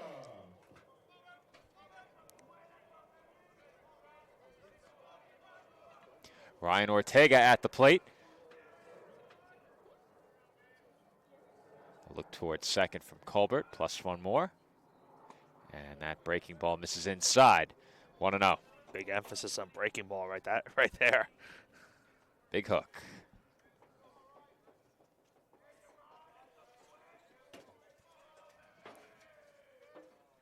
The 1-0 in the dirt, 2-0.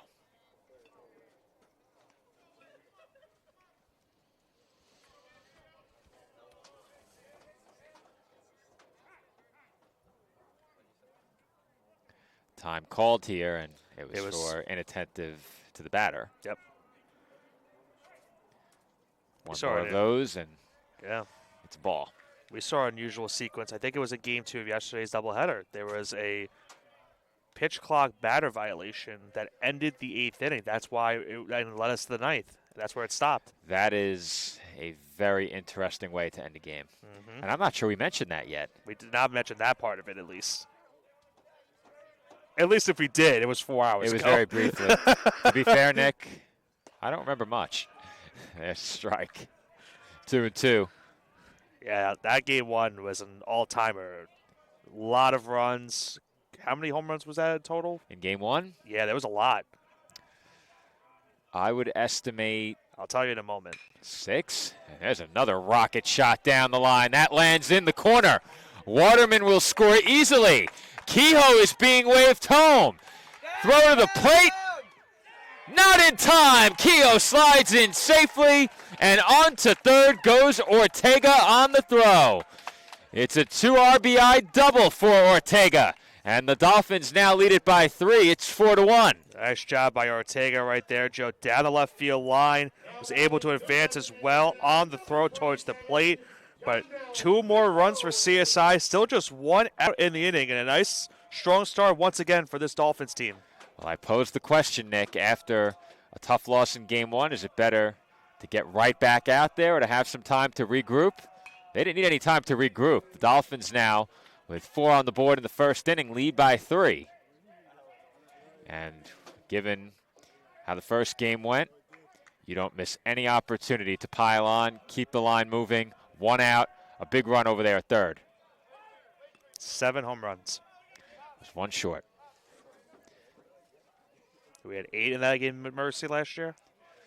Well, the Dolphins alone had 6. That's right. That's right. So we might have had double digits in that game. Possible. Very possible. 0-2 on Yandel Brito, and he hits one deep to left center. That will at least get the run in, and it will land on the warning track. Brito coasting into second with an RBI double has put the Dolphins in front by 4. It's Staten Island 5 and Deauville 1. And the Dolphins making some great contact, too, with some of these last couple of base hits. Brito crushing that one into left center field. Gets himself an RBI double. How about this start for CSI? 5-1 lead, and now a mound visit here for the Saints. Keep it going, Vin, little base hit. Vincent Weigel will be next following this conversation at the mound for Deauville. But, Nick, once again, the Dolphins off to a red-hot start at the plate. Jumping out to an early lead. This time the lead is 4. And still plenty of room for more here in the opening inning. Just 1 out. Brito in scoring position. And Vincent Weigel, who homered during Game 1, comes to the plate in an RBI spot here.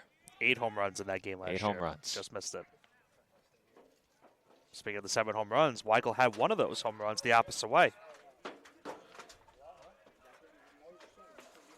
First pitch to Weigel, and he wanted another, Nick. He was looking out to left center field again. He wanted him on the softball complex.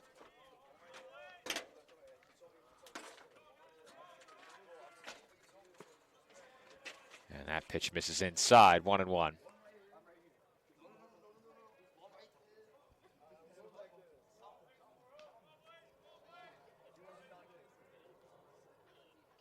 One and one in the dirt, 2-1. Good stop from behind the plate right there.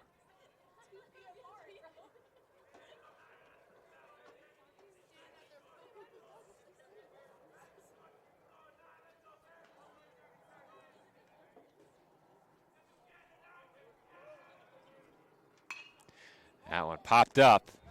High on the infield, ranging toward foul ground and shallow right. It's caught.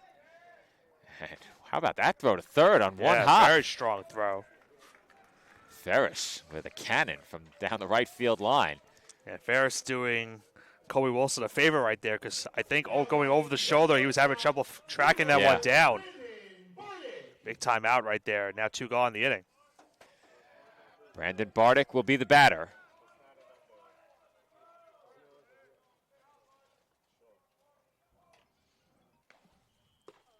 And Bardick takes a strike, 0-1.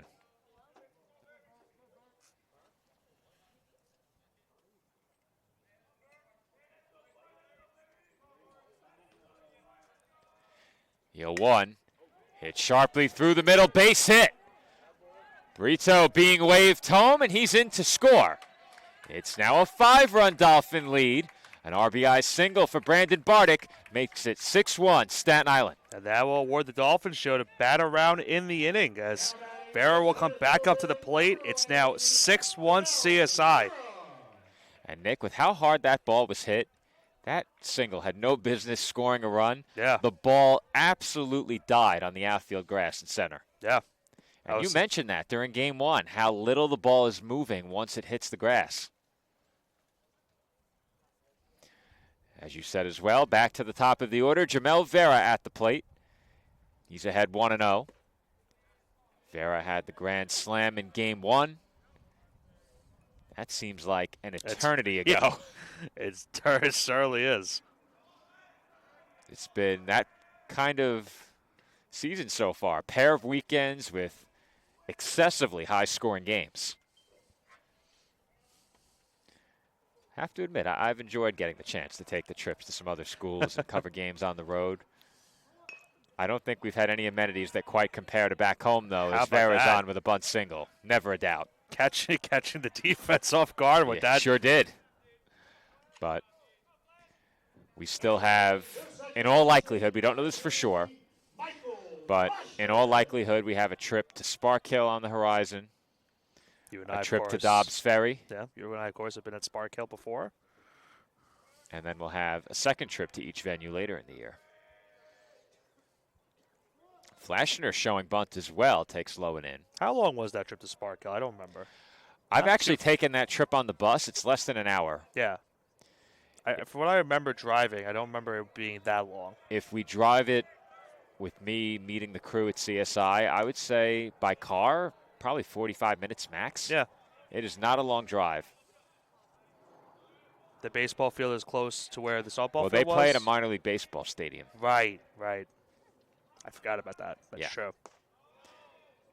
I was hoping to make the trip up there to maybe cover the softball games as road games later, but I think we had baseball at the same time, so we'll have to look into that later. 3-0 to Flashner, in for a strike, 3-1. And Nick, this game, first inning, 30 minutes old. Yeah, we might be in trouble. we might be in trouble. Liner. What a catch. Caught on the dive, though. The play is followed through, and the out is recorded perhaps twice. Just in case, because we saw that instance, remember, game one, where they had I think it was ruled a catch, right? Yeah, that was ruled a catch. Okay. McGeorge makes the diving grab on the liner and then completes the put out at first for good measure. Dolphins score 6 times in the first inning. They lead it 6-1 heading to the second.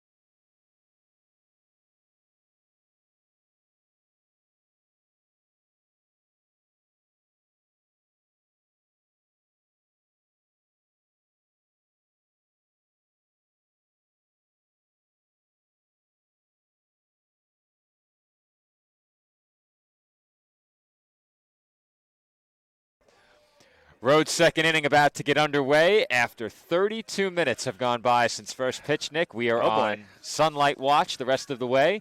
The Dolphins, meanwhile, lead it by 5. Couldn't tell you where that ball's going. I see it. I actually see it this time. All right, well, if you see it and I don't, That you was have to the give me first the heads time. up. That was the first time I saw a foul ball all day. All right. To be fair, there was one hit on the infield that I thought was foul. I also thought it was foul. I was with you. Yeah. I see the that play one. here, Matt McGeorge. Actually, I lied. I don't know where it went.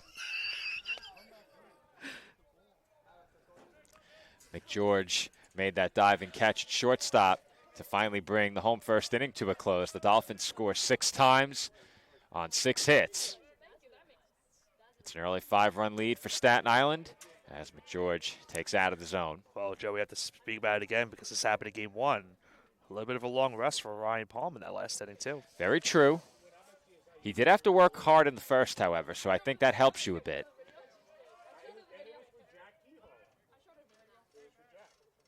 The 1-2.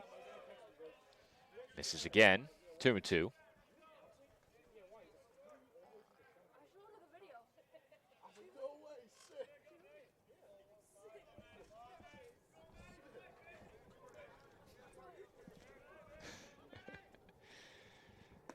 Big swing and a miss there by McGeorge for strike 3.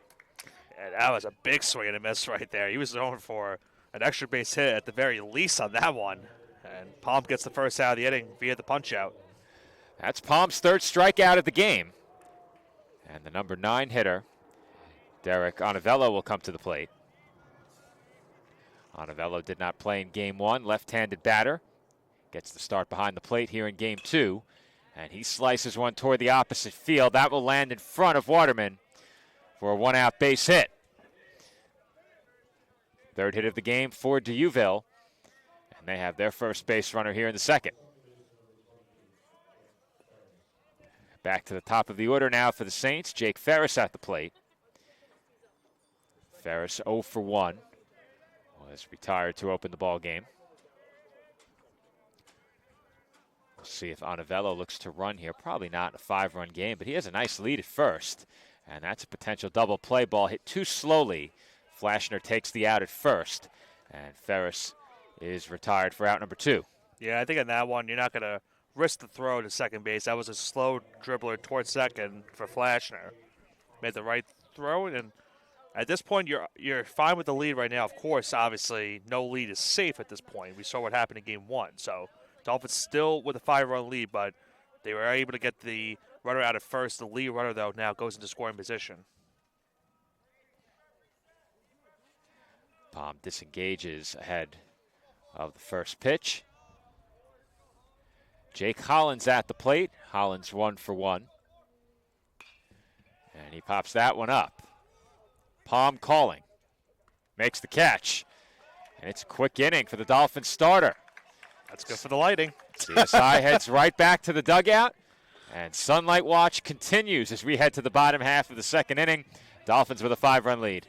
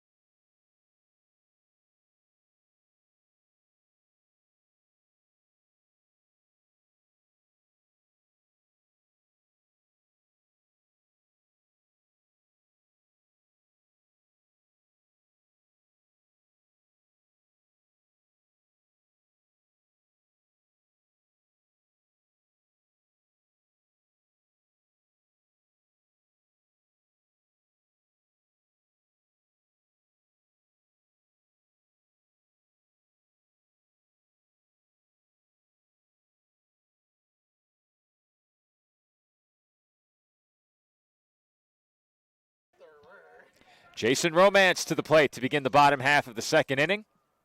Dolphins lead 6-1, and we said it more than once already, Nick. We are on sunlight watch. Yesterday's game called due to a lack of sunlight at about 6:45.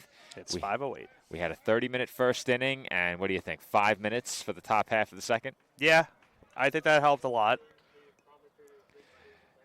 Jason Romance at the plate ahead 2-0, hit that towering home run in the previous inning. Lewis wants to make sure you don't speak any commentators jinxes when we're talking about timing of games. Well, they call me Jinx Platinum for a reason. Yeah. They are over there. He didn't. He did not. They're over there making I'll light. I'll defend. I see what you did there. Making light I of see, my I see title. what you did there. I'm the reigning, defending, undisputed Jinx Platinum. The last reel. The last real Jinx. As that's grounded to short. And the throw That's a to pretty first good is one. in time. We It's might- not as but- good as my other nickname. No, but we could put that. We could put that in a shirt. The left fielder, number 1, Jaden. The last. That will bring real up Jaden Jinx. Waterman. Has a good ring to it. So does CFO. That's true. Not everyone agrees. Well, yeah. Everyone who matters agrees. You want to say that a little bit louder? Everyone who matters agrees. They're Lou heard it. Lou heard. Lou knows he matters. He's still on the website as lead statistician. We might have to replace him with Stephanie. You know.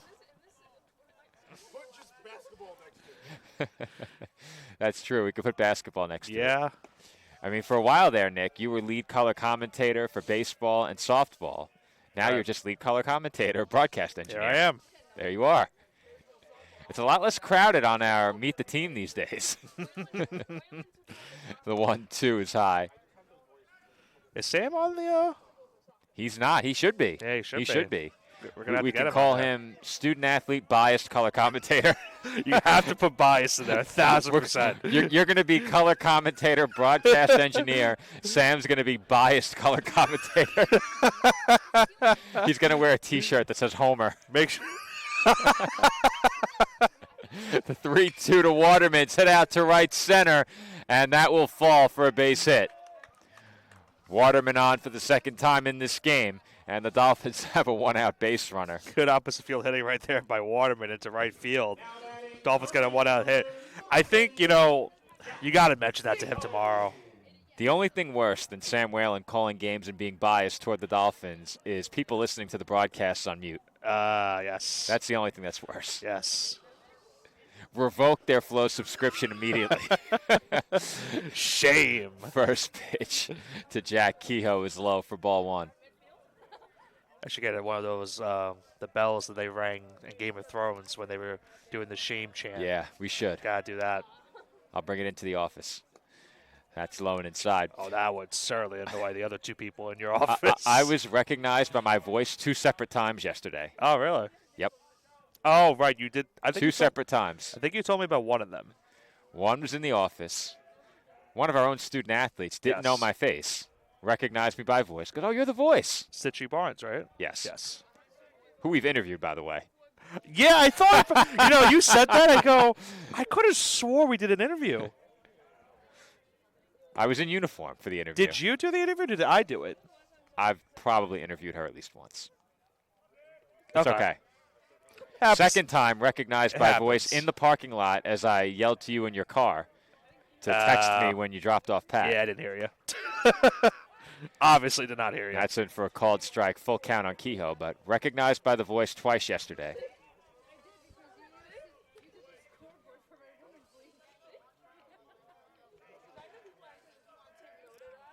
Check on the runner at first. Waterman back.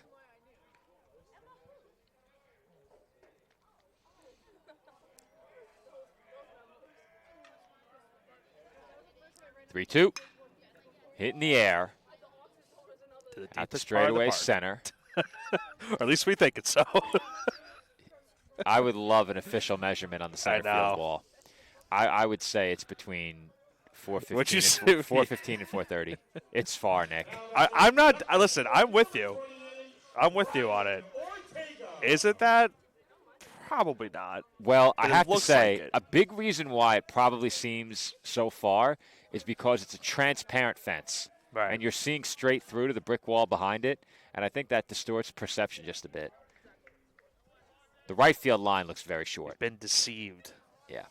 Like I said, the shape of the complex is almost a perfect diamond. Right. I don't think the outfield wall curves, does it? It's a straight line from the foul pole to center field, and then again a straight line from the foul pole to the center field fence. Yeah. There is no curvature to the outfield wall. Count 1-0 on Ryan Ortega here, and that one's popped up. We're fine. Pat covering up with every foul ball is a bit He- suspect. He's looking at me as he does it, too. We see you, Pat. No, he doesn't. He can't see. He can't see. The sun's behind him. How can he not see? And there's a hard You hit. can see that one. Line drive into center field for another Dolphin hit. CSI now with 2 on and 2 outs here in the second. And with the way Burrito hit the ball the last time, Joe, they would certainly love to get him another RBI. Number 27, Yandel Lito. Ooh, the flare. Lou The- showing up Joe with that The flare. flare over there. Okay. I said pregame we have to have a flare off with Yeah. Lou and Joe. Not a Ric Flair off. Well, they just pick up the mic and start screaming. Start wooing. 1-0 the count on Lou already Brito. said he won the flare off. He said he won. He said he already won. He said he already won. We'll see if Joe's listening back home. He might have something to say about that. He'll be on PA again tomorrow, Lou. Lou back from Florida. He is sunburnt pretty badly on his face, but he's here. Honestly, it's not as bad as the other one him and I had a couple years. well. That was worse. Pro Bowl Volunteers. Yep. And Brito hits one deep to left center, missed it, but Joe. that's the wrong part of the ballpark, Nick. And that will do it for the Dolphins in the second inning. 2 left on for CSI as we head to the third. Staten Island over Duville, 6-1.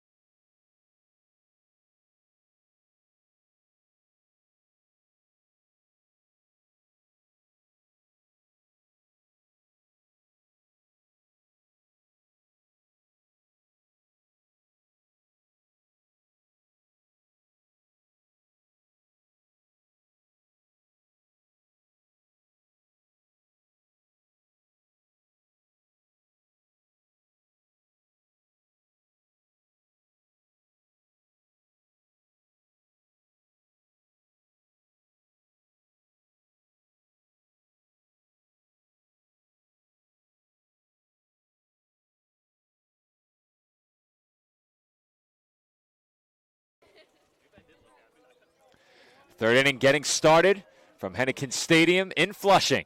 Dolphins lead 6-1. First pitch grounded to third to begin the third inning. And it's a 1 pitch out for Ryan Palm, who's off to a nice start. after loading the bases and limiting the damage to just one back in the first. That officially now will mark his longest outing of the season with that first out. The Dolphins needed it, Nick. They really needed it. And if he can keep it going, maybe he earns a couple more of these down the line. All right. Perhaps in the not-too-distant future. First pitch strike to Colby Wilson, 0-1. It's an early litmus test for Palm right here.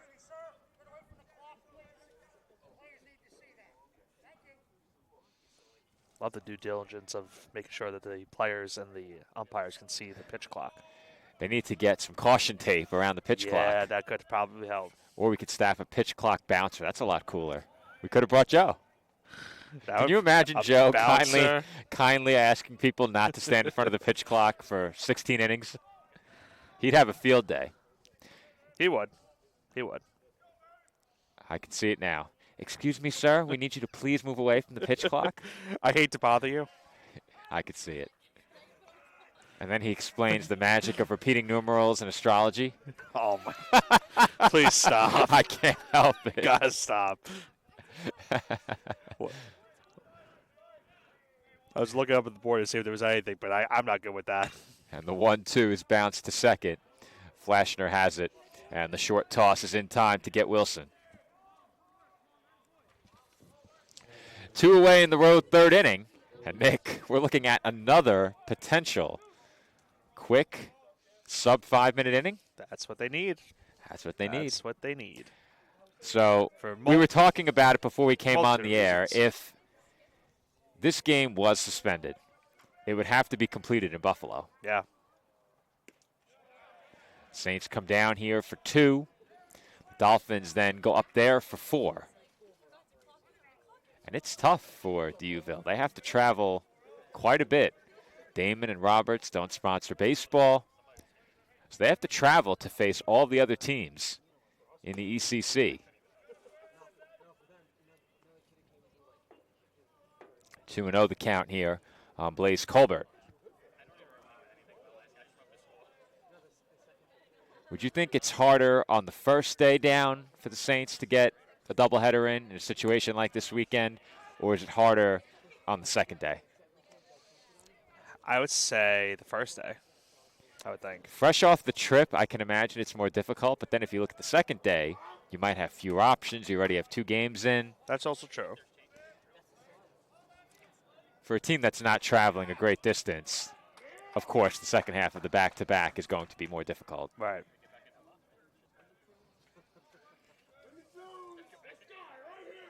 Count even 2 balls and 2 strikes on Colbert, 2 away here in the top half of the third inning. He was not happy with that last pitch.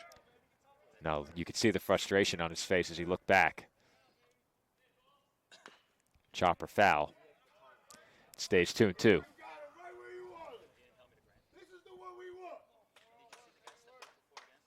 Fanatics showing there. Are those Fanatics or teammates? It could be a mix of both. I think it's teammates. It probably is teammates. Foul ball chasers, game 2. Another 2-2 pitch. Fouled off again. Oh, good luck tracking that one. Yep, I lost it. I heard it, though. I did hear it. I don't know where it went, but I heard it at the end. Count still 2-2.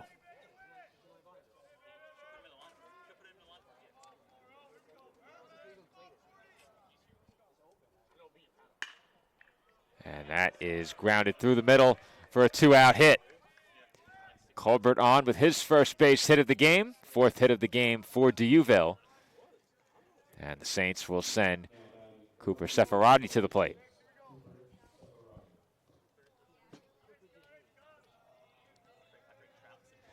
Seferati without an official at-bat here in game 2.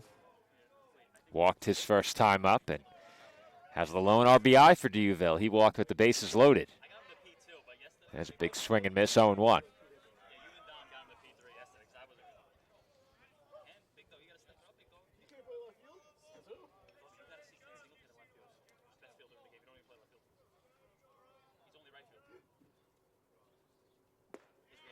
And the 0-1's in there for a called strike, 0-2.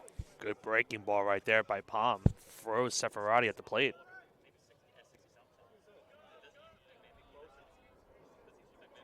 Palm looking for strikeout number 4 right here. The 0-2 on the way. Outside, 1-2. That's one you'll certainly take, trying to maybe get a frame on the outside corner, but to no avail.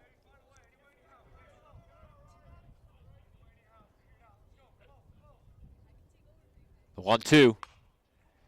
Nubbed over to first.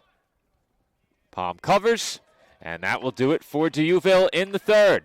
One base hit for the Saints. They strand one. We head to the bottom half of inning number 3. Dolphins in front, 6-1.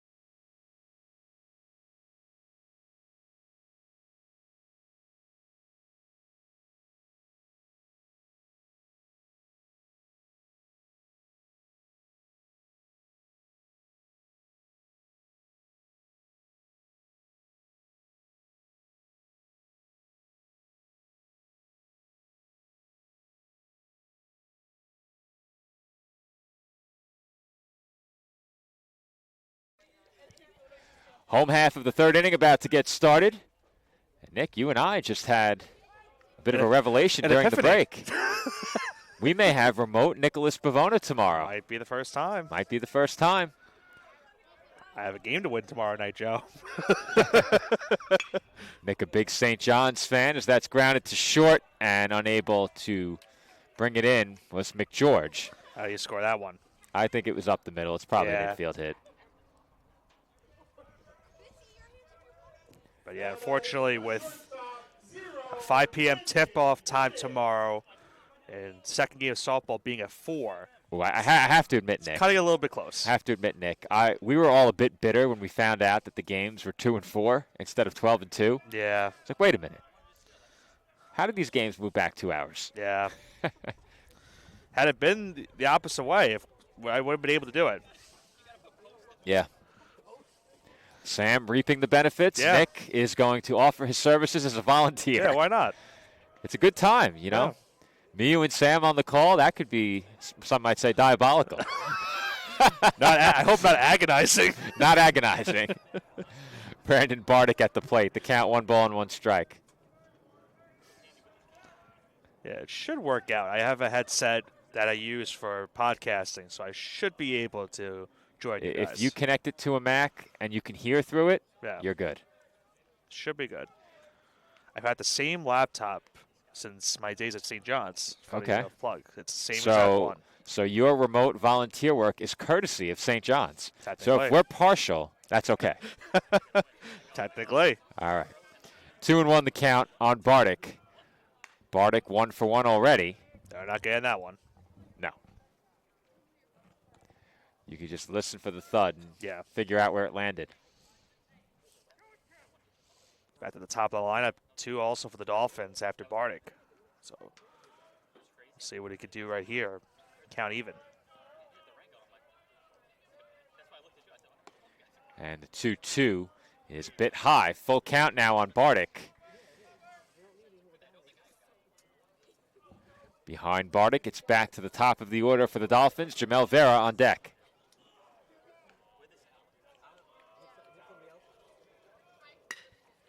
And Bardick lines one into left center for another hit. Bardick now 2 for 2. Weigel puts the brakes on as he takes the turnaround second.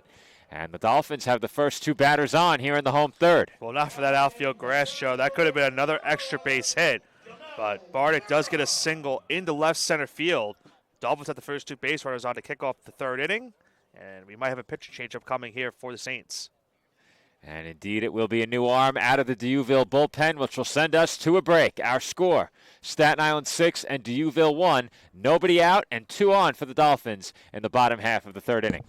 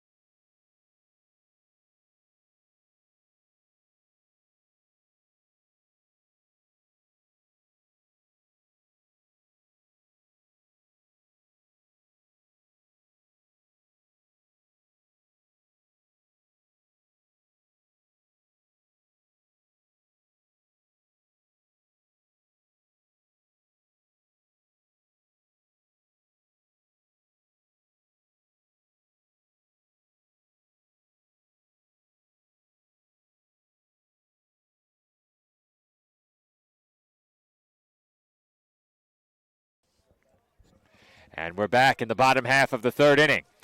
New pitcher for the Saints is Sean Glinsky. And Nick, you got the chance to call a couple of his outings against the Dolphins last year. Indeed, I did. This will be his 6th appearance of this season. He's only pitched 4 1/3 so far this year. Well, you were calling those games at CSI. I was up in Spark Hill calling the East Coast Conference Softball Championship. Right. That was the day. I believe that was the day after I was with you for the first round. Now, if hypothetically either of our teams goes to conference championships this year, do you and I take a road trip and do a remote well, not a remote broadcast, but a road broadcast? A road broadcast? We know where the championship. The way you're will be. saying road sounded really wrong. Why? No, it just sounded like you were saying road wrong. Oh, well, probably because I had a mouthful of masks. That probably will do it. I still have a face covering I on, know. for those who didn't know. Ground ball through the left side by Vera, base hit. They're setting the runner. And they are waving home Weigel, and he will score easily. The Dolphins now lead it by 6, following the RBI single from Vera. And Vera hit into the perfect spot, Joe, right past the shortstop and the third baseman on the left side for an opposite field RBI single. 7-1 Dolphin lead, but going back to your question, I don't see why not. We've done the trip before, and we might do the trip again in some.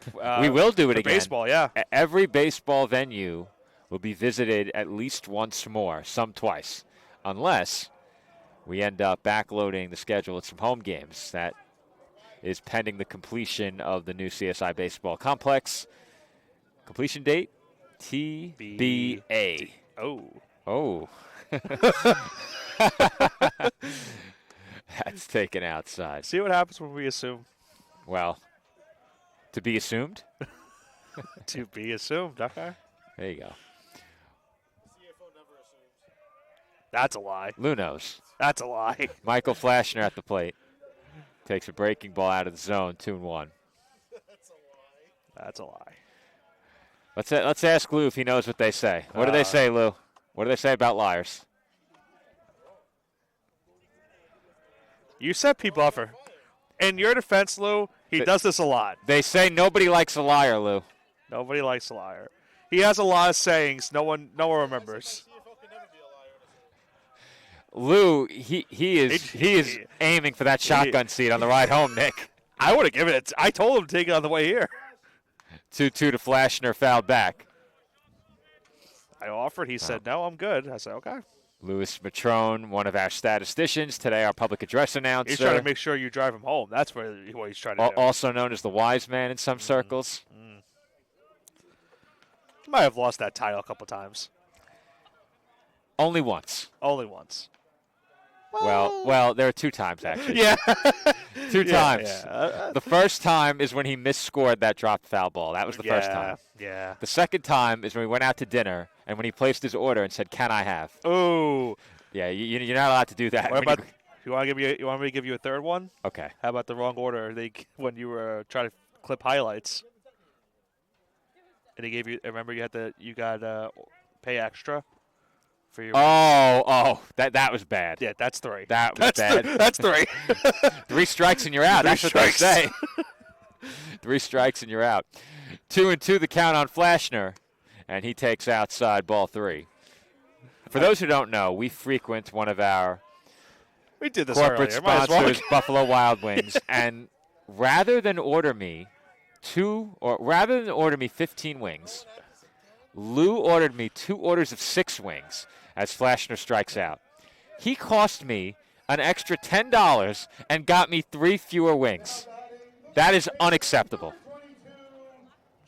Unacceptable. You got him so bad he was laughing in the middle of that that PA announcement. That order, Nick, was unacceptable. As a frequent visitor of Buffalo Wild Wings, you need to know wing math. Wing math. You need to order the proper amount. You don't order 2 orders of 6. No one does that. Lou does it. Oh, he was the Oracle. He was the at that Oracle. time.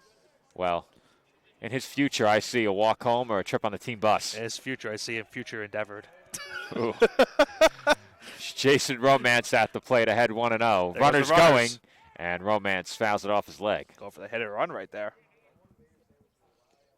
Dolphins have not been shy about running with 2 on, and They did that earlier. I know it seemed like a lifetime ago, but they did do that in the first did. inning of Game 1. they did. Last weekend seems like one season ago. I know. The amount of The 3 games that you now the 4th game, of course, tonight, but the 3.5 games at this point that we've called have literally felt like an entire season. Yeah. A lot more conference baseball this year. Not the best thing in terms of, keeping your players fresh and a lot of games in a small window. But for us, I think it's generally a good thing. Selfishly.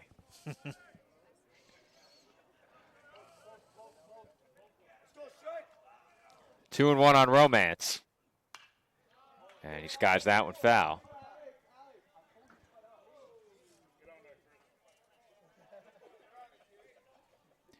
Count even at 2 on the Dolphin first baseman. Oh, Mets already with a home run in this game.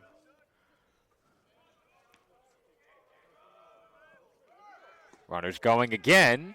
Throw to second once again. Yeah, Joe, doesn't matter. And Romance was hit by the pitch. Well, the ball ended up in center field, but you said it. Everybody will have to slow down for a moment, and Romance will jog down to Yeah, first. if you saw Vera was going all the way to third base, but Bardick was still over at third. Well, Bardick knew Romance had been hit. Vera did not. That will bring up Jaden Waterman with the bases loaded. 1 out here in the home third. And the Dolphins can break this wide open with an extra base hit. Waterman tied up on the inner half, 0-1. The way he swung at that one. He was thinking maybe the 4th Grand Slam we've seen today. It looked like he was thinking big fly, and he got tied up. The 0-1. And they come in again. And that catches the corner, 0-2.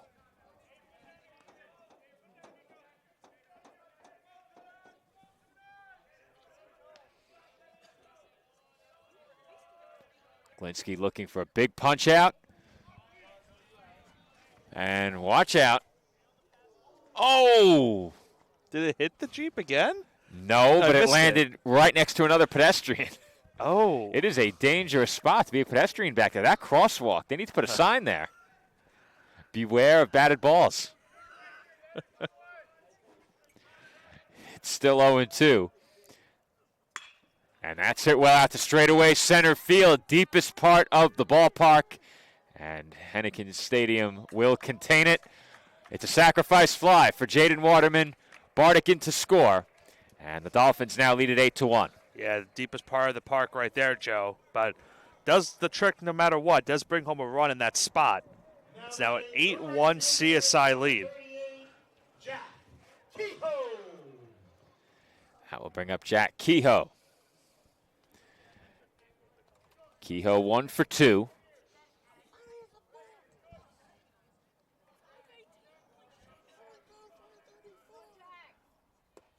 And that breaking ball came in a bit slowly, Nick. And we mentioned that during warm-ups for Glinski during the break.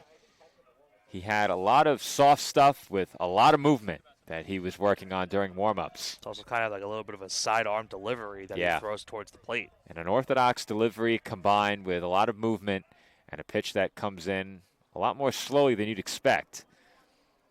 Looks like his fastball is a two-seamer with that action breaking away. So you have that pitch with some movement to the inside on the left-handed hitter, and then the two-seamer that breaks away from them. Count 1-1 on Kehoe. And he comes inside there as Kehoe bounces it foul, 1-2.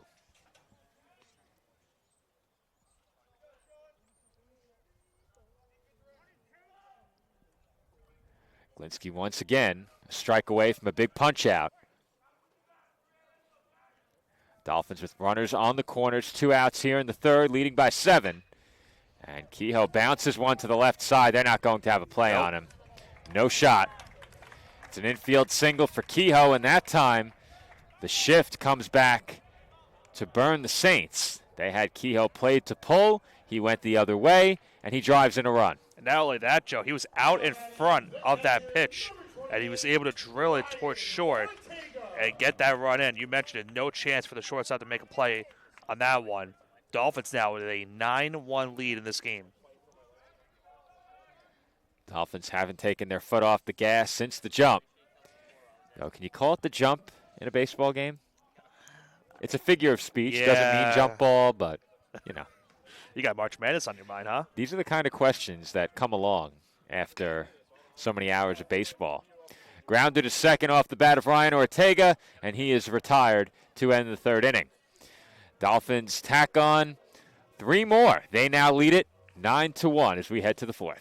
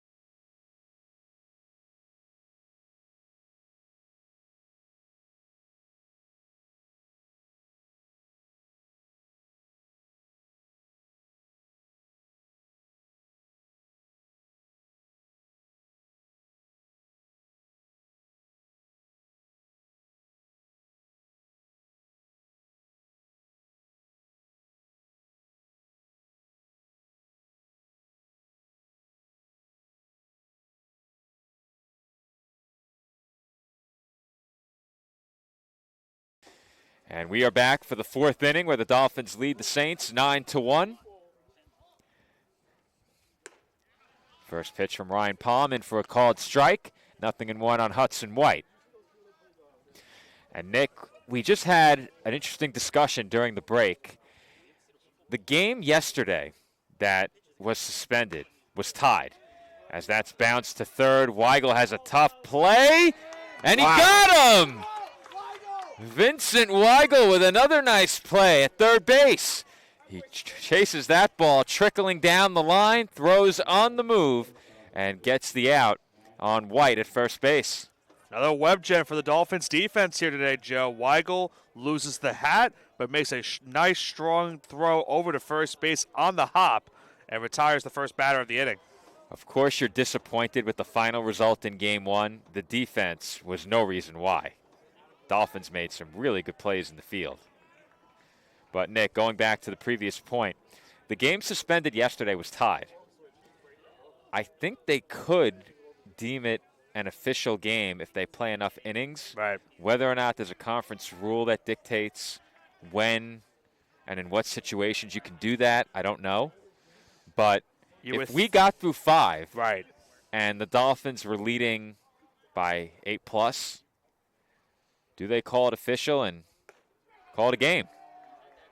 Meanwhile, it's a quick strikeout, 3-pitch strikeout of Matt McGeorge, and there are 2 away here in the fourth. Palm's really settled in, Joe, since that first inning. And I talked about it. I don't know if I brought up precisely the outing during Game 1, but I mentioned it to you during the break. His first outing of the season got off to a rocky start, gave up a couple of runs, and then after that, he bounced back very nicely with a scoreless inning. Thought maybe they give him one more. They didn't. And after a rough first inning, he's now working in the fourth with 2 outs and has thrown just 58 pitches. 1-0 the count here, and that one is bounced to second by Derek Onivello. He is thrown out at first, and the Saints very quickly go down 1-2-3 in the fourth inning. Sunlight watch continues into the home half of inning number 4. Dolphins lead it 9-1.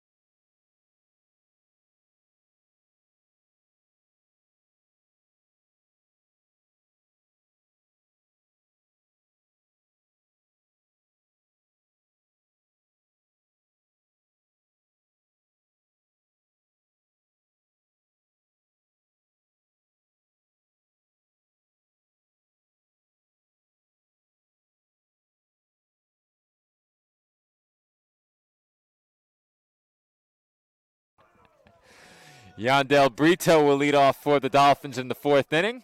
CSI leads 9-1.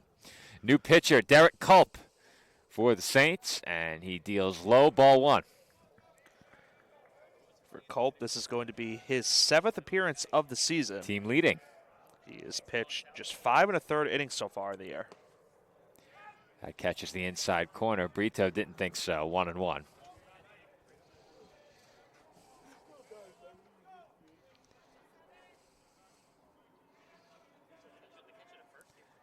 The 1-1. Breaking ball hit down the line in right field. Foul ball. 1-2 the count now on Brito. Yeah, good look at that down the right field line. Dolphins with 9 runs on 12 hits, no errors. The Saints 1 run on 4 hits and 1 error. This game 2 of our doubleheader. For those just joining us, we are scheduled for 7 innings, daylight permitting. And Nick, I'm saying there's a chance. There definitely is a chance. Ryan Palm certainly is helping that case right now with his performance on the mound. 1-2 misses, 2 balls and 2 strikes.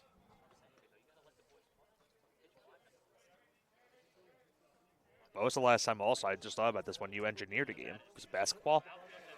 Or one of the baseball games I earlier? did basketball and I did baseball against Caldwell. Okay.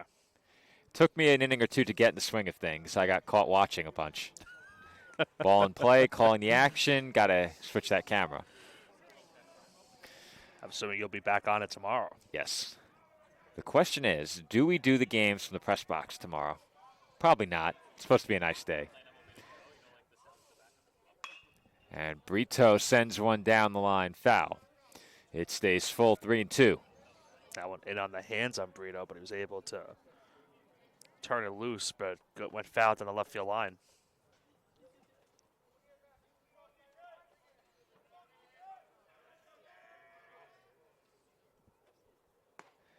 And Brito takes inside, ball 4. And the Dolphins have the leadoff man on here in the 4th. Now batting the third baseman, number 9, Vincent Weigel. That will bring up Vincent Weigel. Weigel 1 for 2. Every Dolphin who started this game has a hit except one. And it might be the last Dolphin you'd expect. Michael Flashner, the only Dolphin without a hit, as Brito moves up to second. Sometimes you have to say expect the unexpected. He'll get at least one more chance, perhaps in this inning. If we go 7, he could get 2. Weigel fouls that one away, 1-1.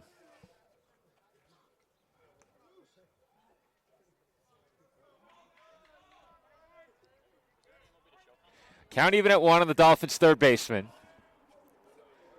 Brito, the runner, at second.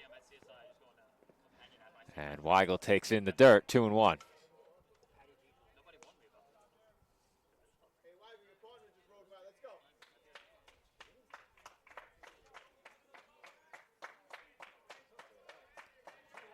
Did I hear what they just said to him correctly? I couldn't tell. Okay. What did you hear? Do I want to know? There's a swing and a miss. I'll tell you during the break. Okay. 2-2. It's one of those. One of those. Okay.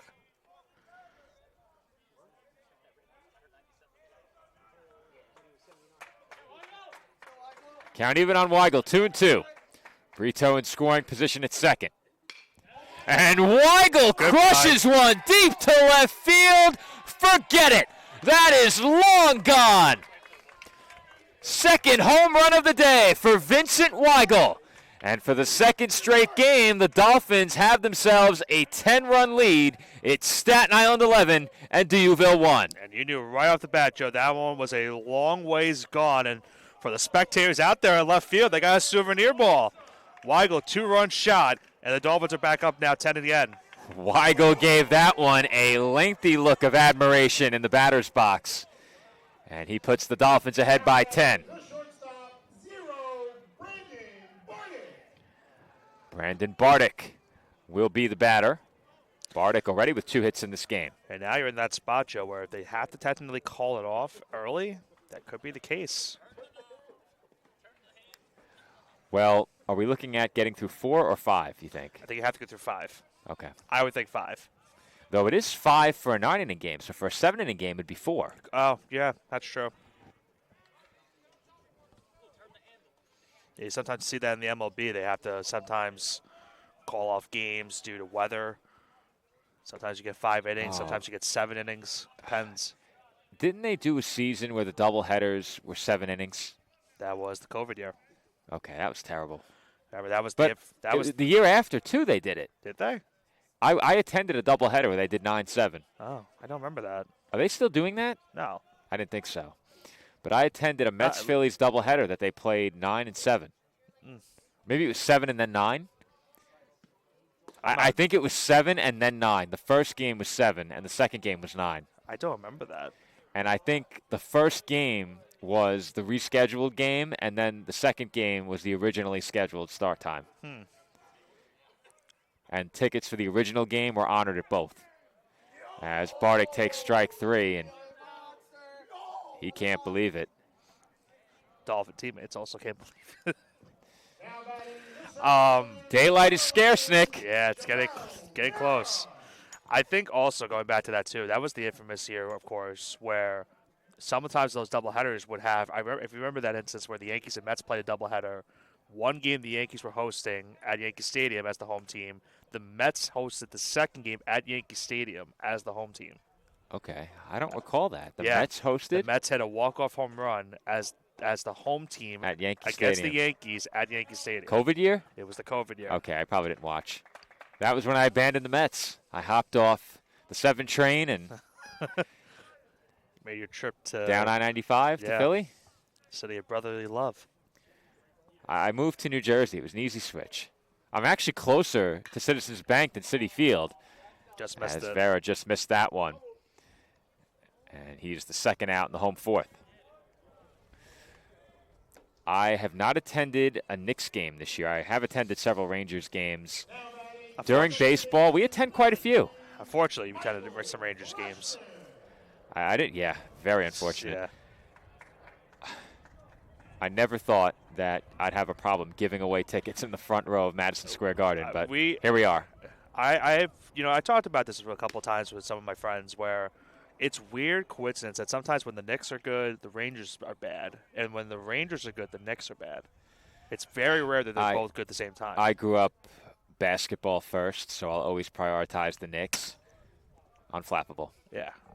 Foul ball straight back, but Imagine we had that camera there. no thanks. No thanks.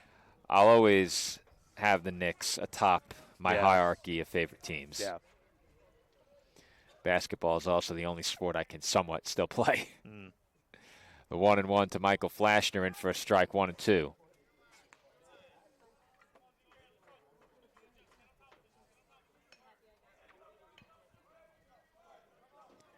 Two away here in the home fourth. Dolphins lead 11-1. And Flashner takes low 2-2.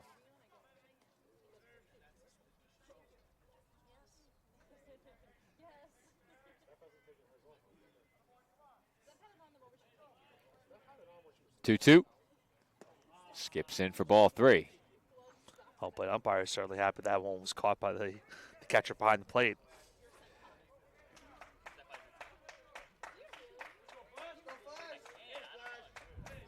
3-2 on the way. Outside ball 4. Well, he doesn't record the hit there, but he does get on base. Every Dolphin is reached.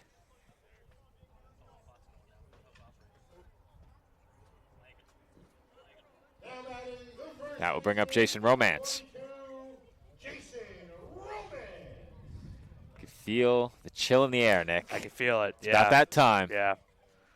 You will have to move the car when we get our equipment done. Once everything is waiting curbside, we'll get the car, Yeah. bring it around, and pack it up.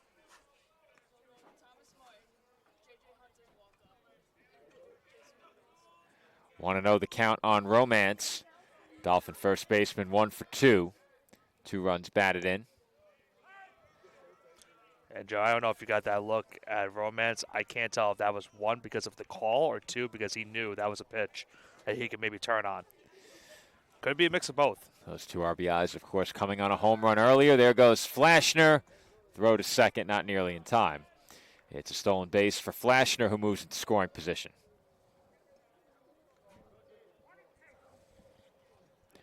One and 2 the count on Romance.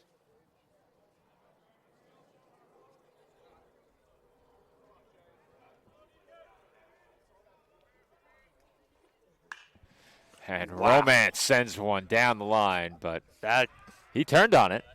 Those windows down in left field, very grateful. That kept going towards going more left. Now, if it maintained the same elevation but hit where or landed where the windows are, does it hit? Maybe. Flashner got a running start at second as Romance goes down swinging. That will do it for the Dolphins in the fourth, but they extend their lead to 10. Our score, Staten Island 11 and Deauville 1.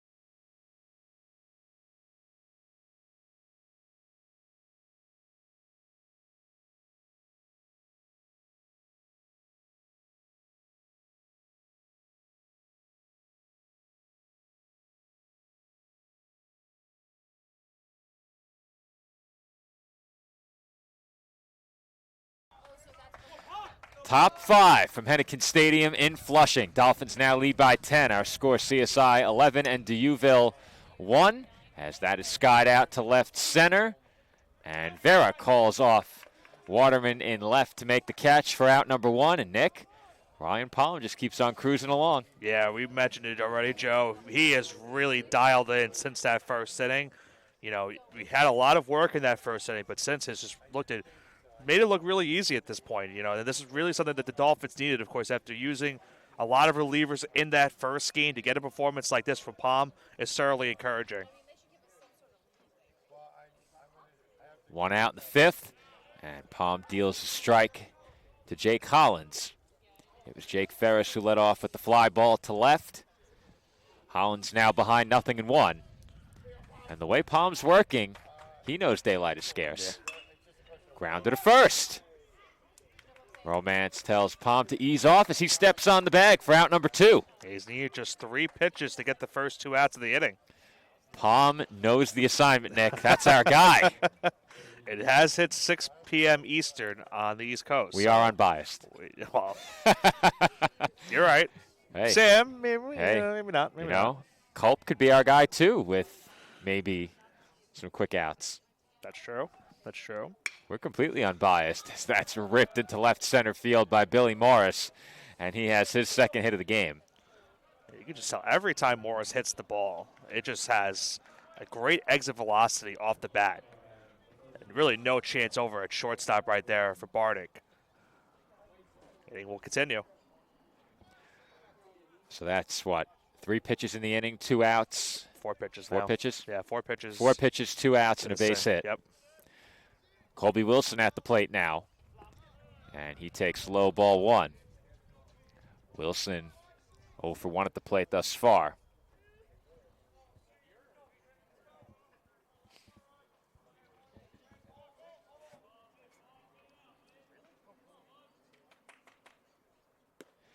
And that misses low once again, 2-0.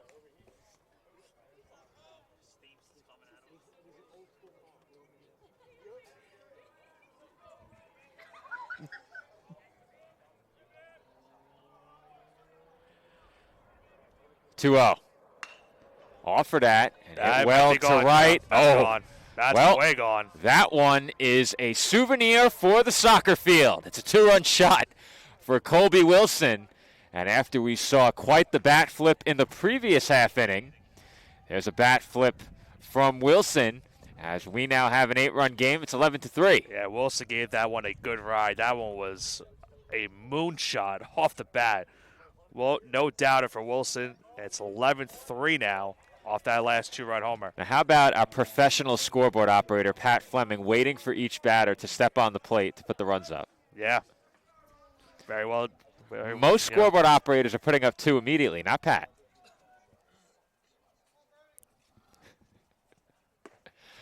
Those are some serious bat flips. The bat flips in this. Very good. Run it back when you get a chance. Run back both, back to back. Okay. We'll get the Weigel bat flip, and then we'll get the Wilson bat flip.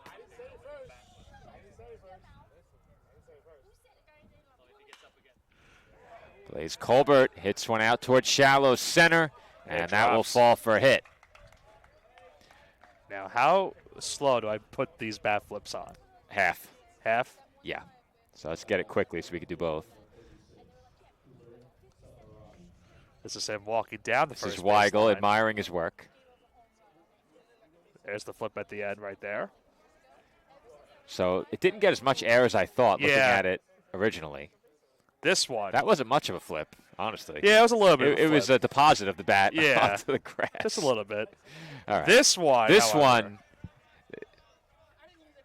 one was quite the bat flip. A lot more air. A on that lot one. more air. The hang time. To be fair, though, it's much easier to aggressively flip the bat towards your own dugout. That's true. I get the feeling if Weigel replicated that, he might have been chased around the bases. Yeah, we don't want that. No, certainly not. 1-1 the count here on Cooper Cafferati, and he hits one well out to right. And Kehoe has some room on the warning track. That will do it for the Saints. 2 runs home in the inning, and Ryan Palm is through 5. Staten Island leads the Uville 11-3, headed to the bottom of the 5th.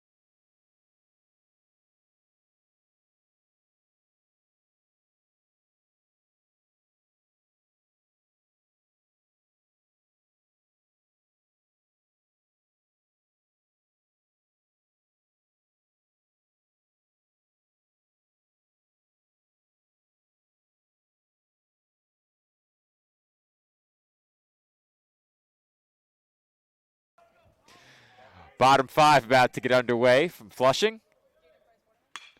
And there's a towering fly ball from Jaden Waterman, but he got under it just a bit. And it's caught just shy of the warning track. Well, I had a bit of a pronunciation blunder at the end of the last inning, Nick. Took a quick look. I think the worst part was you tried to double down on it. Well, I didn't on air. Not on air. It was off the air. During the break, it was Cooper Cafferati who made the last out. There you go. I took a quick glance down at the live stats and just went for it. We have seen 6 hours of baseball. It That is happens. true. That is true. Our audience is asking themselves, who's that? No Mike Sweeney this time. Couldn't be Joe Foreman on the call making a mistake. Couldn't Ooh. be. I don't know what that is. Well, all right. Look, they don't realize. No, they don't. As that's it well to left field, and it falls on the fence. warning track. It's going to be a stand-up double for Jack Kehoe, and Nick, our camera's now clear. Okay. Let's hope for the rest of it. For now, anyway. Number 28, Ryan Ortega. There's the obligatory text, Nick. Here we go. Oh, here we go. Oh, maybe not. So Oh, no. those digits, Let me Joe's guess. birthday and my birthday back to back. Oh, brother. The daily text never fails. At the plate here, Ryan Ortega. Stars are aligning, apparently. Joe's counting the numbers instead of watching the live stream. What's he doing? Yeah, I don't know. Though he's off tomorrow, I believe, as well. I think he's working the building. Right. So that means he'll be venturing out once in a while to check in. Probably. The 1-0. In for a strike to Ortega, 1-1. That sunlight's getting a little bit more dimmer. Yeah. 6:10 now. Let's check your baseball math. We're at 14 outs and 11 if the Dolphins don't have to bat in the home seventh. Yeah. All right. That would have been embarrassing if I was wrong. I'm gonna love with you. I just said You yes. disagreed? I just agreed. That's good enough. Good enough. I'll take it. If you're wrong, we're both wrong. It honestly all depends on who corrects me. Right. You can correct me. Yeah. Some people can't. That's why I at least wanted to bring it up. That's right. 3-1 the count on Ortega.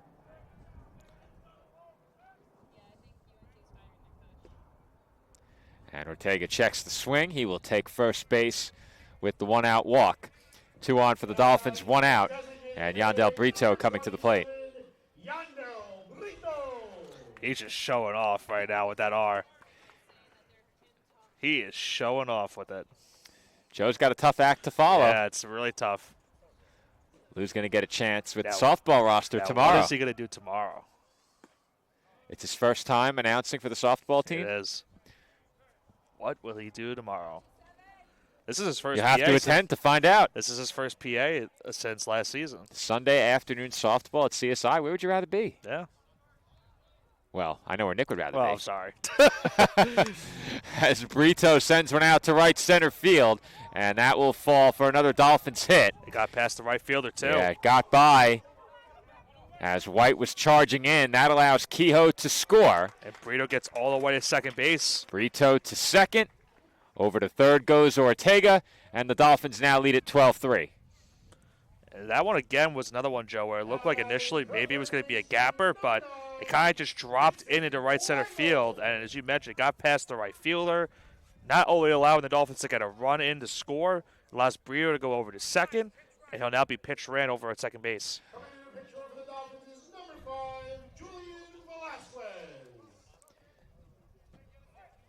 Julian Velasquez, the pinch runner at second for the Dolphins now. That ends Yandel Brito's day. Very productive game 2 from him. Continues to swing the bat very well. The top half of the Dolphins lineup has really hit exceptionally through the first half of the year.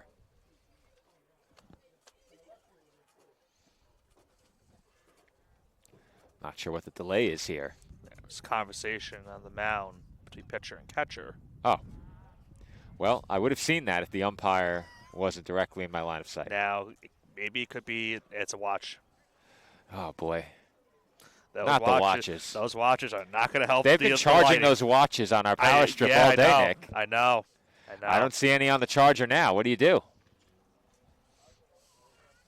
Those You are- go back to the old painted fingernails and the Yeah. hand signals? Maybe. Got to do something unorthodox at this point, I guess.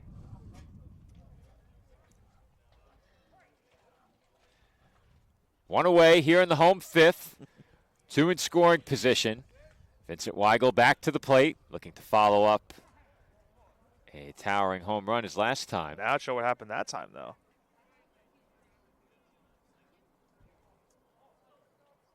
Seems like both pitcher and batter are ready to go, but It's not getting any lighter out here, boys. yeah, this is not helping.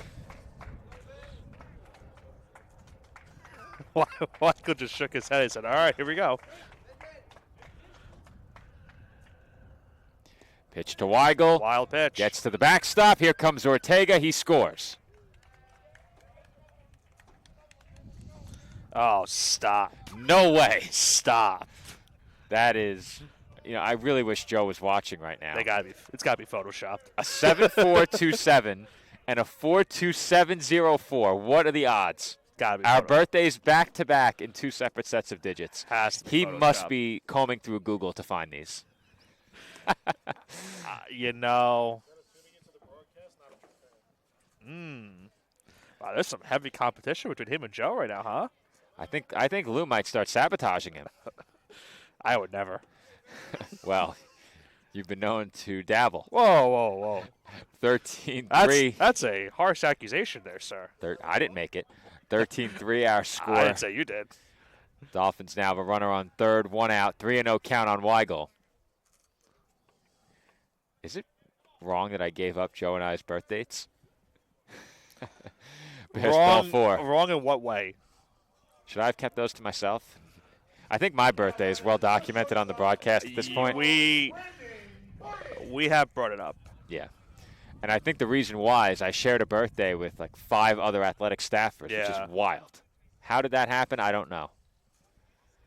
Brandon Bardick, the batter. At one point, we had 3 full-timers with the same birthday. Really? Yeah. We had 3 full-timers, and then I think we had 3 others who shared the same birthday on a text group. Huh. It was really incredible. Your birthday or some other or different date? My birthday. Oh, yours. Okay. The former assistant SID that I replaced had the same birthday as I did. And Lou didn't know this apparently. And at the time, our men's soccer coach shared that birthday. Oh, okay. And I think we had one more part-timer who shared that birthday. It was quite unusual and a bit unsettling at times. That's low and away, 2-1. Unsettling. Not as unsettling as these text messages. Oh. Of course. We'll have to phone Joe in. You could have technically tried to do this game remotely if you wanted to. Big swing and a miss there by Bardick, 2-2. Well, Joe was working with us yesterday at softball, then headed down to Bridgewater, New Jersey, which I guess technically is headed west to Bridgewater, New Jersey. Called some hockey last night with our former colleague Andrew Rotundo. Sportsnet alum Andrew Rotundo. Alumni section. A good friend of ours, the probably biggest enemy of sponsorships.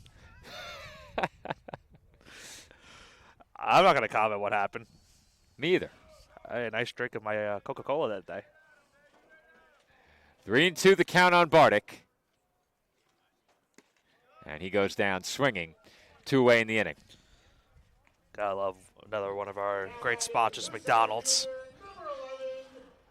Well, now that you mention it, I'd say one of Andrew's defining moments on Sportsnet was during our pregame. McDonald's had treated us to a pregame meal. We had some chicken nuggets, and I ate, well, this is to my shame. Are you breaking the fourth wall? Not really. I ate all the chicken nuggets before we went on the air, so I ate them all. So I gave Andrew the empty box after I'd eaten the chicken nuggets, and I said we're going to come on during the pregame and talk about how much we enjoyed our pregame meal, courtesy of McDonald's. Andrew goes rogue and says, well, Joe, it's an empty box. I'm like, yes, because we enjoyed our chicken nuggets during pregame. He's like, no, Joe, the box was empty.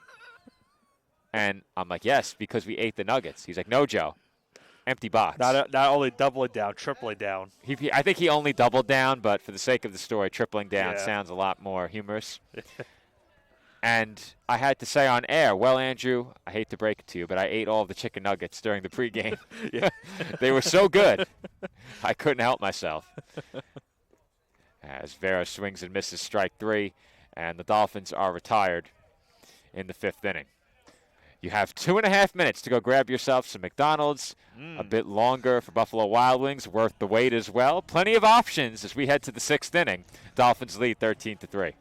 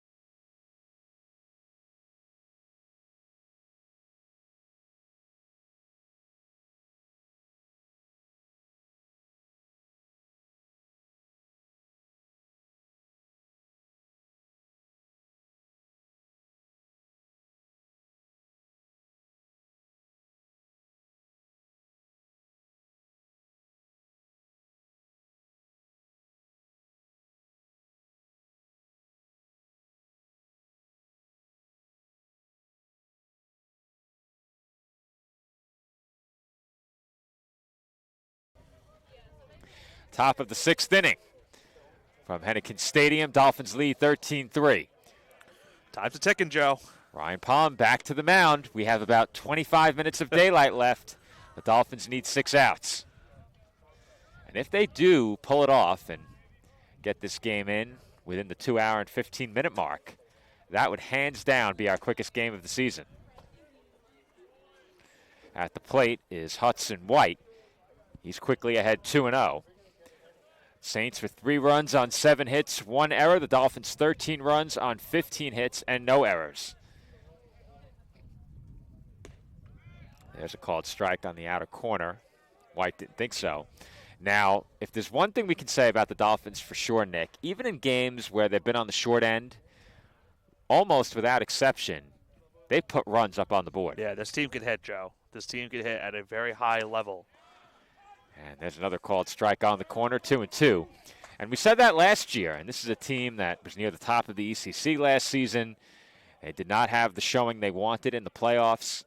And I think part of that equation comes down to how confident are you in your front-end starting pitching. As White's called out on strikes, he is not happy about it. Yeah, some of the Saints have not been happy with the umpires in these 2 games today. Well, it's going to be really tough to get any call that's close going in your favor as a hitter at this point in the game. It's a 10-run game. Dolphins need 5 more outs. We're running low on daylight. Do you think it factors in at all that the Saints won the first game?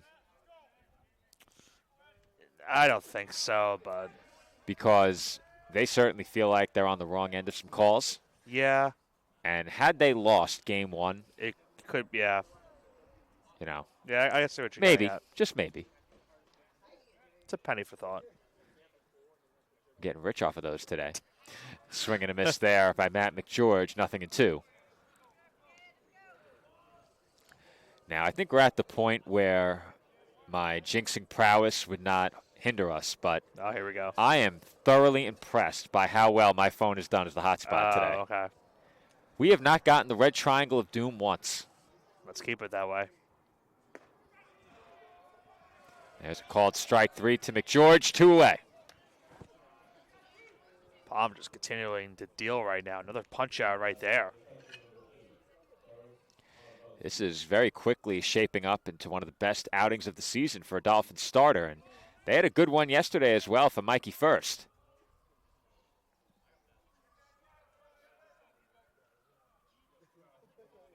At the plate now, Derek Onovello, and he's ahead 1-0.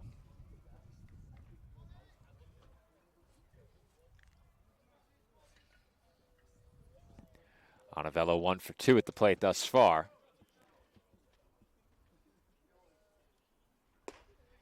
And Palms behind him 2-0.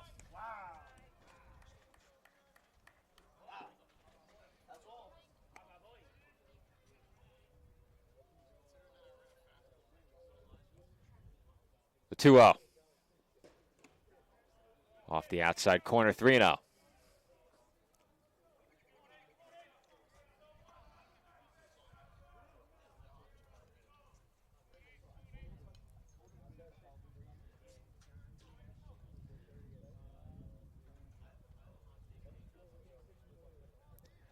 The 3-0.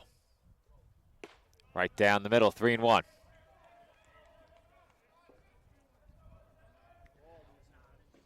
You really forgot to check on scoreboard again in between games. Yeah, it's fine. 3-1. Slice toward left center, and Vera is there to make the catch on the backhand. That will do it for the Saints in the 6th. Dolphins come to bat in the bottom half, looking for some insurance, leading 13-3.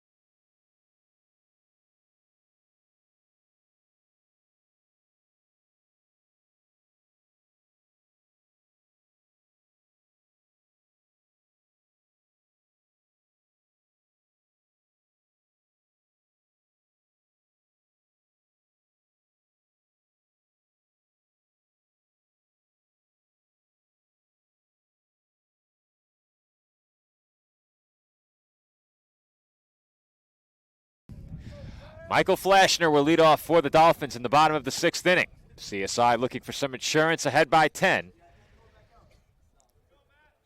It is 6:28, and with limited daylight available to us, we have a conference at the mound.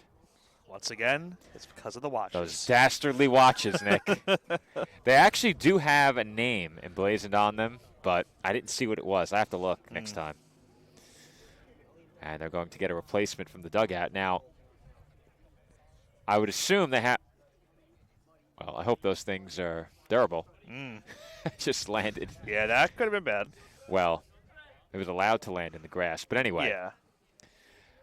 it seems like they have a limited number of those, so not every pitcher gets their own. How many could there be? Because we've seen those go out more than once. I'm not entirely sure. I hate to call them watches, too. Yeah, it doesn't really have the right ring to it. No, Pitchcom device? I guess. The pitch clock? I guess we have a pitch clock already. Yeah. That would be really confusing. Yeah. Pitch to Flashner. Breaking ball in for a strike, 0-1. I don't know if we also mentioned the new pitcher, Matt Bradley. We did not. Okay. Now you did. No, I did.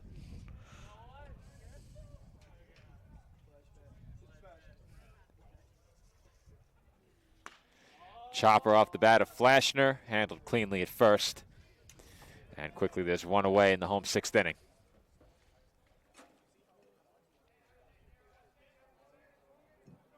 Now batting the first baseman, number 22, Jason Roman. That will bring up Jason Romance.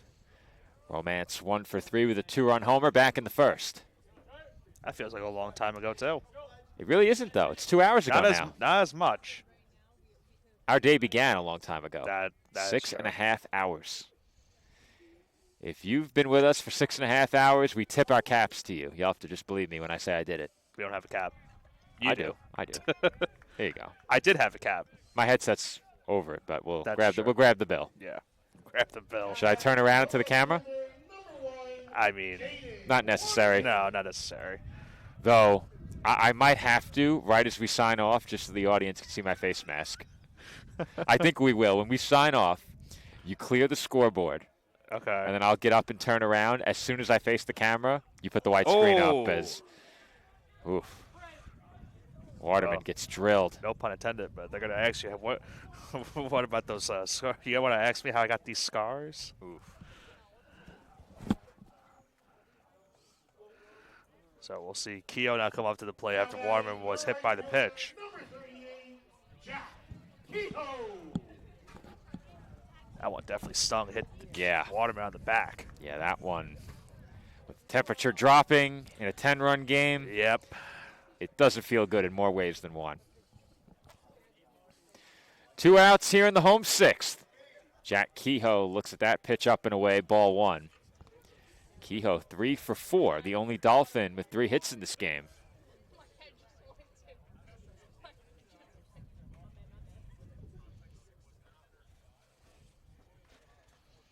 The 1-0. Breaking ball in for a strike, 1-1.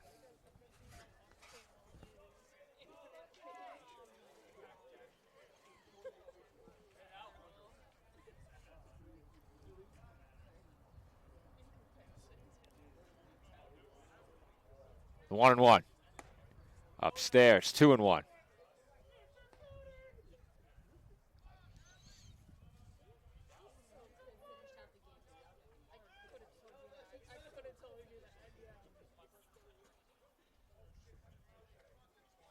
Two-one.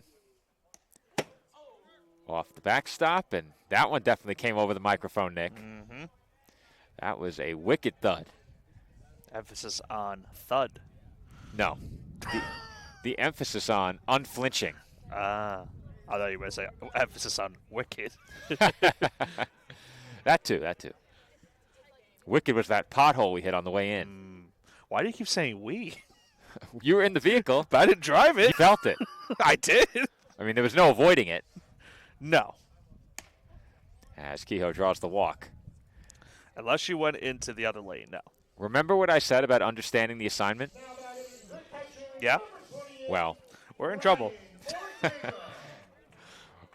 we could be as few as 4 outs away from a finish. But the Dolphins have a chance to add to their lead with 2 outs here in the 6th. Ryan Ortega at the plate.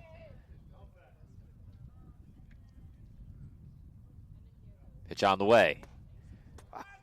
And that hat Yeah. is not cooperating with Bradley. Well, the wind is starting to somewhat pick up. It is getting chilly, Nick. Yeah, It's about getting a that bit chilly. time.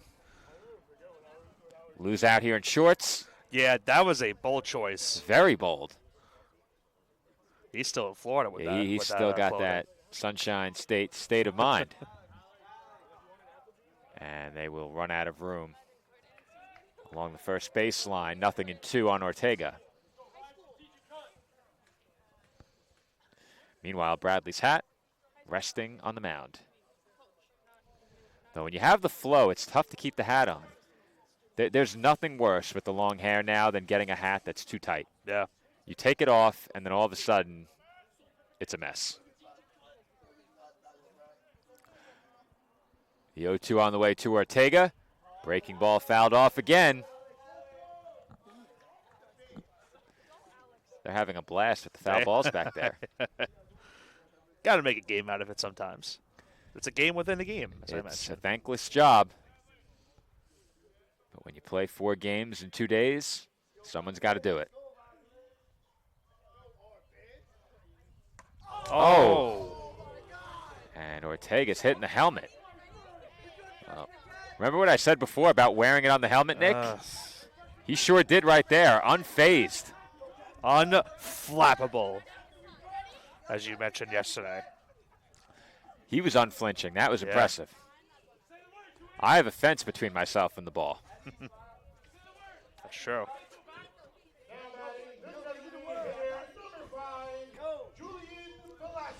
Julian Velasquez will get an at-bat here. Came on as a pinch runner. Now bats with the bases loaded. 2 outs in the home 6th. Breaking ball in for a strike, 0-1. That hat cannot stay on right now, huh? Yeah, I think he's got to stuff a headband in there or something. Whenever you have that rare fitted hat and they're size too big, you know you want it, but it's a little too large, you grab a headband, stuff it in there, and you're good to go. Something tells me you haven't tried that. Lost it again. You've never found a hat that's too big for you. No. No. I've never even seen a head above size 8. Yeah. Too much knowledge. That's true. Big brained. I'm just feeble-minded, I guess. The 1-1. In for a strike, 1-2. Everyone's just jealous. I don't know what to tell you. There you go. You got to reframe it. They're jealous of your big brain. Yeah. Velasquez behind 1-2. Bradley a strike away from stranding the bases loaded. And there's a chopper. Bradley racing Wow. to first, gets there. How about that Minus play? the hat. The Dolphins leave him loaded in the 6th. We head to the 7th. D'Youville down to their final 3 outs, trailing 13-3.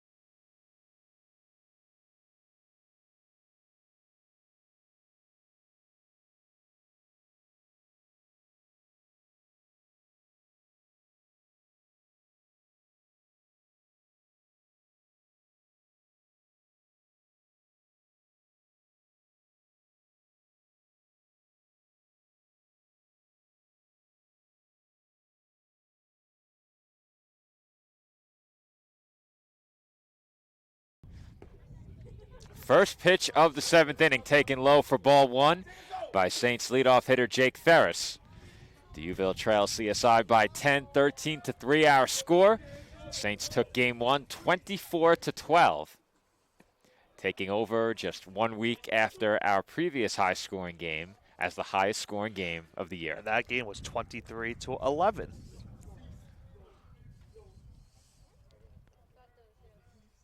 The good news for the Dolphins, they scored double-digit runs in all 3. As Flashner throws out Ferris for the first out, but they've been on the short end in 2 of them, looking to pick up a win here.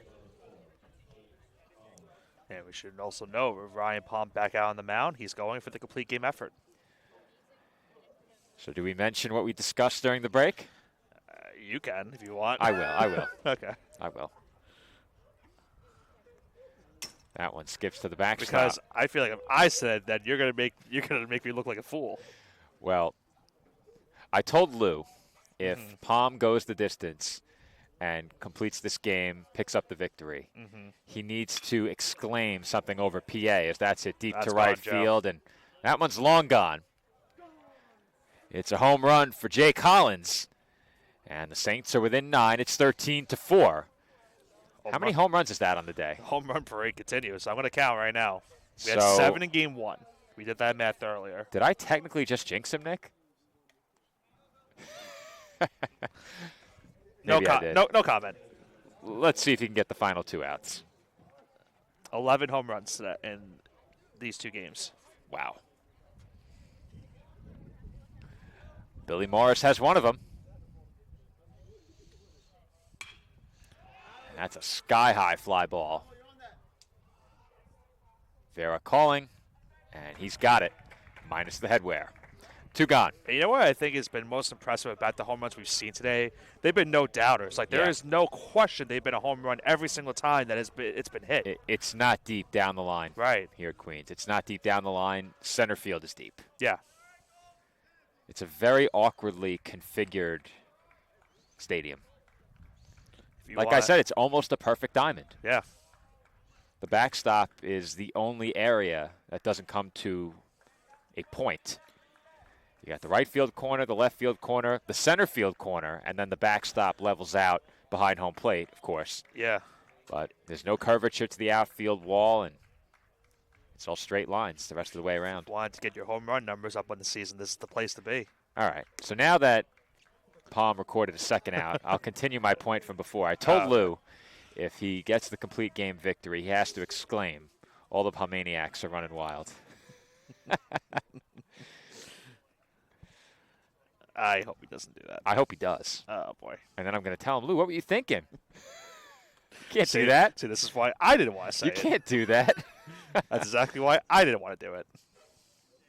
Meanwhile, it's 2-0 on Colby Wilson, the Dolphins talking things over at the rubber.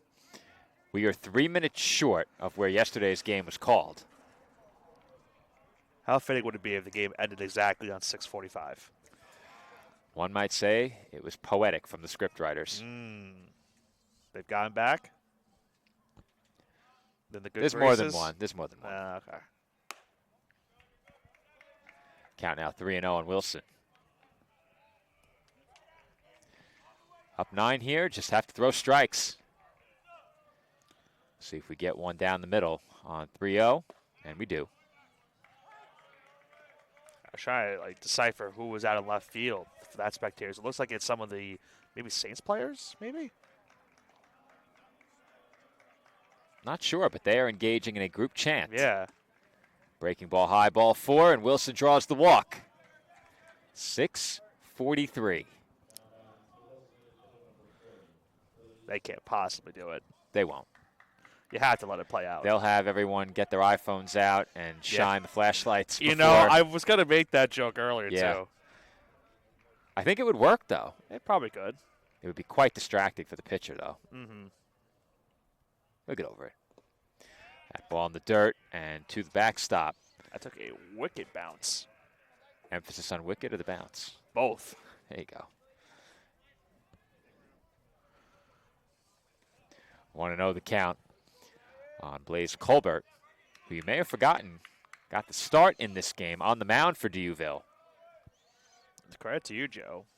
Yesterday, the circle. Today, the mound. You're back to the circle tomorrow. Ooh, that is true. Will I say mound tomorrow? Over, under, 0.5. How many times do I say mound tomorrow? I say... I'm going under. I don't think I'm going to say it. I don't think you'll say it. I don't think I'll say it. I think because I brought it up, I think... Nick, I'll forget this conversation by the time we get back to Staten Island today. I'll probably forget this conversation in 5 seconds. Okay. Breaking ball, sliced foul. Ooh, that was very close to a car.